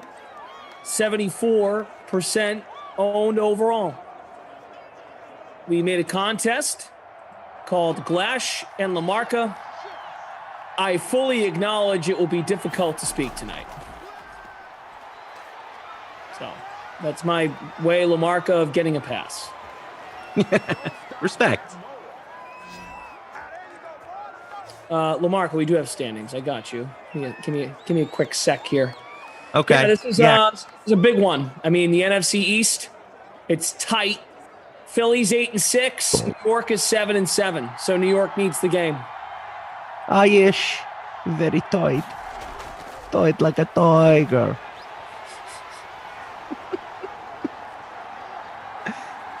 The very sensual. The very tight. Austin Powers Faja.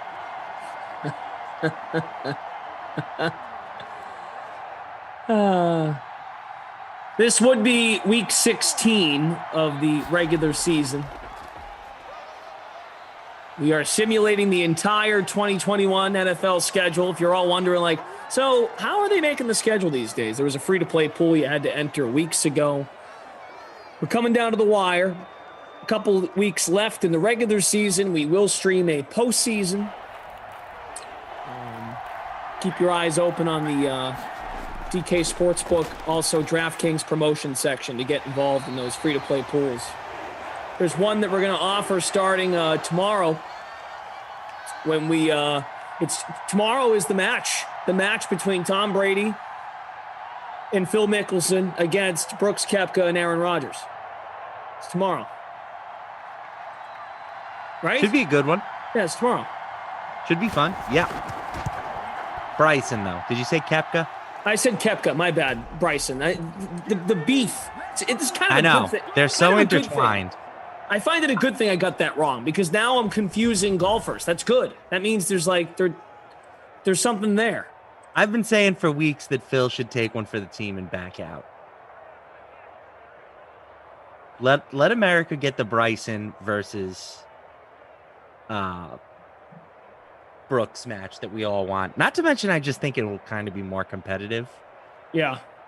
You know, like I'm not a huge golf guy. Jeff would be much more inclined to talk about this kind of stuff, but it seems to me like the team that has the worst player, who is for sure Charles Barkley, also has the worst pro on their team.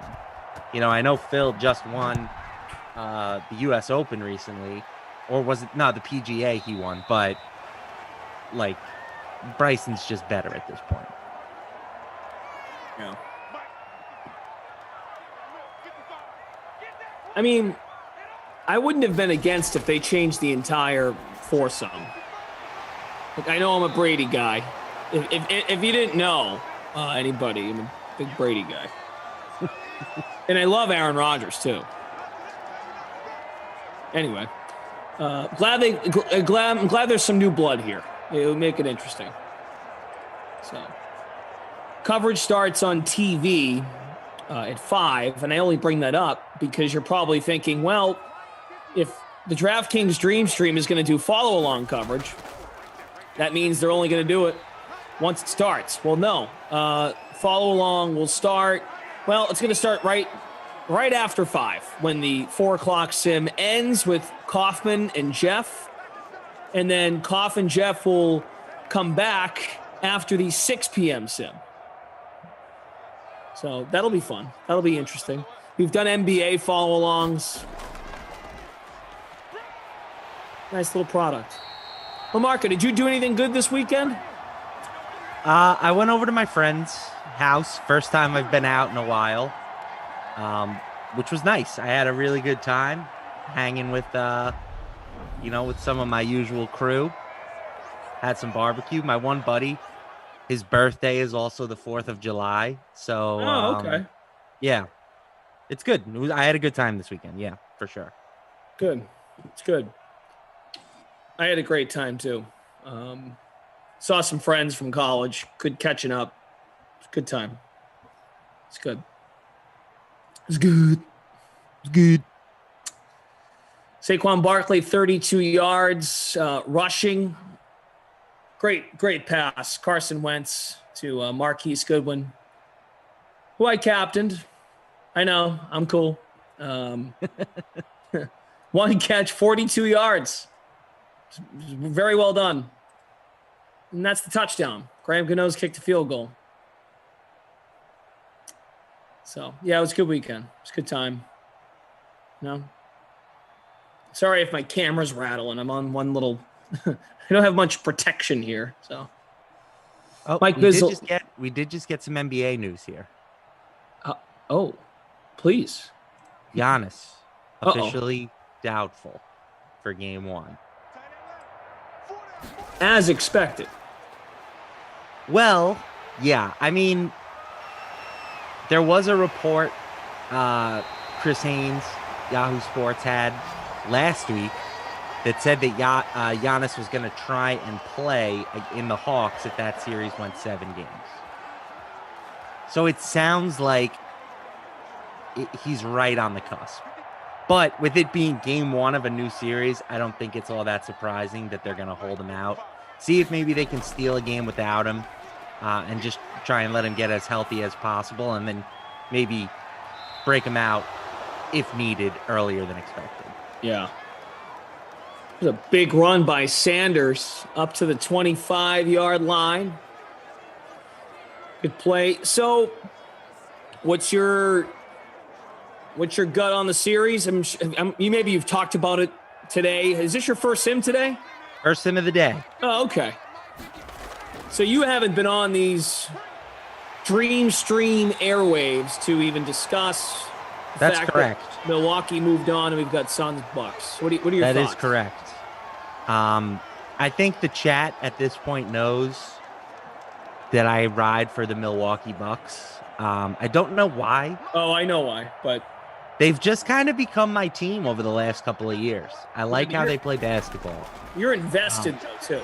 I was, but I'm not really vested anymore. I still just think that I think they're the better team if Giannis is somewhat Giannis.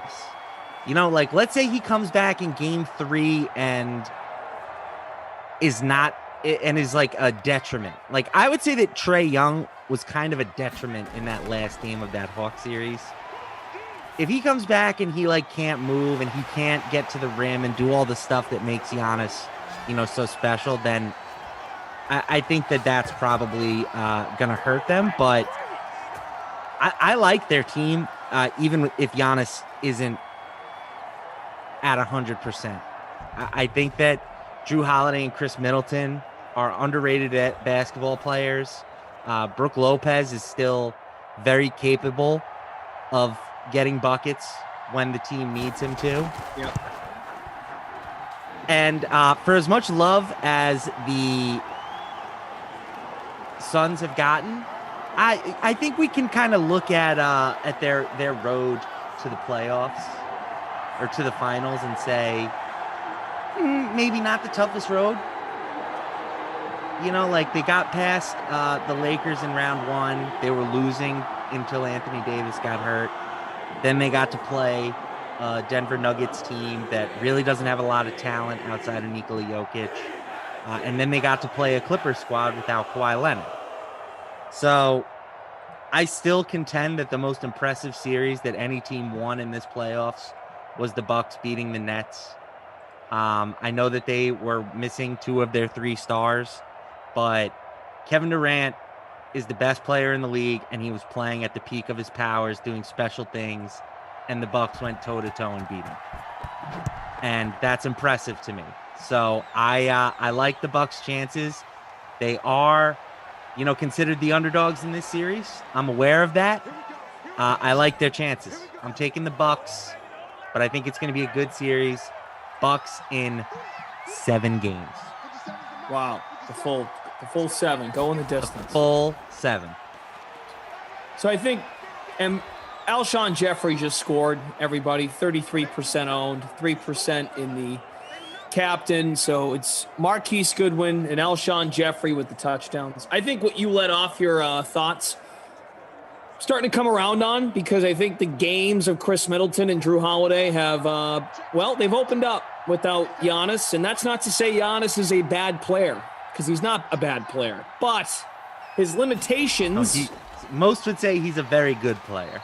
Sure, but his limitations offensively, they're covered up in the regular season.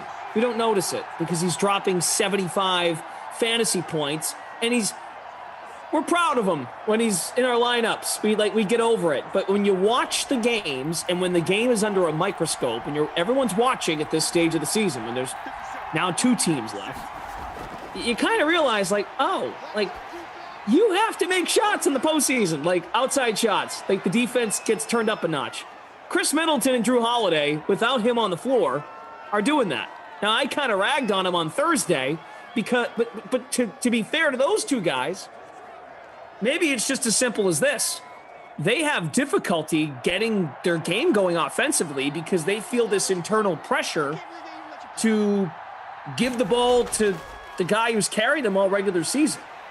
Yeah, I've heard a lot of this. I really I think that the pushback on Giannis has gone too far.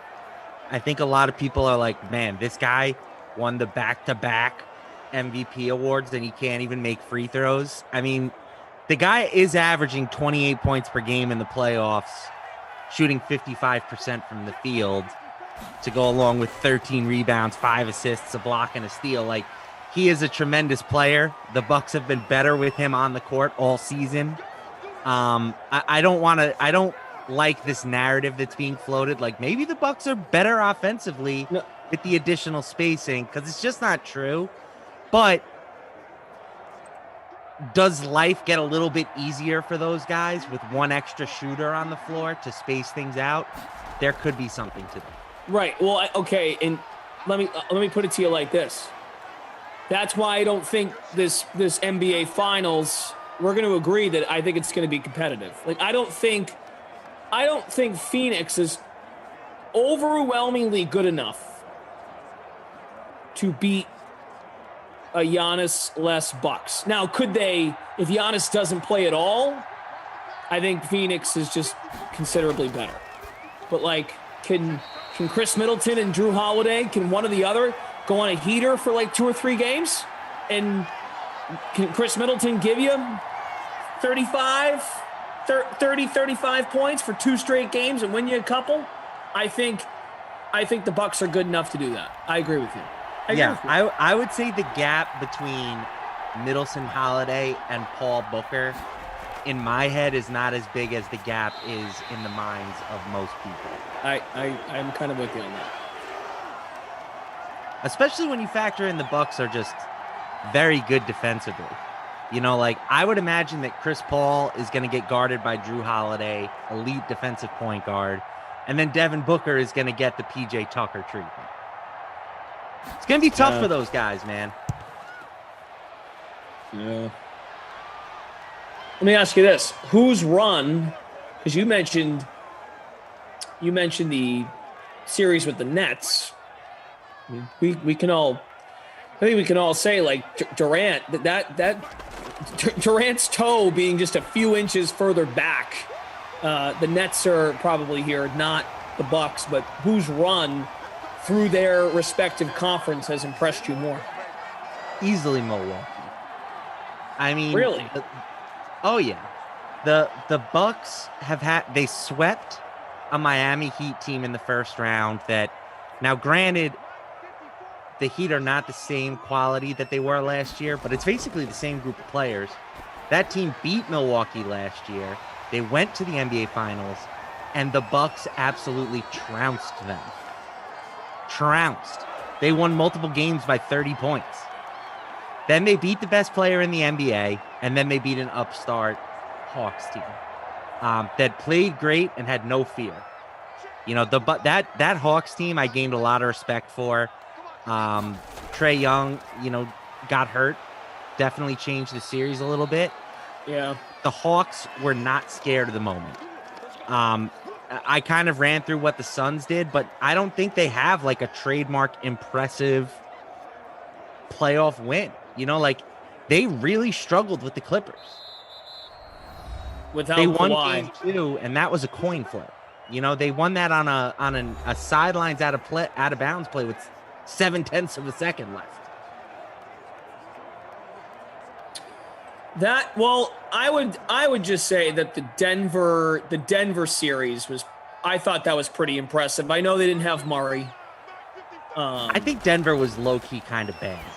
Yeah, no, I was just gonna say that. Like, it looked like that team had some problems even during the regular season.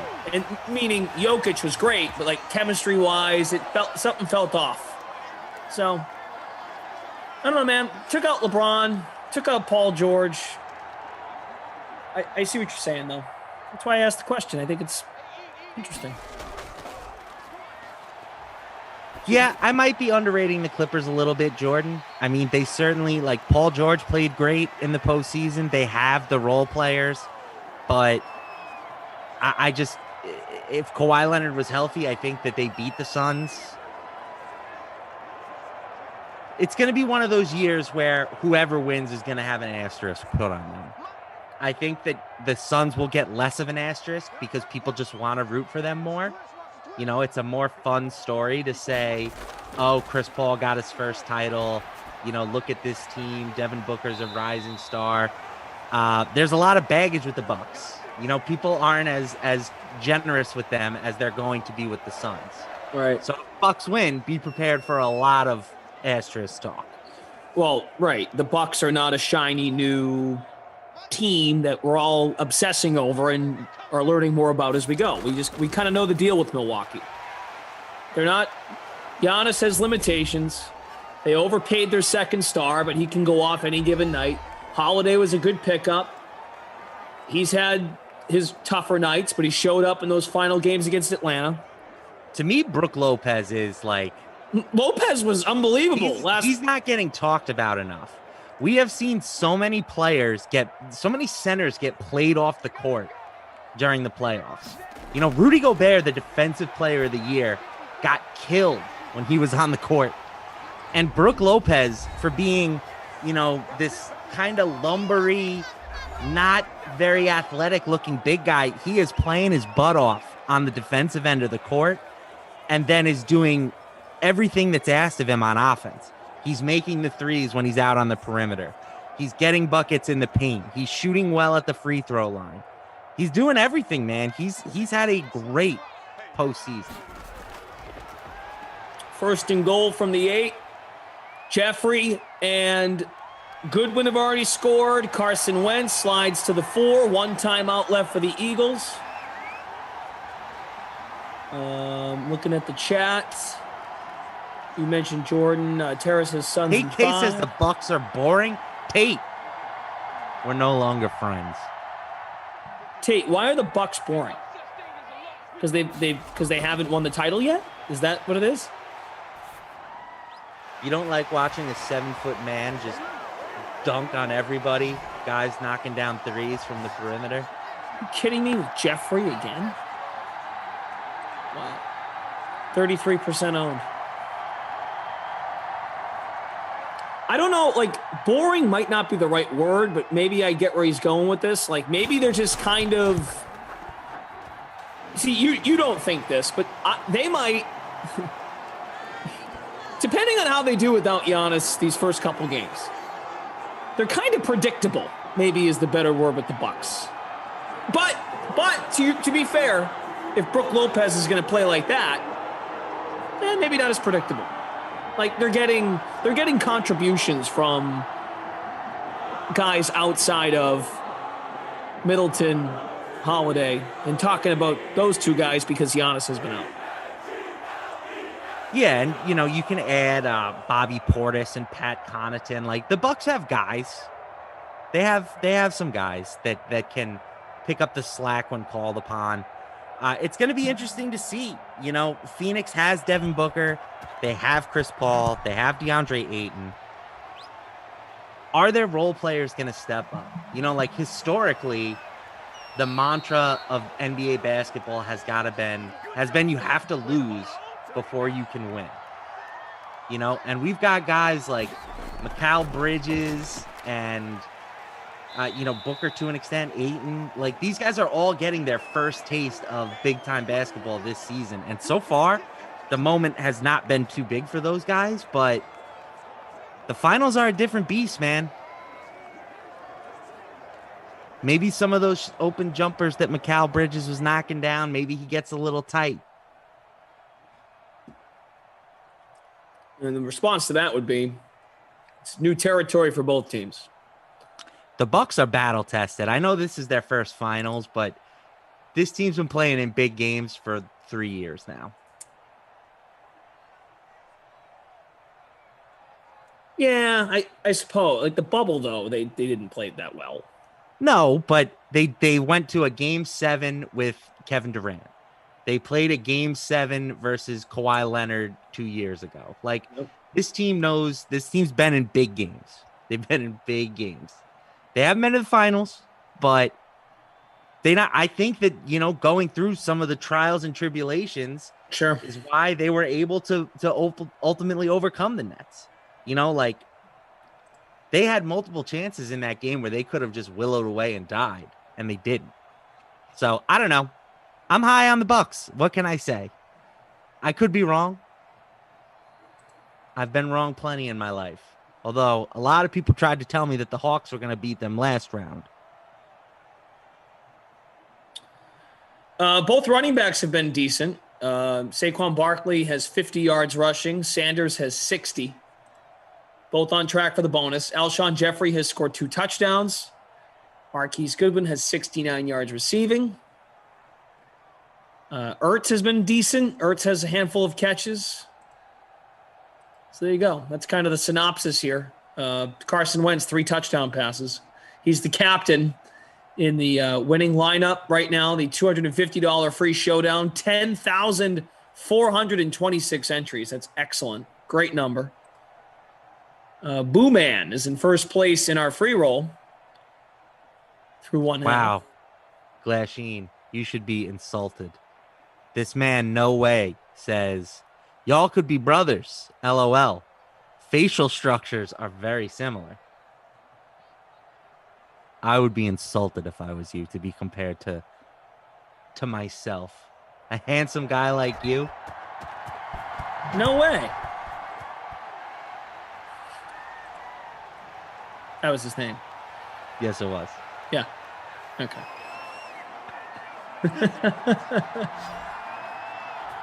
AJ says the Bucks without Giannis will win one game. LOL. Stick to the Madden stream.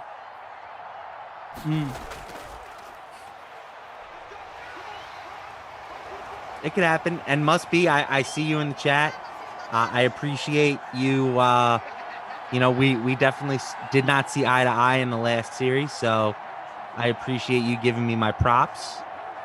And yeah, we'll see. We'll see how far the Bucks can take it. I would love to see them win a title. I think that this team has gotten a lot of unnecessary hate over the last few years, but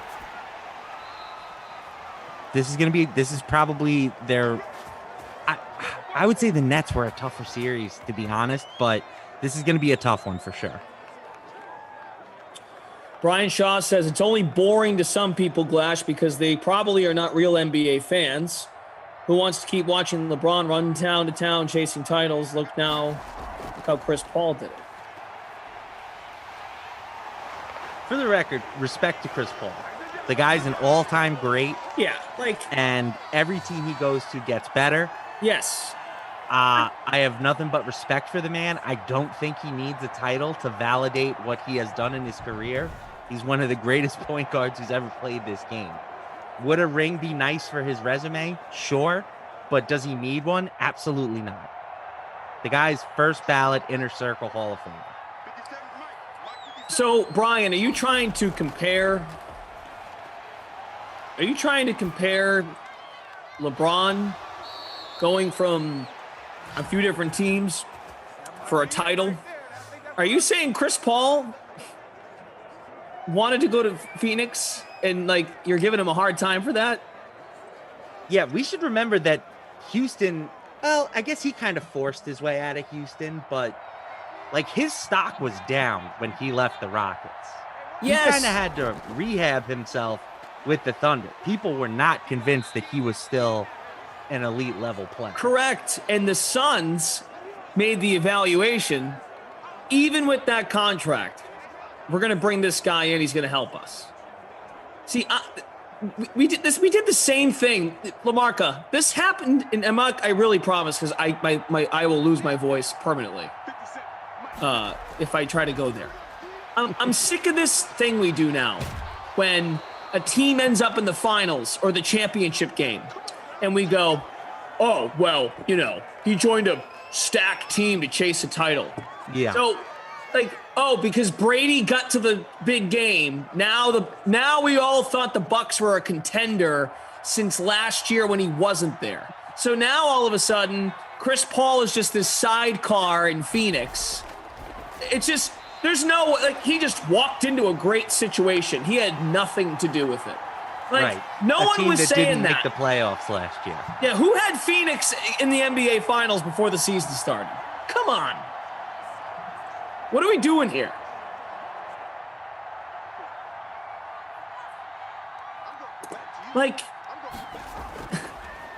Lamarck is right. Chris Paul goes places where teams may be on the come or need that, that moral support, that veteran leadership. I know it's very he led the Thunder to the playoffs last year, and they were the worst team in the league this season. Basically. That's all you need to know. I had Chris Paul. Obviously, I don't get an MVP ballot, but Chris Paul would have been on my MVP ballot last year. He would not have been near the top, but he would have been, somewhere around the sixth range, something like that. He's a great player still at this age. So, but yes, as Kevin G points out, very tough matchup against Drew Holiday. Drew's going to make him work for everything.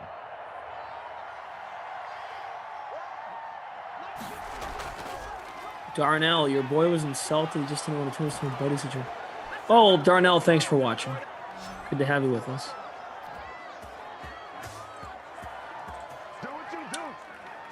Oh, wow. We just got a score. Saquon Barkley. There you go. 74% owned. Saquon, 20.8 in the captain. Maybe he helped you guys out in the old classic formats. Oh, see, Congo. Now I can't tell if this is sarcasm, but see, Lamarca. Now we're judging teams and their championship pedigree based on how they finished the regular season in a bubble. Yeah, as he says, they were 8-0 in the bubble last year. Go look at their strength of schedule. It was real easy, and they certainly lost a lot of games before they got to the bubble. Kareem, I disagree very much so. The Suns had nothing to lose signing Chris Paul. What if it didn't work? Like Phoenix clearly felt, if we're going to bring in this contract, we better get it right. We better get it right. They had plenty to lose. They could not be here right now. They really didn't have a lot to lose, if we're being honest, though, Glash. Like, they don't need the salary cap money because they weren't really in the market for big-name free agents. No, fair. I guess I get it from that standpoint, but they still had to pick the right guy, and they did. They deserve credit for that. But, getting Chris Paul over Ricky Rubio, who was their point guard last year, it's a good upgrade. I guess they could have maybe, tried to go like the Mike Conley route like the Jazz went. But yeah, I don't after the season that Chris Paul had with the Thunder, I would have had no problem paying up a premium price for him. And by the way, good job for the Thunder, right? They're in a great rebuilding position. Well, let me ask you this then. Is it a fair second guess that more teams didn't go after Chris Paul? Oh, 100%. Right? Like 100%. I vaguely remember the Heat being in on it. That would have been a great get for them. A great get for them. The Knicks were kind of rumored to be chasing him. If that had happened, they could have been possible sleeper contenders in the East this year with how things ended up shaking out. Sure. So I give the Suns all the credit in the world for having the courage to pull the trigger. It's so easy for NBA teams to be like, well, we can't win the title, so let's just blow it up. We'll play through the draft. We'll get our picks and do this. Try to sign studs. Like, the Suns just made the move of trying to make their team better. What a noble concept, right? Like, oh, maybe we can't win a title, but you know what? Bringing in Chris Paul is going to make us better. And look at that. It worked out for them. Did it take a crazy year with all sorts of injuries? Sure, but those types of things happen in the NBA from time to time. Yeah. Every title team the last 10 years. You can even go back when the league first started 50 years ago. Every team that got to the big game or the last series, they got breaks. It's part of it. Some breaks more significantly than others. Brian Shaw, I got you, man. Sometimes you read the chat, you don't know what tone it is or what you meant, so all good. Carter Robinson. He's only Varder because he had to change his YouTube up. This was months ago. Something happened to his YouTube, so he's Varder instead of Carter. Hold on. I like Varder though. Anyway, it's cool. Yeah, it's cool. I said what started the argument. What he did for the Thunder last year, my man, is going to be a superb upgrade for Phoenix with Devin Booker, DeAndre Ayton. OKC had no one. And look what he did for them. Phoenix has Aiden, Booker, Bridges, role players. That's how the argument started. Okay. I mean, that too, right? And someone just pointed this out. Nathan. Phoenix was banged up. Chris Paul was on the COVID protocol, and they persevered. Yep. They deserve credit for that. Absolutely. First and goal, Sander. It was only 2 games, but yes, they persevered. What series was that in? The Clippers. Clipper series.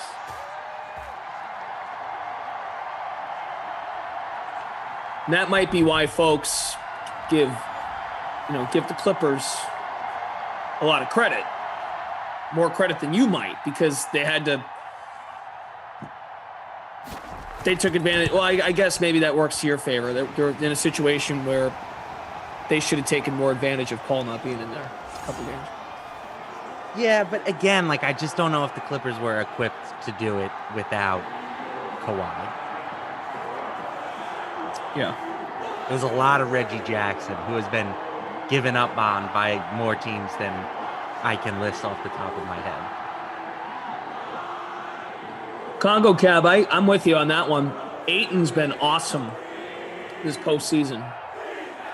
Would you agree? Would you agree, Ayton?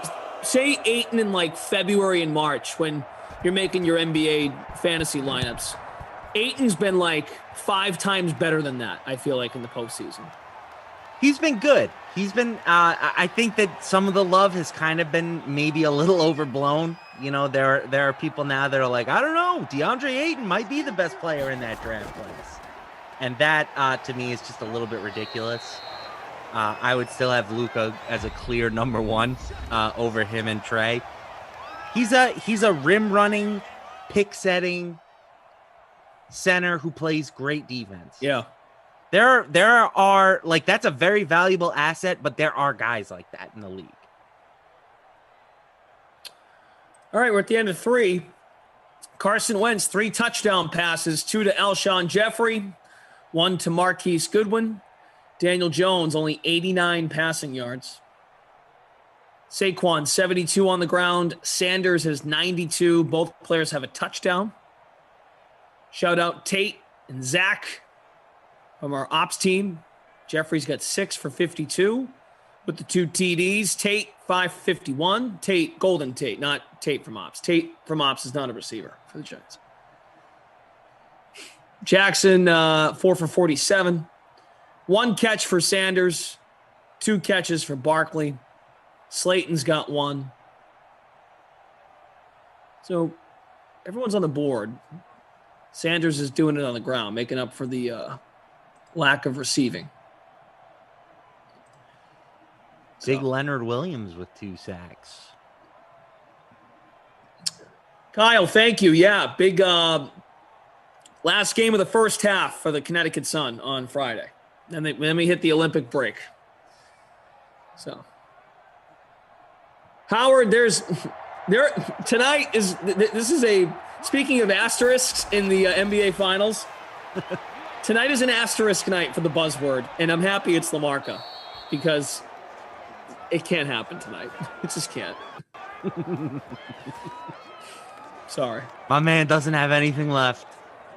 We giving it all. We've got a quarter this is to go. The flu game for Glash right now. Yes. What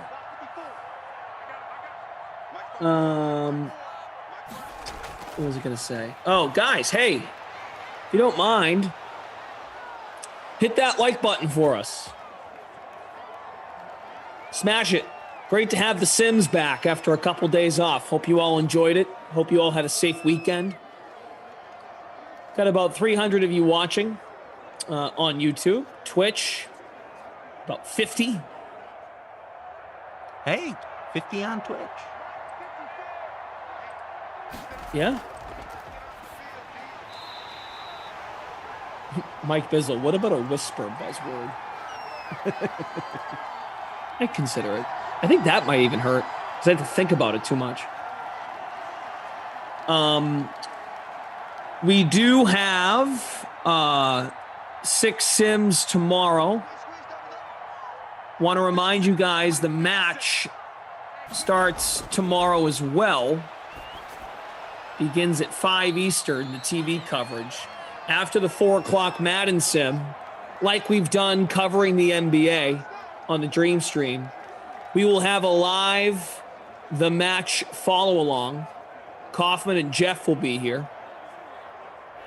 And they'll basically break it all down, keep an eye on the action, give their wonderful commentary, and watch along with you. And they'll be back after the 6 o'clock Sim as well. So it's a watch along times 2. So don't go anywhere. Watch the Sims, watch the follow along, watch a sim, watch the follow along. The Guru says I burnt my thumb on a firework, scraped my knee in the pool, but pretty safe nonetheless. All right. Yeah, man, you what? sound fine. Let's go shout out to the hospital workers last night. Got to be a busy night of the year for those folks.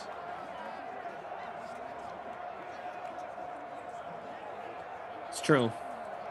Do you actually have hard data on that, or? I don't. Oh, okay. I don't, but I'm just putting 2 and 2 together. It's a fair guess. Saquon through the middle, all the way inside the 5. Giants making this interesting. We hope. Some of you might not, though. All right, here, this is something that I just found on the internet. I have no idea how credible it is. The busiest days for the hospital: Memorial Day, July 4th, Labor Day, Thanksgiving and Christmas, Black Friday, New Year's, and Friday the 13th.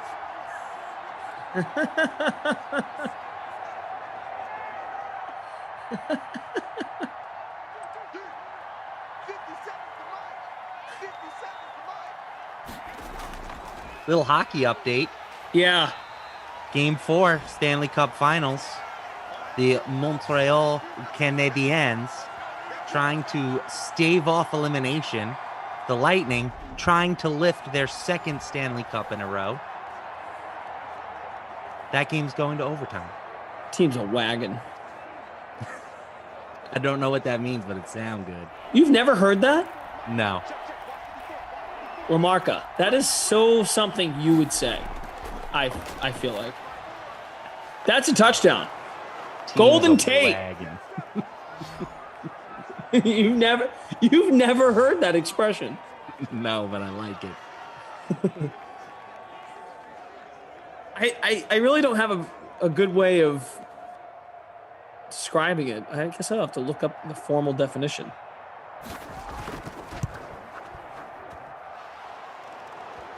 Let me see. I've heard of other definitions for wagon. Oh boy. No, I mean that as a just you're really good.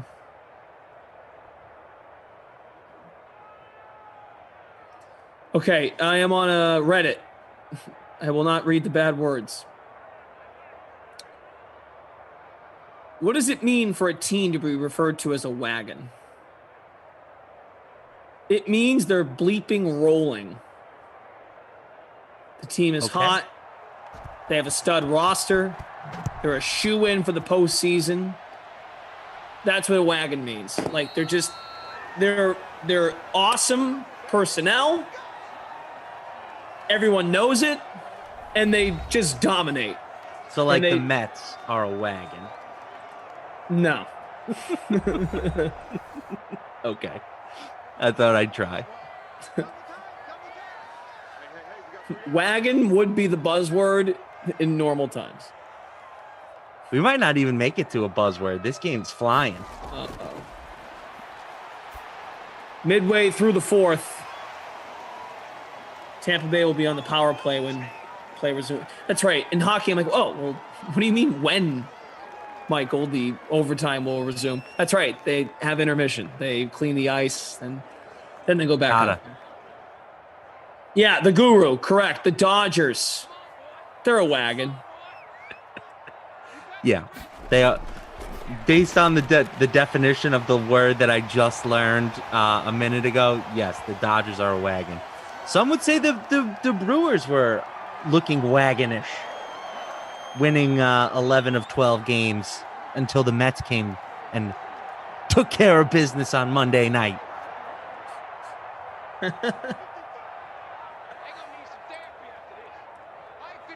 Giving them a 4.5 game lead in the division. Jordan Warren You're asking about WNBA. Yeah, not tomorrow, but probably Wednesday, because there is a 3-game slate. Wow. Producer Mike with the cheap shot. The Jets are a wagon with no wheels. Wow.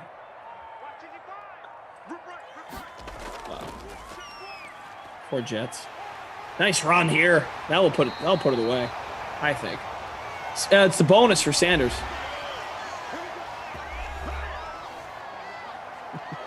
Mike Bauer says, easy there, LaMarca. It's only one game. You know what? I like to celebrate all the wins that I can. You best believe when I was at the barbecue yesterday with all my Yankee fan friends after the Mets put together a 6th-run, final inning to win game 1 of that doubleheader, there was some chirping. So, LaMarca, you've heard of a bandwagon fan. Yes, I got it. Okay. So they're kind of related. That makes sense to me. You want to jump on a team's bandwagon, that means... there must be a wagon to jump on. Right. It's rolling. But you can call the team a wagon. And you can describe a fan that now wants to hop aboard and root for that team a bandwagon fan. You learn something every day. You really do. Next time you see one of your buddies, just go, see the Lightning hold up the trophy last night? Team's a wagon.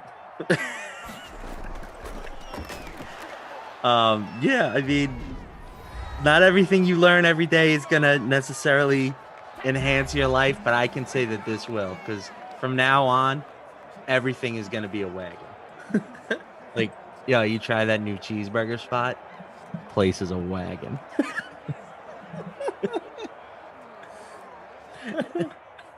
Herb Dog says this is cracking me up. I'm glad you guys are having fun.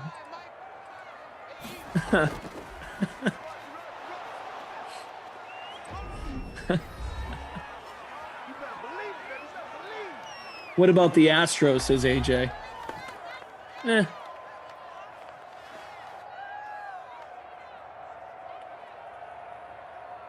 I mean, I guess. What would you say they are? I mean, are they this year? I think No.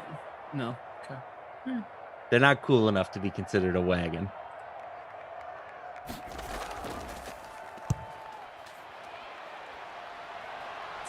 All right, Giants are going to get the ball back. They're going to No need timeout. 11.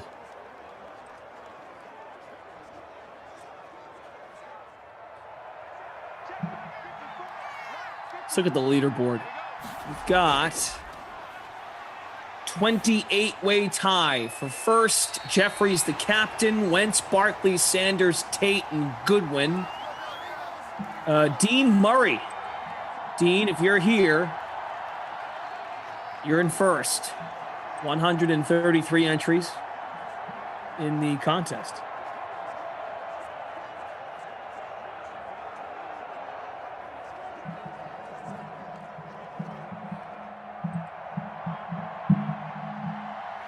You got something, LaMarca? You got a big smirk on your face. I'm just reading the comments, and we're all having fun with the wagons.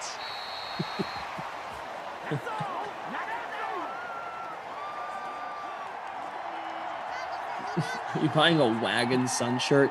Connecticut Sun, they were kind of a wagon to begin the year. They're still very good. I think the Brooklyn Nets next year, they have wagon potential. Who's another good wagon in sports? The Chiefs. The Chiefs are a wagon. You just know they're going to be there at the end of things. Yeah, Chiefs are a wagon.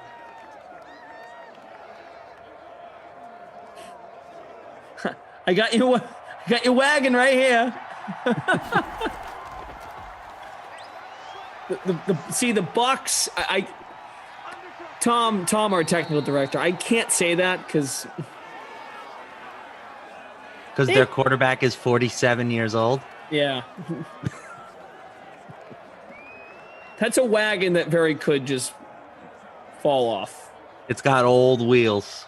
Yeah. Fun wagon, but not speedy. All right, that ball's thrown out of bounds. 31 seconds left. We will, Lamarcky, you want to start now? You want to do player of the game? Not my kid? Yeah, let's do it.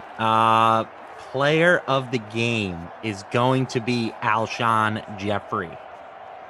2 receiving touchdowns, 6 catches, 52 yards, 3.2% owned in the captain spot in the big showdown. That's a pretty good day. Pretty good day for a cheap, low-owned player. Shout out, though, to Carson Wentz as well. Also, you know, he was out there looking like a real wagon today, but I got to give it to Alshon. And who stunk in this sim? Evan Ingram. Ooh, good call. Catches 18 yards. 3.8 points, over 50% owned. Dude stunk. I am, even though I've like lost my voice from 4th of July weekend, I am so happy at this fourth quarter. Not only you, but it feels like some members of the chat have never heard calling teams a wagon. Like Carter. Now it all makes sense. A bandwagon jumper. Never really thought of calling the team a wagon until now. Let's go. It does make so much sense.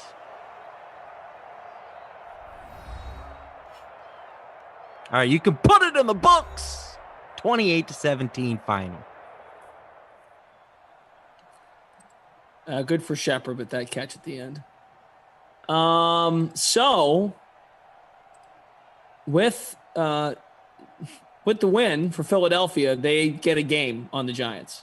So now Philly's 9-6, Giants are 7-8. Dunzo. Okay. 28-way tie for first. Tate is very good at his job. So is Zach. They will get the scores finalized. And check it out. Keep your eyes on the game center. Got a solo leader in our free roll. Cool in first with Sanders captained, Wentz, Jones, Jeffrey, Tate, and Elliott. So you could say in that contest, it's Cool and the gang. Yeah, Cool was a wagon in that sense. Cool was a wagon. But see, going to be a lot of wagon talk tomorrow. I hope that none of the other announcers have heard of it. I'm in. I am in for wagon talk. All right. Any parting thoughts before I read off the schedule here for tomorrow? Yeah, let's just run through the schedule. Let's make it a nice early night. You know, everybody's got to go back to like real work tomorrow. So let's wrap things up quick. Okay. All right. We'll start the day at 11 a.m. The Sweat. Get your day started here on the Dream Stream. 11 a.m. Eastern time. Back to our regularly scheduled programming. Noon Eastern, Bills Patriots with Emerson and Kenny. 2 o'clock Rams Vikings with Kaufman and Zach. You'll get the green tomorrow with Jeff and Reed. Golf coverage. Jeff putting in the work tomorrow. Yeah, Jeff and Koff. See, I'm fair. Jeff will also, I'm sure they'll talk the match a little bit tomorrow. Before it starts, at 4 o'clock, there will be a sim. Bucks Panthers at 4 with Jason Rossi, Zach Thompson. Then you get the match follow along. So no NBA tomorrow, no NBA pre-lock. We're going to keep our eyes glued to the chat with you guys. Get in there, give your live reactions, place your bets on the sports book, make your lineups, and come along and watch the match follow along with Kaufman and Jeff. 6 o'clock sim to begin the late slate. Lions Falcons with Koff and Christian. Then it's the match follow along with Koff and Jeff. So we have 2 versions of that tomorrow. Between the 4 o'clock, after the 4 o'clock sim, after the 6 o'clock sim. And I say all that because we have 2 free-to-play pools available on DraftKings. Ooh. A $50K, the match 4, and then $50K, the match 4, just for the back 9. So that's the wind up and the pitch. Oh, pitch. And if you Deep win, shot by Castellanos. Lamarca, if someone wins one of those free-to-play pools, they'll become a wagon. So, last two Sims of the night. Tomorrow, I'll be here with Tommy Freeze Pops at 8, Brandon Cristal at 10, Jags, Jets, Chargers, Texans. Okay, thanks to producer Michael, Tom, and from the Game Ops team. You're all wagons in my book. Have a great night. I'm going to go have a cough drop and get my life together. See you all tomorrow.